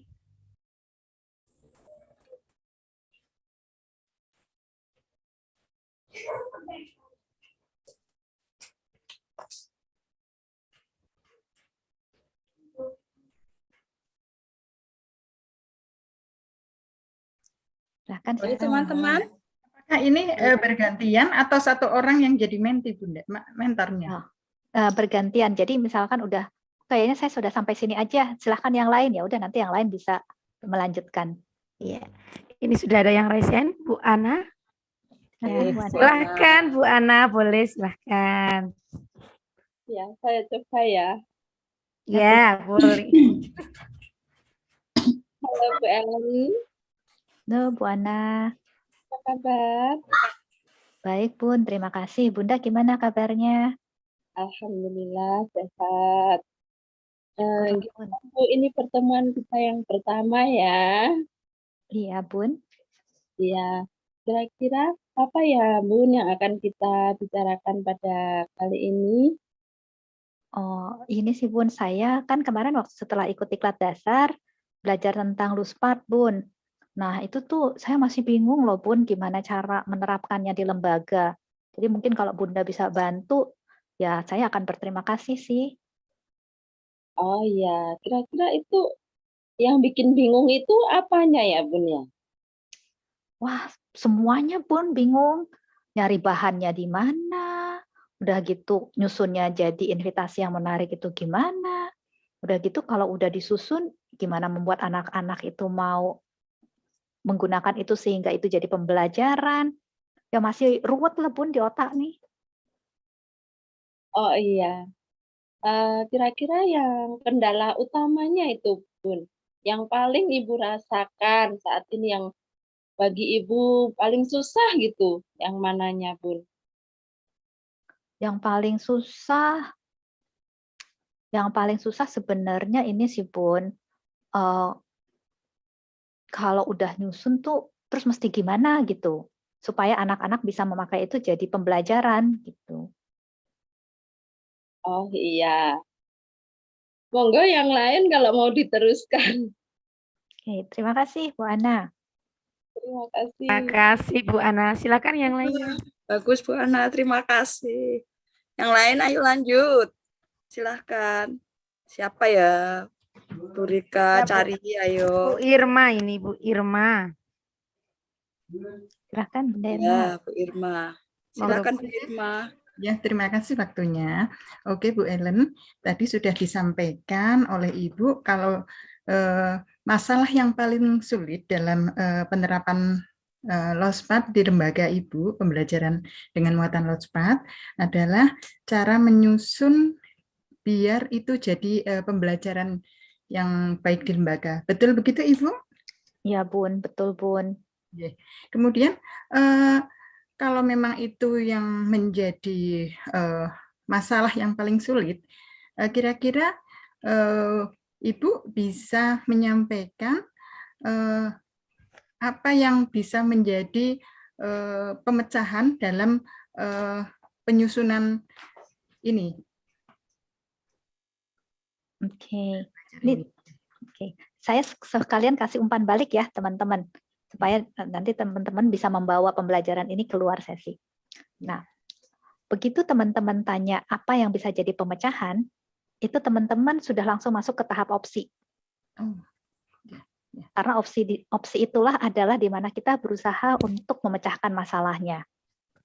Nah, kalau sebelum opsi, teman-teman perlu bawa saya masuk dulu ke realita. Ya. Baiklah, mungkin tadi karena terlalu meloncat nih Ibu, jadi ini. Nggak apa-apa Bun. Ya, sambil belajar Ibu. Ya. Kemudian dalam penyusunan ini, adakah hal-hal yang membuat Ibu menjadi kesulitan seperti itu? Oke, good question. Itu menolong saya untuk memikirkan realita yang ada. Apa aja nih yang bikin saya sulit? Ya. Ya Bun, pertama barang yang ada kan terbatas ya Bun, di lembaga itu lagi gitu kan. Ya apa anak-anak nggak bosan ya itu lagi gitu barangnya. Terus yang kedua, anak-anak itu kan terbiasa dikasih kayak instruksi loh Bun. Kayak anak-anak biasanya main ini, habis itu nanti main ini, terus main ini gitu kan ya Bun. Nah sekarang begitu dibebasin, kayak nggak ada aturannya gitu loh Bun. Jadi saya juga stres sendiri gitu ngeliatin anak-anak, ini mau diapain gitu ya. Terus gimana membuat jadi pembelajaran. Itu sih Bun yang bikin bingung. Ya, baiklah, berarti ada 3 hal ya Ibu yang tadi seperti sudah Ibu sampaikan. Yang pertama, karena adanya barang atau mainan yang terbatas yang ada di sekolah. Kemudian yang kedua, terbiasanya instruksi yang harus diberikan oleh Ibu. Kemudian yang ketiga itu tidak adanya aturan, ya, sehingga apakah ini akan bisa menjadi pembelajaran seperti itu, nggih? Iya, Bun. Saya kira hanya itu, boleh dilanjutkan oleh Bunda yang lain. Terima kasih, Ibu Irma. Terima kasih, Ibu.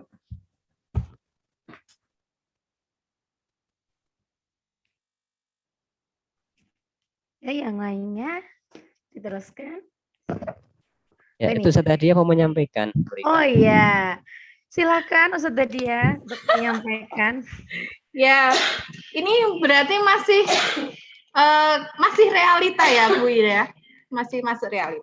Oke, menyambung tadi Bunda Ellen sudah menyampaikan ada 3 hal yang menurut Bu Ellen itu yang menjadi titik kesulitannya Bu Ellen, seperti barang yang terbatas, terus terbiasa diberi instruksi, dan aturan yang istilahnya anak seperti tidak ada aturan dalam bermain.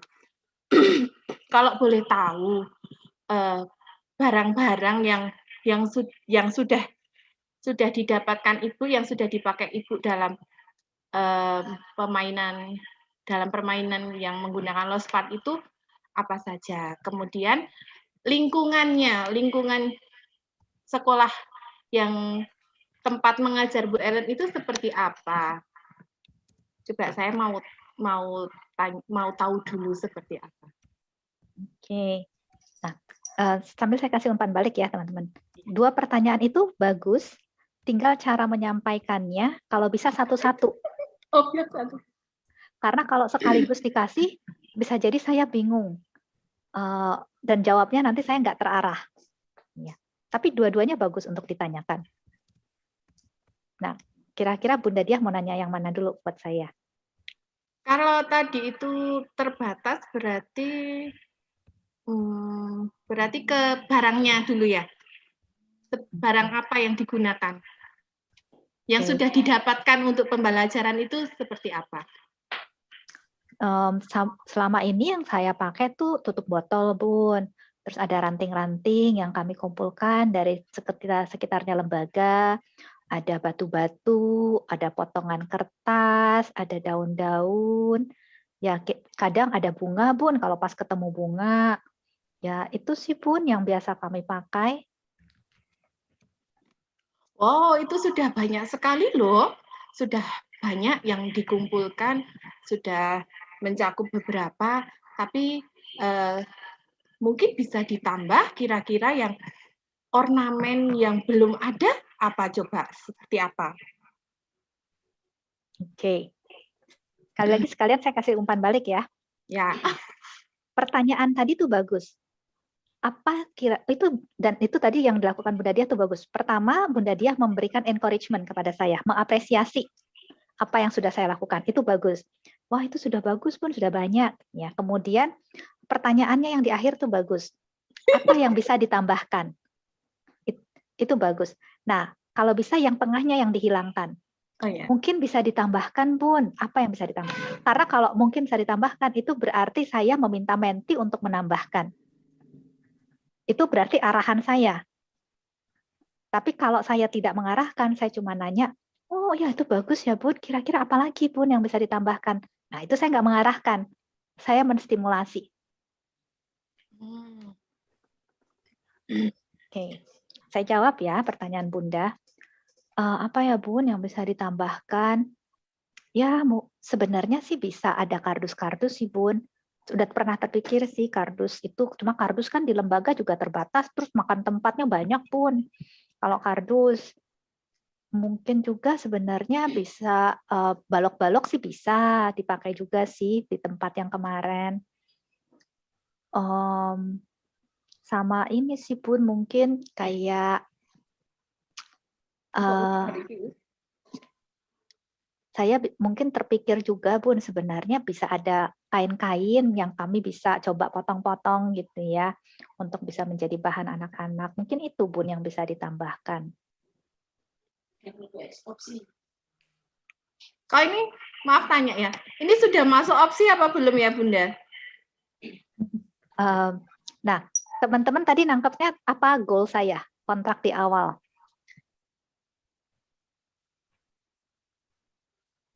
Kalau yang di awal itu disusunnya, menyusunnya. Oke, nah berarti opsi itu adalah terkait goal nantinya.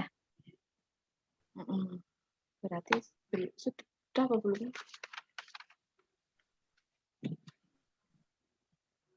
Jadi kalau di sini saya baru cerita ini ada bahan-bahan ini. Berarti masih realita ya ini ya? Betul. Di realita mungkin dia.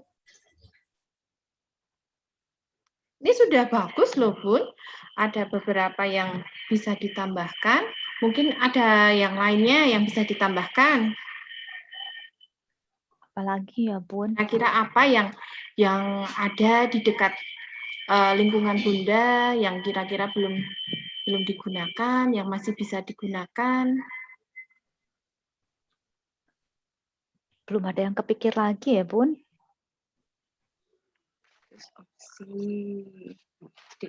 Yuk masuk ke opsi ini, Nek, ke ide-ide. Oke, untuk masuk ke opsi, teman-teman perlu lihat waktu. Kan kita ngomong kan tadi 30 menit nih. Ya. Berarti masih panjang ya. Mungkin teman yang lain bisa menambahkan. Iya, terima kasih sudah ada Bu Ika Hikmawati. Ya. Silahkan untuk melanjutkan. Oke, tadi kan sudah sama Bu Dia sudah bahas tentang apa ya, barang terbatas. Sudah, Ge? Oke, kita anggap selesai. Sekarang kita masuk ke yang kedua. Bisa Bunda apa masih lanjut yang ke barang terbatas? Yang ke instruksi? Oh, ya boleh sih, Bun, kalau masuk ke instruksi. Oke, tadi dari Bunda, permasalahannya satu barang yang terbatas, yang kedua tentang instruksi. Ya, bagaimana cara Bunda selama ini memberikan instruksi kepada anak tentang cara main? Ya, kalau sebelum ikut diklat kan memang pakai sentra ya, Bun. Jadi kalau pakai sentra itu kan emang ada urutannya kan. Habis main ini, terus apa gitu kan. Ya, biasanya gitu, Bun. Kalau yang sekarang kan kalau Loose Part ini mereka bebas, Bun. Nggak diatur urutannya. Apakah Bunda pernah memberikan pijakan main yang sedikit berbeda dengan sistem yang sentra? Dan maksudnya gimana tuh, Bun?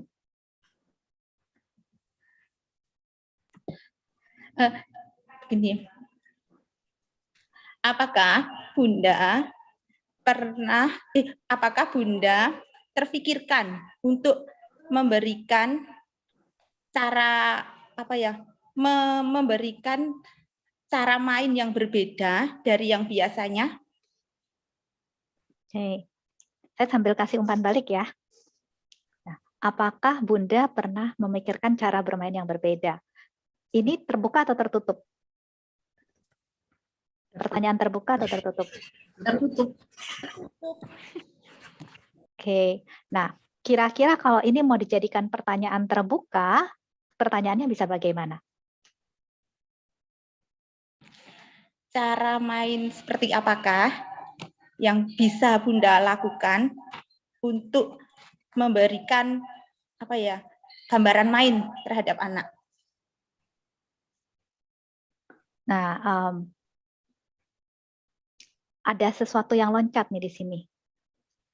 Karena mentor mengenalkan istilah gambaran main dengan asumsi menti paham gambaran main.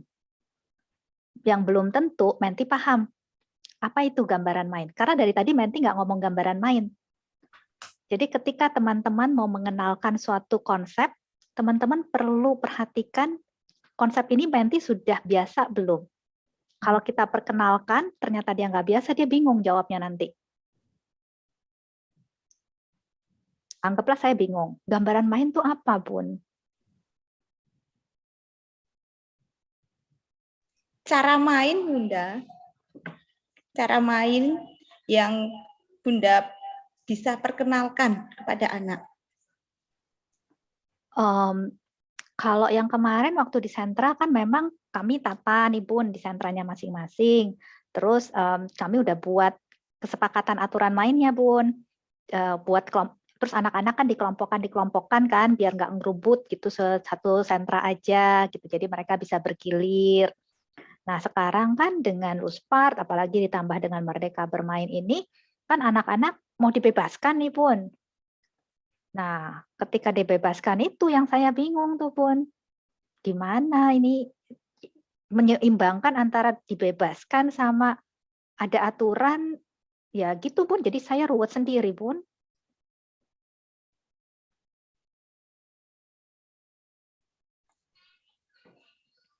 Mungkin ada yang mau menambahkan. Saya kok masih... Gak apa-apa, terima kasih Bu Ika. Terima kasih Bu Ika. Ini ada Bu Siti Ada. Toharo. Betul. Silahkan. Sini. Saya coba menambahkan. Ya, Bun. Mohon izin. Ya, Bun. Dengaran ya? Dengaran, Bun. Ya, terdengar. Ya. Menurut pengamatan Ibu, bagaimana antusias anak-anak ketika bermain menggunakan Luspart di tempat Ibu? Agak beda-beda sih Bun, ada yang mau langsung main, ada yang kayak cuma ngeliat-ngeliat aja, ngeliatin temennya gitu loh Bun, tapi nggak main, cuma ngeliatin temennya main gitu, kayak bingung mau ngapain. Ketika ada anak yang tidak langsung bermain, apa yang Ibu lakukan kepada anak yang belum mau ikut main? Ya itu Bun, saya semangati supaya mau main. Loh, liatin tuh teman-temannya main, masa kamu nggak mau main? Seru loh main teman-temanmu itu. Gitu Bun. Dan ketika ada anak-anak yang sudah antusias main, bagaimana Ibu mensikapinya? Nah, itu yang buat saya bingung, Bun. Gimana caranya supaya yang mereka mainkan itu jadi ada pembelajarannya. Nah, itu yang saya juga masih bingung tuh, Bun. Cukup dulu ya. Mungkin bisa dilanjut yang lain. Itu termasuk apa, Bunda? Oke. Pertanyaan-pertanyaan tadi itu semuanya pertanyaan realita. Itu masih pertanyaan realita. Jadi itu boleh dipakai di dalam tahap realita. Terima kasih, Bu Siti. Monggo dilanjutkan yang lain.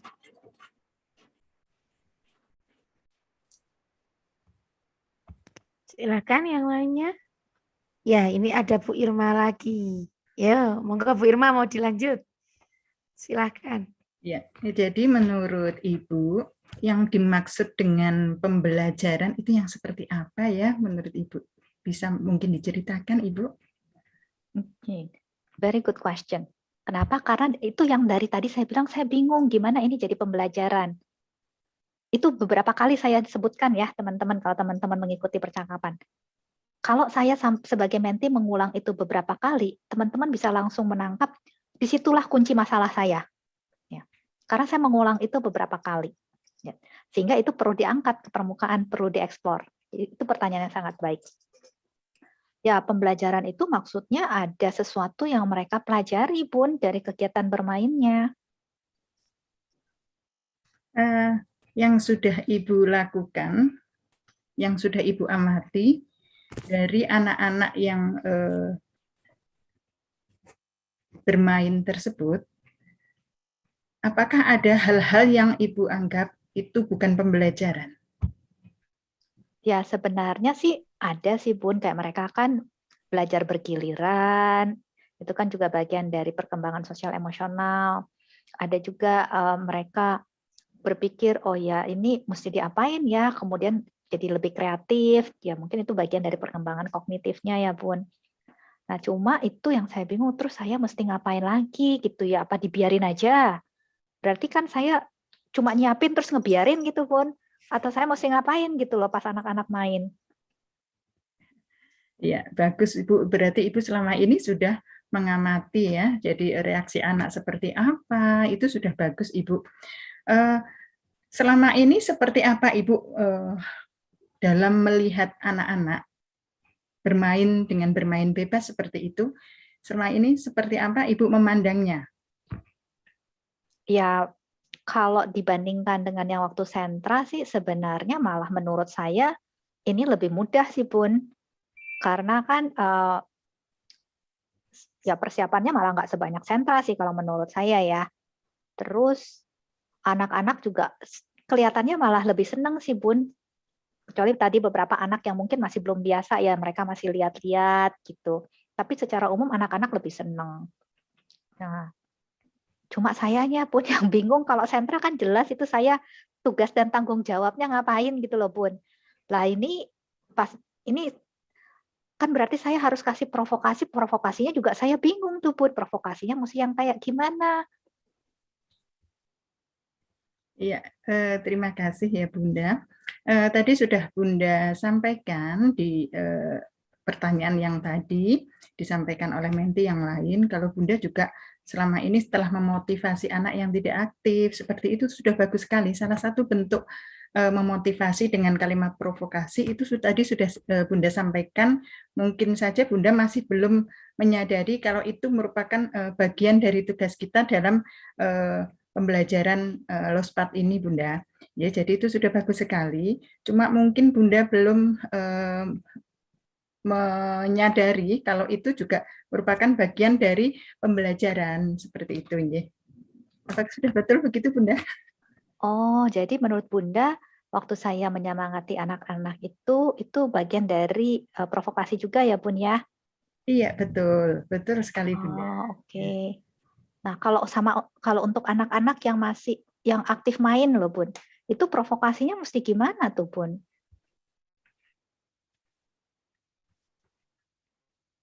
Mungkin itu bisa dilakukan dengan cara memberi alternatif Bunda. Alternatif dengan cara mengamati mainan anak, kemudian kita memberi ide bermain dengan cara lain, seperti itu.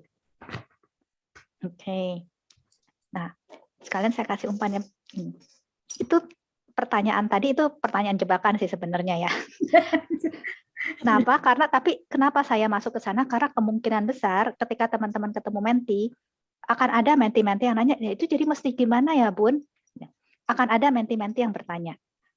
Nah, itu tanda kutip jebakan. Kenapa? Karena kalau kita meresponi, kita sudah mengarahkan. Ya. Karena kita ngasih ide, ya. Padahal tugas kita sekali lagi menstimulasi. Ya. Jadi kalau ada menti yang bertanya, sedapat mungkin teman-teman coba arahkan ke arah stimulasi. Misalkan, oke, kita coba pikirkan bersama ya Bun. Nah, menurut Bunda, kasih pertanyaan lagi. Oh iya. Ayo bagus Bunda Irma. Iya, mungkin bisa bergantian dengan teman yang lain agar bisa berkesempatan belajar, Bunda. Oke, terima kasih Bunda Irma. Terima kasih Bunda Irma. Lanjut, masih ada yang resen. Oh ya, Bu Endang Nurtiah. Monggo Bu Endang. Ini kita 5 menit lagi ya, teman-teman. Sore Bunda. Yeah. Ini kita kembali lagi ke awal tadi, katanya Bunda tidak menemukan cara pembelajaran seperti itu. Karena ketika anak main, ya tidak terbiasa dengan aturan. Kira-kira saya mau bertanya, apakah di awal Bunda sudah melakukan kesepakatan dengan anak-anak tentang kegiatan main apa atau tema apa yang sudah Bunda persiapkan begitu. Terima kasih. Oke, terima kasih Bu Endang. Sekali lagi saya izin memberikan umpan balik ya. Iya, terima kasih Bu. Nah, di dalam mentoring, karena ini sesuatu yang sangat bagus sekali menurut saya. Terima kasih sekali lagi Bu Endang untuk pertanyaannya. Di dalam mentoring, kita mengenal ada yang namanya sandwich question.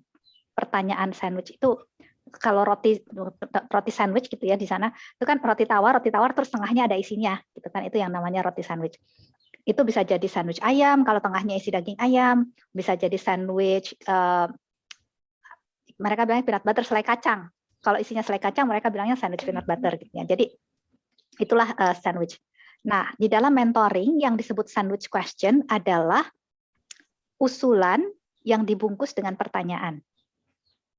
Itu yang disebut sandwich question. Jadi ketika kita, pertanyaan Ibu Endang tadi itu contoh sandwich question. Jadi terima kasih sekali Bu Endang sudah mengingatkan saya untuk membahas ini tentang sandwich question. Jadi ketika ditanyakan, Bunda sudah melakukan ini enggak di awal? Itu pertanyaan, tetapi sebenarnya di dalam pertanyaan itu pertanyaan itu membungkus usulan. Usulannya adalah sebaiknya ini dilakukan di awal. Cuma usulan itu dibungkus dengan pertanyaan. Nah, ini yang teman-teman perlu waspadai di dalam mentoring. Karena itu bukan pertanyaan stimulasi. Itu mengarahkan. Nah, tapi saya senang ini muncul. Bu Endang memunculkan. Kenapa? Karena kita jadi bisa menyadari kan, oh iya, ini kayaknya sesuatu yang kayak gini tuh yang namanya sandwich question, sehingga ini nanti kita perlu bisa lebih waspadai. Ya. Terima kasih. Silahkan yang lain kalau ada yang mau menambahkan. Terima kasih Bunda. Ya, terima kasih juga Bu Endang. Apakah ada yang menambahkan lagi? Ini waktunya tinggal 2 menit ya Bu Ellen. Iya. Silahkan teman-teman. Ya, ini ada Bu Ina Rafida. Silakan Bu Ina. Nah, suaranya belum terdengar Bu Ina. Untuk open mic dulu, coba. Oh iya. Ya, terima kasih Bunda Helen. Bunda, ini masih di realita ya Bunda ya? Atau sudah ke opsi? Nah, karena ini waktunya tinggal 2 menit, berarti teman-teman mentor harus sudah mulai ganti gigi. Harus sudah masuk ke tahap opsi dan way forward. Tapi maaf sebelum ke opsi tadi, saya dari tadi menunggu kesempatan, karena di awal kan Bunda bilang belum ketemu pembelajaran. Apakah untuk anak didik kita itu kita bacakan dulu apa dari susunan dari lospat kita ini, mau dibawa kemana, apa yang akan kita kerjakan dengan lospat ini, maksudnya dalam arti kata di sini tema begitu ya Bunda ya. Apakah di situ perlu kita sampaikan kepada anak didik kita agar kita menemukan pembelajaran pada susunan lospat kita gitu, sebelum masuk ke opsi. Oke, terima kasih Bunda Ina. Nah, ketika teman-teman, sekali lagi saya izin memberikan umpan balik ya teman-teman. Jadi ketika teman-teman menjelaskan suatu konsep, kemudian ditanyakan ke mentinya, kira-kira perlu nggak melakukan ini? Pertanyaan ini pertanyaan yang tadi balik lagi sandwich question. Karena sebenarnya ini mau mengarahkan untuk melakukan yang ini. Cuma dibungkus dalam pertanyaan. Jadi pertanyaan di dalam mentoring itu harus benar-benar murni pertanyaan. Pertanyaan yang menstimulasi, bukan pertanyaan yang mengarahkan. Tapi saya senang tadi Bu Ina mengatakan pertanyaan ini, sehingga kita jadi lebih kaya akan contoh-contoh tentang sandwich question. Jadi terima kasih banyak Bu Ina sudah memberikan contoh tambahan tentang sandwich question. Ya. Selanjutnya kita masuk ke opsi ya Bunda ya. Nah, di sini opsi itu dari beberapa apa tadi masalah yang Bunda berikan itu, kita akan kira-kira Bunda mau memilih yang mana di antara satu itu. Ada 3 tadi. Oke. Ini saya jawab ya pertanyaan Bunda Ina. Tadi sebelum saya jawab, yang 3 itu kan permasalahan yang saya bawa, ya. Itu permasalahan yang saya bawa. Sampai dengan titik ini, saya belum ketemu opsi nih. Jadi kalau saya belum ketemu opsi, sebenarnya teman-teman perlu bantu saya memikirkan opsinya apa.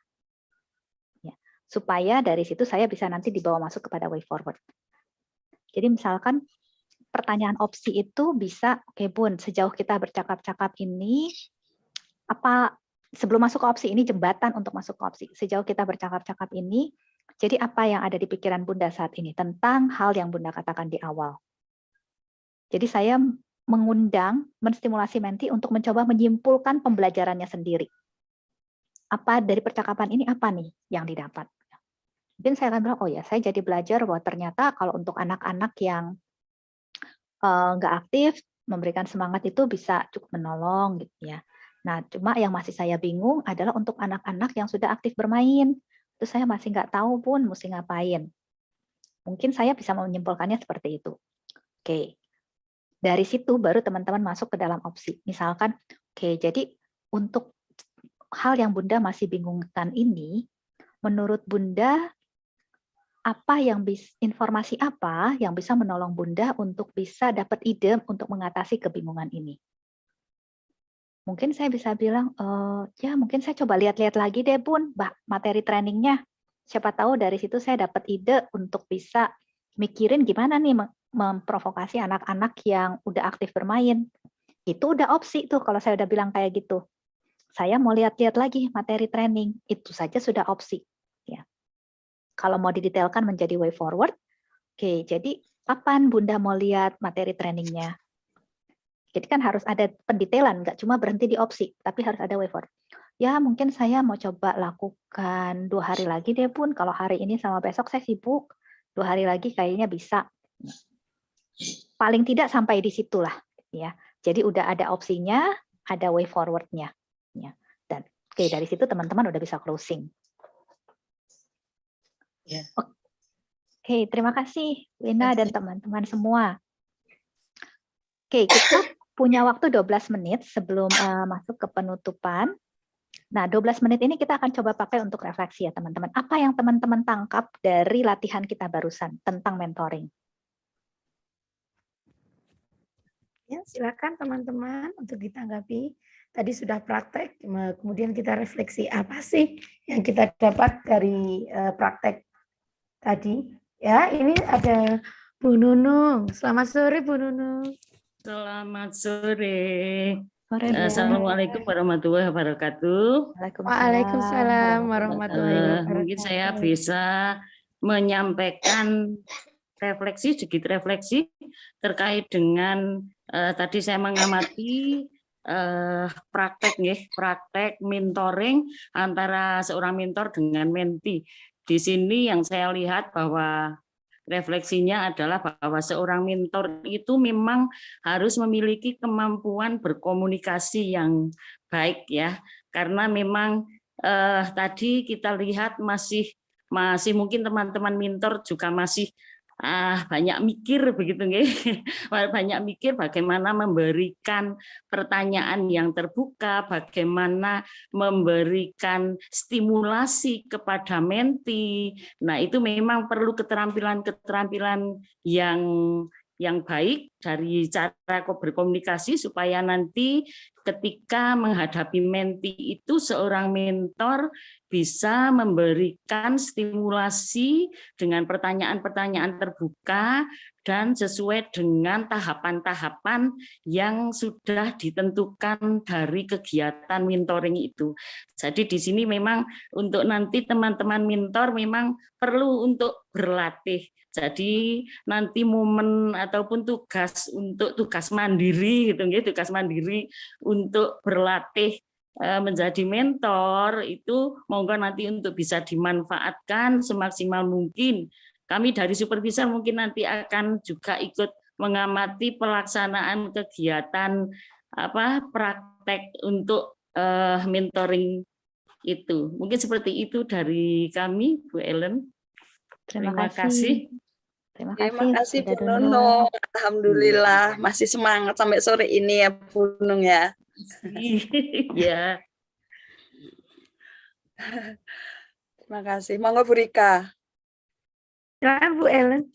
Ya, jadi terima kasih sekali lagi Bu Nunung. Betul. Jadi ini adalah keterampilan yang perlu dilatih. Kalau tadi teman-teman mungkin masih banyak mikir, sangat normal, ya, karena kan baru berproses.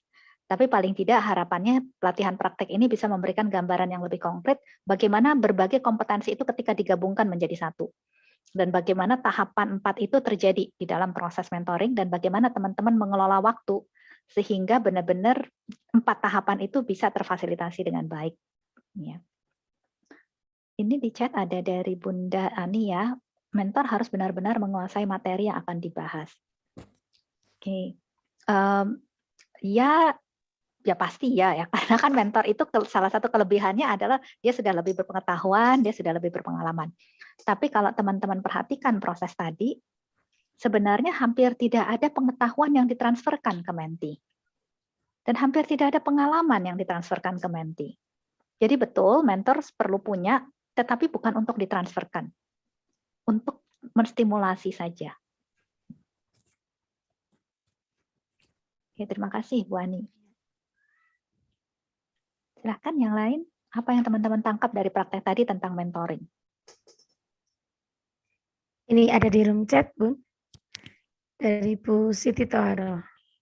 Oke, harus menggunakan kalimat yang tepat. Betul. Harus lebih membangun kepekaan lebih terhadap penggunaan kata, baik kita yang menggunakan maupun menti yang menggunakan. Ya. Kayak tadi, saya beberapa kali memakai kata, saya masih bingung nih pembelajarannya. Nah, kalau tadi Bunda Irma bisa menangkap, ketika itu ditangkap, itu menolong, karena itu kata yang saya ulang-ulang. Jadi ketika ada yang diulang-ulang, berarti teman-teman tahu ini kayaknya akar masalahnya ada di sini nih. Ini ada lagi dari room chat Bu Irma.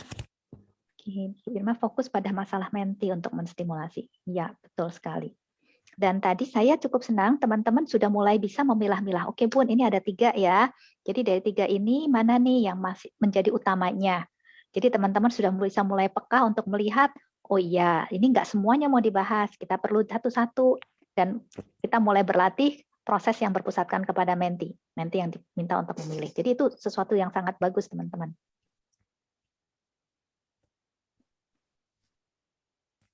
Silakan teman-teman, ada lagi.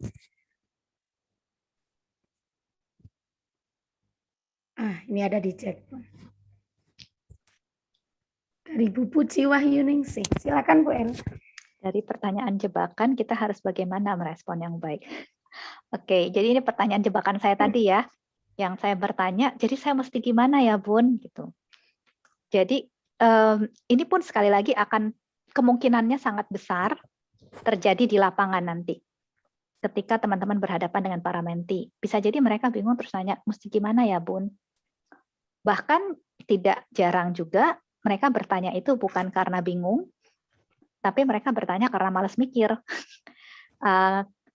Jadi hal ini akan teman-teman alami gitu ya di lapangan. Yang penting sekali lagi jangan terbawa masuk ke jebakannya.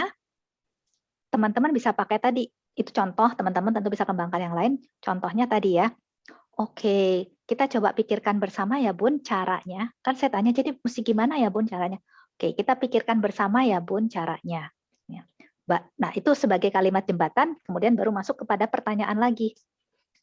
Mungkin kita bisa tanya, oke, kalau selama ini Bunda melakukannya bagaimana? Itu bisa kita tanyakan. Atau teman-teman mau create pertanyaan lagi. Kalau selama ini yang Bunda pernah ketahui, seperti apa yang sebaiknya dilakukan? Jadi teman-teman bisa bisa mengkreasikan berbagai pertanyaan setelahnya, tapi perlu ada jembatan itu dulu. Supaya si menti nggak merasa, kok nggak dijawab sih pertanyaannya? Ya. Tapi jembatan itu menjadi sesuatu yang meyakinkan menti bahwa ini kita nanya dalam konteks mau cari jawaban.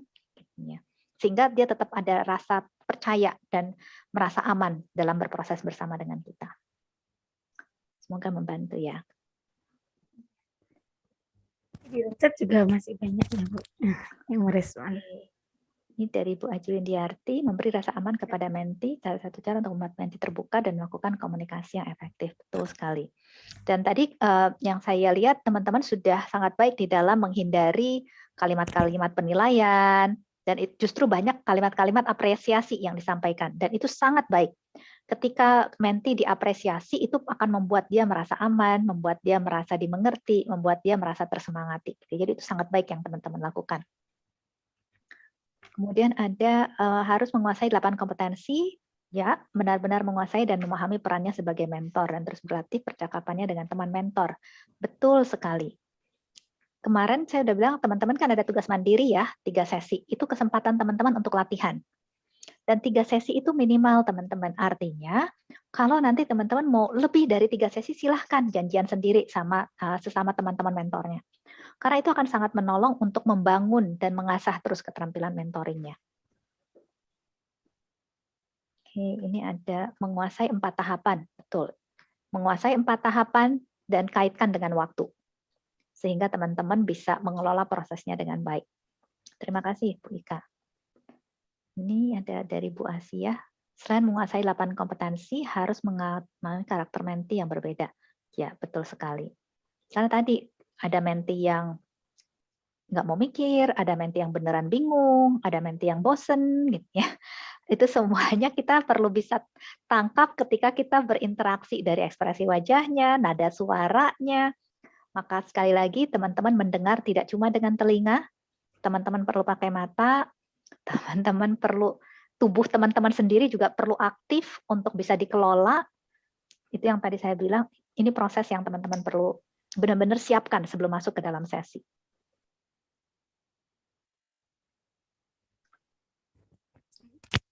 Oke. Apa lagi yang teman-teman tangkap? Ya, silahkan teman-teman. Ada lagi yang perlu ditanyakan sama Bu Ellen? Kesempatannya ini masih tinggal 2 menit ini ya Bu Ellen ya.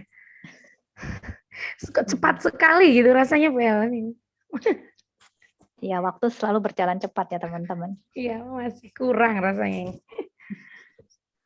Bu Ellen, boleh Ya. berdiskusi? Oh iya, silakan Bu As. Oke. Terkait dengan teman-teman tadi, kalau kita menghadapi itu tadi mentor menghadapi menti, terkait dengan beberapa karakter yang dimiliki dan yang berbeda-beda. Ada yang menti itu terlalu diam, dilakukan dan menjawabnya hanya satu. Nah, itu untuk memancing seperti itu bagaimana? Sementara kita itu mentor sudah nggak boleh maksudnya mengarahkan, memberikan solusi kan begitu. Bagaimana Bun? Penjelasan, terima kasih. Terima kasih Bunda Asia, pertanyaannya very good question. Jadi teman-teman, salah satu hal, kalau senjata tanda kutip lah ya, senjata tanda kutip yang bisa teman-teman pakai adalah sekali lagi pertanyaan terbuka. Karena pertanyaan terbuka itu akan ya membuka gitu ya, membuka apa yang pernah menti alami, apa yang menti pikirkan. Contoh tadi, apakah Bunda sudah pernah melakukan ini? Mungkin saya jawabnya udah pernah sih Bun. Oh, terus hasilnya baik nggak Bun? Nggak terlalu Baik. sih, atau baik. Oh, jadi kalau sudah baik, Bunda puaskah dengan hasilnya? Puas. Jadi berat banget gitu. Nah, kalau itu terjadi kenapa? Karena kitanya mentornya bertanyanya pakai pertanyaan tertutup. Coba bayangkan skenario-nya agak berbeda kalau kita pakai pertanyaannya pertanyaan terbuka. Jadi ketika Bunda melakukan itu, apa yang terjadi? Nah, itu nggak mungkin jawabannya 1-2 kata. Kalau menjelaskan apa yang terjadi, itu pasti akan minimal beberapa kalimat lah. Ya. Iya. Dengan jawaban yang lebih dari 1 ya. Betul, betul. Jadi bagaimana kita membuat pertanyaannya terbuka, sehingga menti itu menjawabnya juga terbuka. Terima kasih. Sama-sama Bunda Asia. Oke. Apakah di awal perlu kita sampaikan dulu bahwa peran dari mentor itu seperti ini? Ya, akan sangat menolong kalau teman-teman menjelaskan. Itu kemarin kita bahas ya, tentang mengelola kontrak. Di dalam mengelola kontrak akan menolong kalau teman-teman bisa menjelaskan kepada menti, bahkan bukan cuma ke menti, tetapi juga pihak-pihak yang mensponsori menti, bahwa mentoring itu kayak begini dan peran mentor itu seperti ini. Sehingga mereka punya pemahaman yang serupa gitu ya dengan teman-teman ketika masuk ke dalam prosesnya. Jadi itu bisa, kalau itu bisa dilakukan akan sangat menolong. Dan ini dari Bu Nurul, feedback terakhir, perlu mengolah kata-kata dengan penuh perasaan dan hati-hati agar hubungan komunikasi terjalin dengan baik dan terang. Betul sekali. Karena hubungan itu penting di dalam mentoring, supaya menti benar-benar mau terbuka ya. Oke, kita sudah lewat 1 menit. Terima kasih ya teman-teman semua sudah berpartisipasi aktif. Dan saya pribadi selalu menikmati training-training seperti ini, karena buat saya ini sangat menolong kita semua. Ya, ketika kita benar-benar melakukannya, teman-teman bisa menciptakan transformasi itu luar biasa sekali. Ya, kalau teman-teman melakukannya dengan konsisten. Jadi terima kasih sekali lagi untuk waktu yang sudah diluangkan, dan dengan ini saya ucapkan selamat bertugas dan selamat menjalankan peran sebagai mentor, dan all the best untuk teman-teman semua. Terima kasih, saya kembalikan ke Bunda Rika. Ya, terima kasih Bu Ellen, luar biasa. Makasih ya buat Bu Ellen. Terima kasih Bu Ellen, 2 hari ini kita sudah belajar banyak tentang tugas mentor, tentang 8 kompetensi yang harus dimiliki oleh seorang mentor, dan tentunya tadi yang saya amati ada 2 kunci yang harus kita miliki jadi mentor. Itu yang satu, bangun rasa aman, yang kedua, perbanyak kalimat terbuka. Itu untuk menjadi kunci kita sebagai mentor. Dan jangan lupa untuk semangat berlatih, karena dari kita berlatih itu kita akan semakin terlatih nantinya ketika kita langsung berhadapan langsung dengan menti-menti kita di lapangan, seperti itu.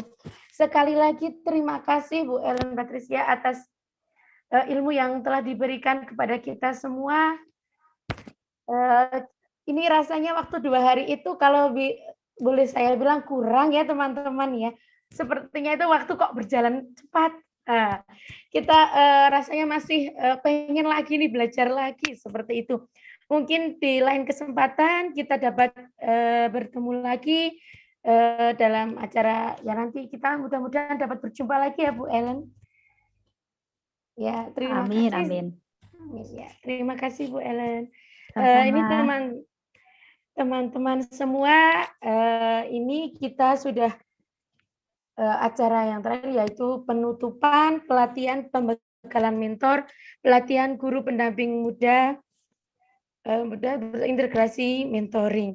Alhamdulillah 2 hari ini berjalan dengan lancar tanpa ada halangan suatu apapun. Alhamdulillah teman-teman juga sangat aktif dalam mengikuti pelatihan pembekalan mentor ini. Semoga pelatihan 2 hari ini dapat menjadi bekal teman-teman besok ketika mementori menti-menti yang ada di lapangan besok. Dan jangan lupa untuk semangat berlatih. Seperti biasanya di akhir ini ada pantun nih buat para mentor-mentor kita ya. Pada hari Minggu naik motor. Bu Romi? Kita ada penutupan dulu. Berikan Ya. mau tutup dulu.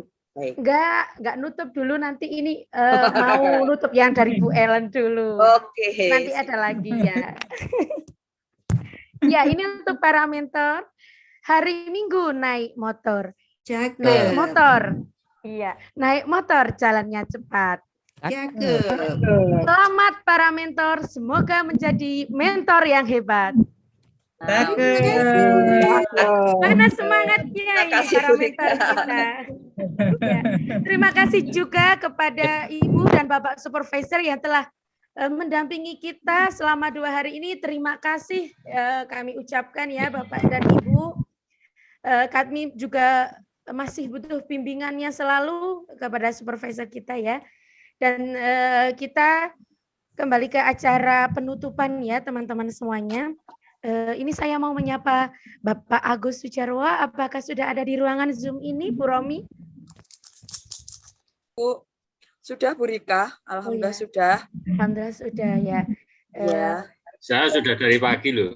Oh, sudah dari pagi, alhamdulillah. Selamat Terima sore kasih, Bapak. Bapak. Terima kasih sekali kerawuhanipun.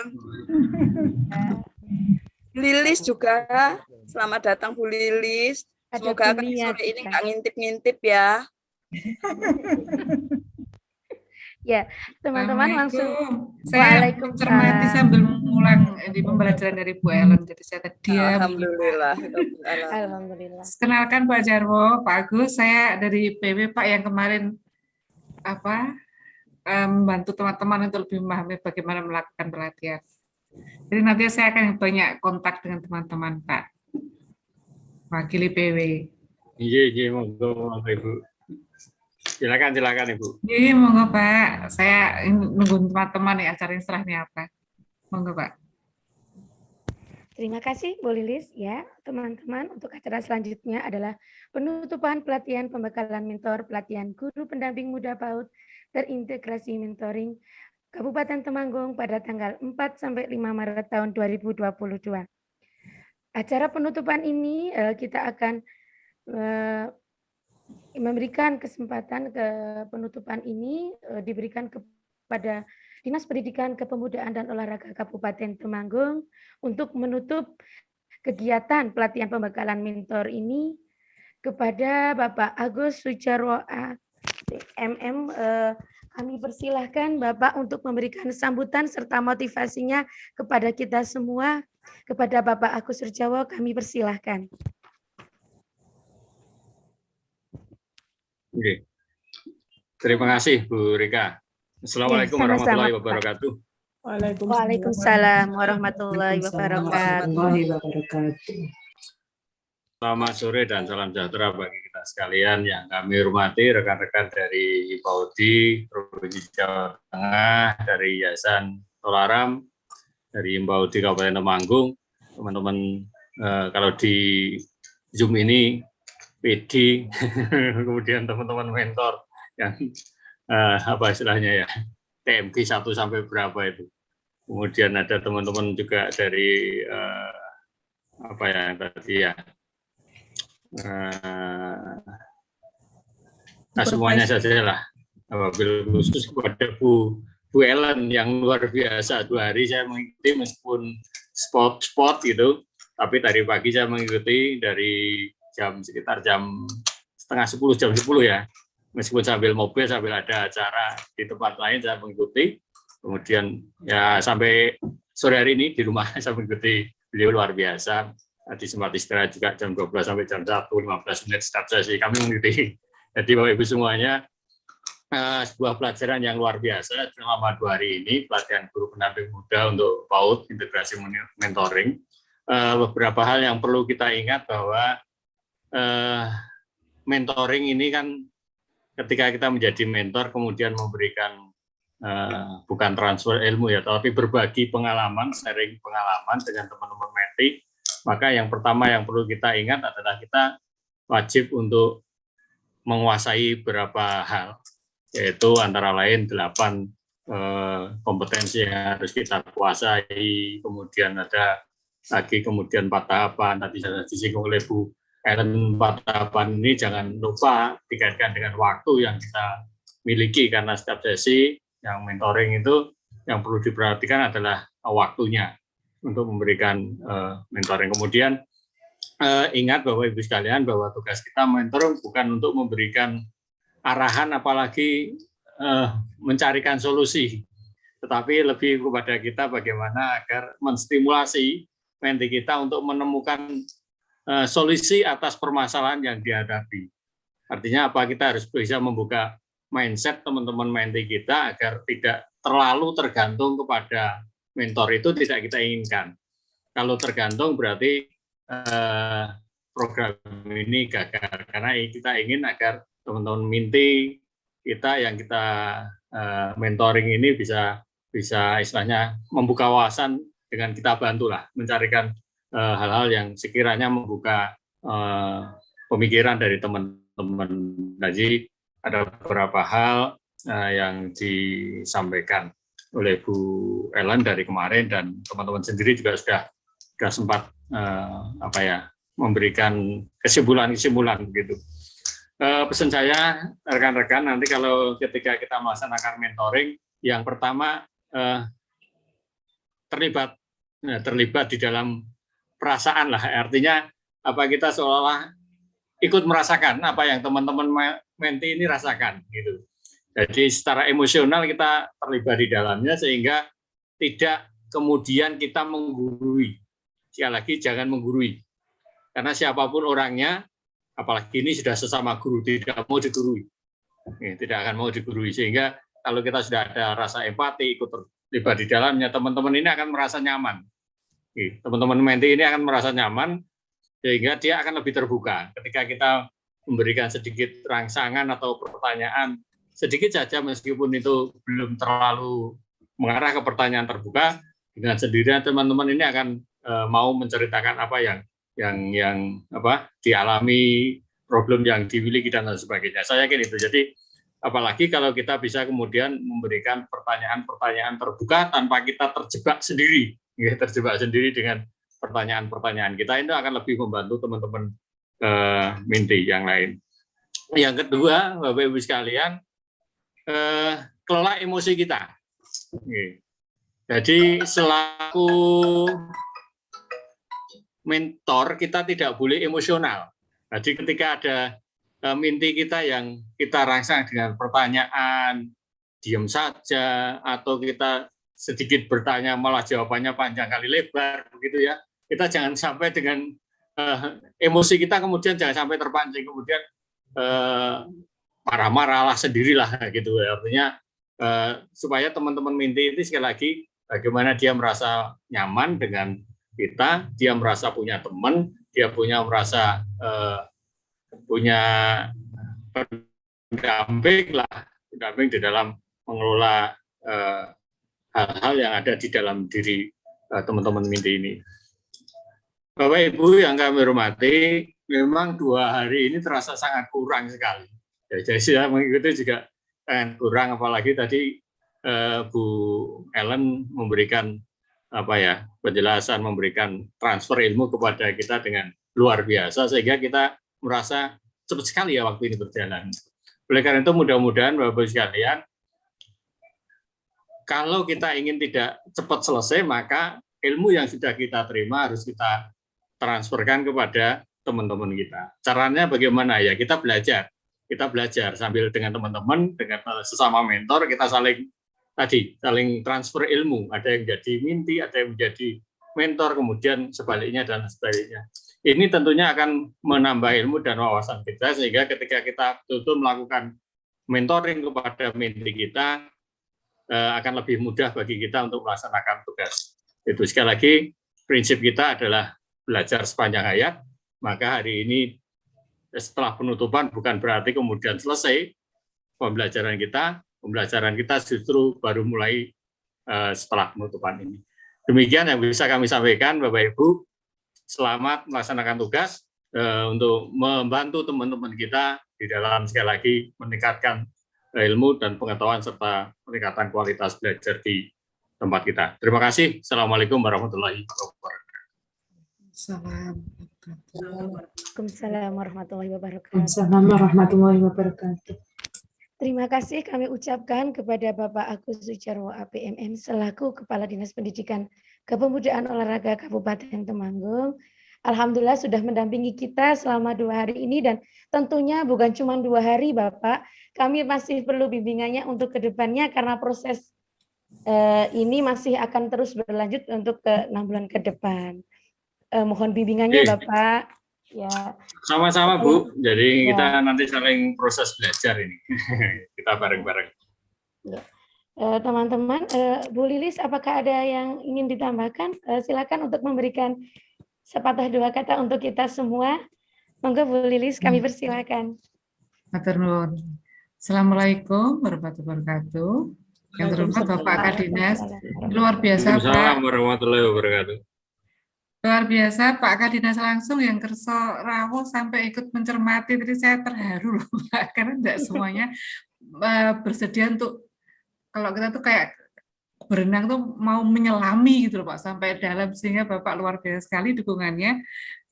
Ini teman-teman di Temanggung harus bersyukur nih, dukungan dari Dinas Pendidikan luar biasa, supaya nanti kita tambah bersinergi ya Pak ya, untuk membangun pendidikan anak usia dini khususnya di daerah Temanggung dan meningkatkan kompetensi para pendidik. Dari kami, dari PW, kami akan terus bekerja sama dengan baik Dinas Pendidikan maupun dengan teman-teman panitia nih Pak, yang setiap pagi, siang, malam sampai jam 10 lebih masih kontak saya nih loh Pak, saya lapor nih Pak. Jadi memang tugas kami itu sudah seperti itu, teman-teman. Memang saya sampaikan tidak usah sungkan, jam berapapun kalau ada apa-apa silakan kontak, karena kita tetap bersinergi sehingga nanti bisa semuanya insya Allah berjalan dengan lancar Pak. Amin. Gitu aja dari kami. Yang penting teman-teman ini untuk para mentor. Tadi saya menyimak juga, ini Bapak Ibu pengawas yang menjadi supervisor sudah mulai, pertanyaannya mulai menggelitik semua nih Pak. Jadi menunjukkan keseriusan untuk benar-benar mau bersinergi bareng-bareng dengan para pendidik PAUD. Luar biasa Pak. Harus di-applause nih Pak. Di panggung pendidik pendidikannya keren Pak. Teman-teman yang di mentor, khususnya karena saya pernah belajar dengan Bu Ellen. Waduh, Bu Ellen itu memang super kalau ngajarin mentoring gini. Memang untuk menjadi mentor itu butuh jam terbang tinggi. Jadi nggak usah khawatir kalau pas awal-awalnya masih agak kaku ya Bu Ellen ya. Saya dulu juga mengalami hal yang sama waktu bicara dengan Bu Ellen. Yang penting jangan berhenti mencoba ya Bu Ellen ya. Asal kita tetap terus mau tuh pasti nanti akan menemukan, kita tuh tiap orang akan punya style sendiri kok Bu Ellen ya. Betul, tiap orang menemukan style sendiri, tapi itu butuh waktu. Jadi untuk awal-awal mungkin agak mengcopy cara Bu Ellen bicara, oke. Tapi nanti lama-lama teman-teman tuh semua akan menemukan stylenya sendiri, teman-teman mentor. Don't worry, butuh jam terbang tinggi memang. Jadi ini latihan. Itu aja dari saya. Semoga kedepannya nih, ini kan awal nih dari mulai nanti pelatihan, semuanya lancar, teman-teman juga mendapatkan ilmu yang bisa bermanfaat bagi sesama. Amin. Terima kasih. Wassalamualaikum warahmatullahi wabarakatuh. Waalaikumsalam. Waalaikumsalam warahmatullahi wabarakatuh. Ya, terima kasih Bu Lilis. Jangan bosan-bosan ya untuk kita WA malam-malam ya. Ya, ini Bu Evi. Assalamualaikum Bu Evi. Waalaikumsalam. Ya, Bu Evi untuk memberikan sambutannya sepatah dua kata untuk kita semua untuk memotivasi teman-teman kita. Silakan Bu Evi. Assalamualaikum warahmatullahi wabarakatuh. Waalaikumsalam warahmatullahi wabarakatuh. Waalaikumsalam. Selamat Bapak Kepala Dinas Pendidikan, Kepemudaan dan Olahraga, Bapak Agus Sudarwo, yang saya hormati pula Bu Lilis, perwakilan dari PW, hadir juga di sini Bu Nia dari PW dan juga fasilitator, yang saya hormati para supervisor dan juga mentor, dan yang saya banggakan teman-teman panitia pengurus daerah PAUD yang kerjanya bisa dikatakan 24 jam.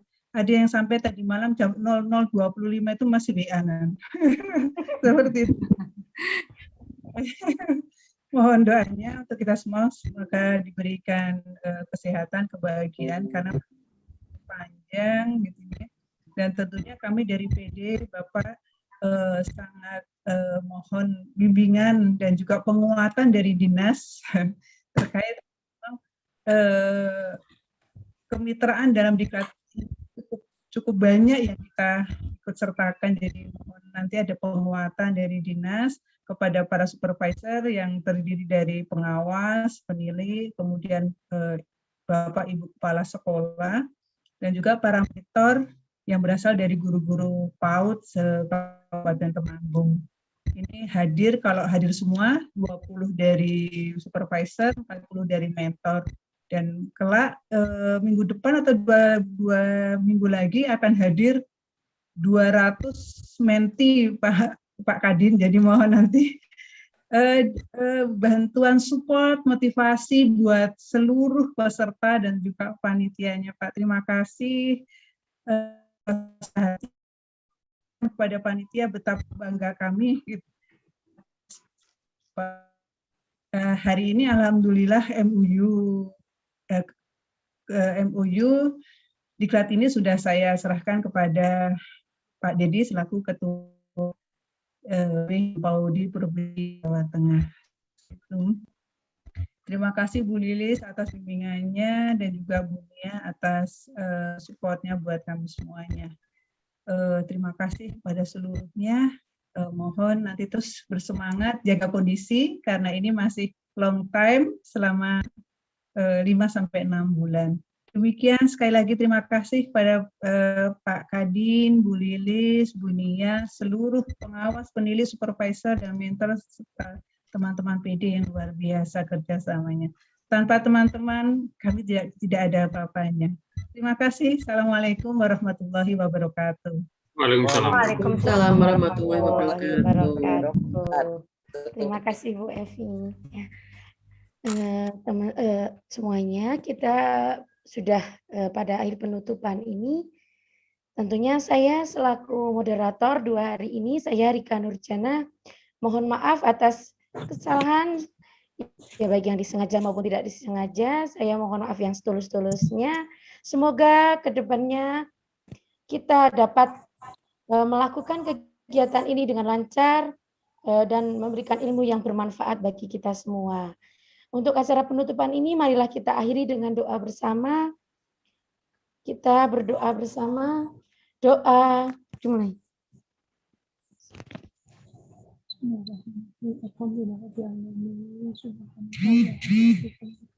Doa selesai. Terima kasih kepada narasumber kita, kepada PW dan juga kepada Dinas Pendidikan, Kepemudaan dan Olahraga Kabupaten Temanggung yang sudah mendukung kita semua dalam acara pelatihan pembekalan mentor. Saya akhiri. Wassalamualaikum warahmatullahi wabarakatuh. Waalaikumsalam warahmatullahi wabarakatuh.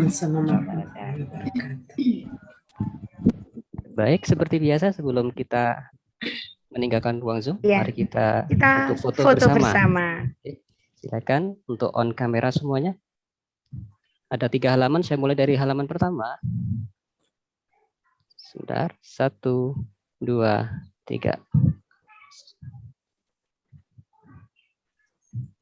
Halaman kedua. 1, 2, 3.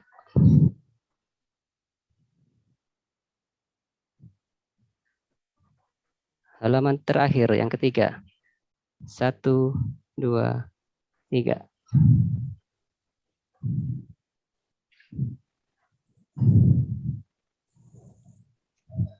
Ya, sudah. Terima kasih Bapak Ibu dan teman-teman semuanya. Bu panitia jangan pergi dulu, Nje. Nje, Bu. Terima kasih Bu Lilis, teman-teman semuanya. Terima kasih Pak Agus. Saya pamit ya. Terima kasih Bu Ellen. Matur suwun. Terima kasih ilmunya. Saya pamit juga.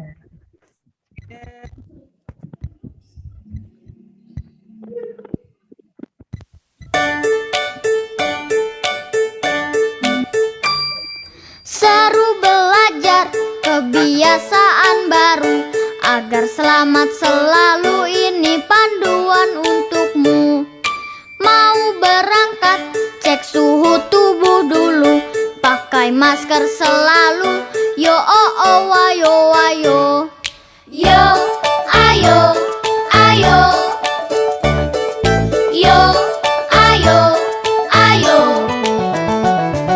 Saat di jalan jaga jarak tubuhmu, jangan gandengan dulu. Yo oh oh wayo wayo. Sampai sekolah cuci tanganmu dulu, pakai sabun selalu. Yo oh oh wayo wayo. Yo ayo ayo. Yo ayo ayo. Yo ayo ayo. Yo ayo ayo. Dengan temanmu jangan deketan dulu, pakai barang pribadimu. Yo oh oh wayo wayo. Pulang sekolah langsung pulang ke rumah, main-main gak usah. Yo oh oh wayo wayo. Sampai di rumah bersih-bersih segera, supaya kita bisa jumpa lagi di sekolah. Yo ayo kita bersama saling jaga, agar sehat selamat. Yo oh oh wayo wayo. Seru belajar kebiasaan baru agar selamat selalu, itu panduan untukmu.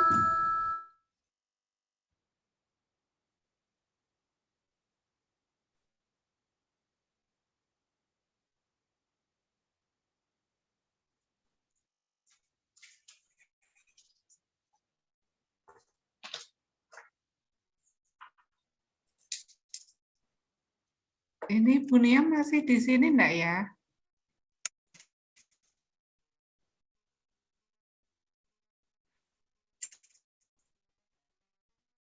Halo, teman-teman, kita mulai aja sebentar ya. Ya, Bu. Oke. Ini mumpung kita ketemu, panitia semua masih di sini kan ya? Kan berarti tadi saya sempat ngobrol sama Bu Evi, apakah kita mau mulainya maju atau tetap?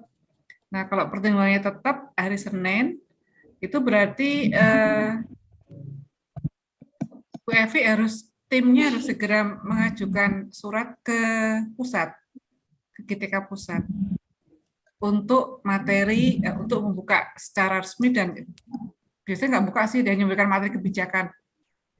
Jadi kan saya tanya ke Mbak Nia, yang membuat surat siapa, yang menghubungi siapa, itu ternyata dari PD, dari panitia setempat. Udah tahu alamatnya, kalau belum tahu serak-seraknya seperti apa, nanti tinggal tanya Bu Lina terus menghubungi GTK berkali-kali tuh. Bu Lina ada di sini nggak ya? Belum. Kayaknya belum ada nih. Nanti saya akan share di grup kita, di WA grup kita, biar Bu Lina juga bantu. Tapi saran saya segera bikin suratnya. Jadi asal sudah tahu, disepakati mau mulai kapan, ya itu. Karena kita kan jaga nih seandainya nanti bisa dari kita jaga nih kalau dari dinas dari pusat itu ternyata tidak bisa di hari Senin, tapi mengajukan di weekend, berarti kita nanti harus switch kayak saya sampaikan tadi itu Bu Evi. Oh gitu ya. Jadi mungkin pada setelah POG itu 2 JPL ada dari pusat untuk materi kebijakan. Terus sisanya tetap jalan lagi di hari Senin. Kayak konsep dasar dan dari pembukaan resmi diklat dari Kadinas ya nggak apa-apa, tetap di hari Senin.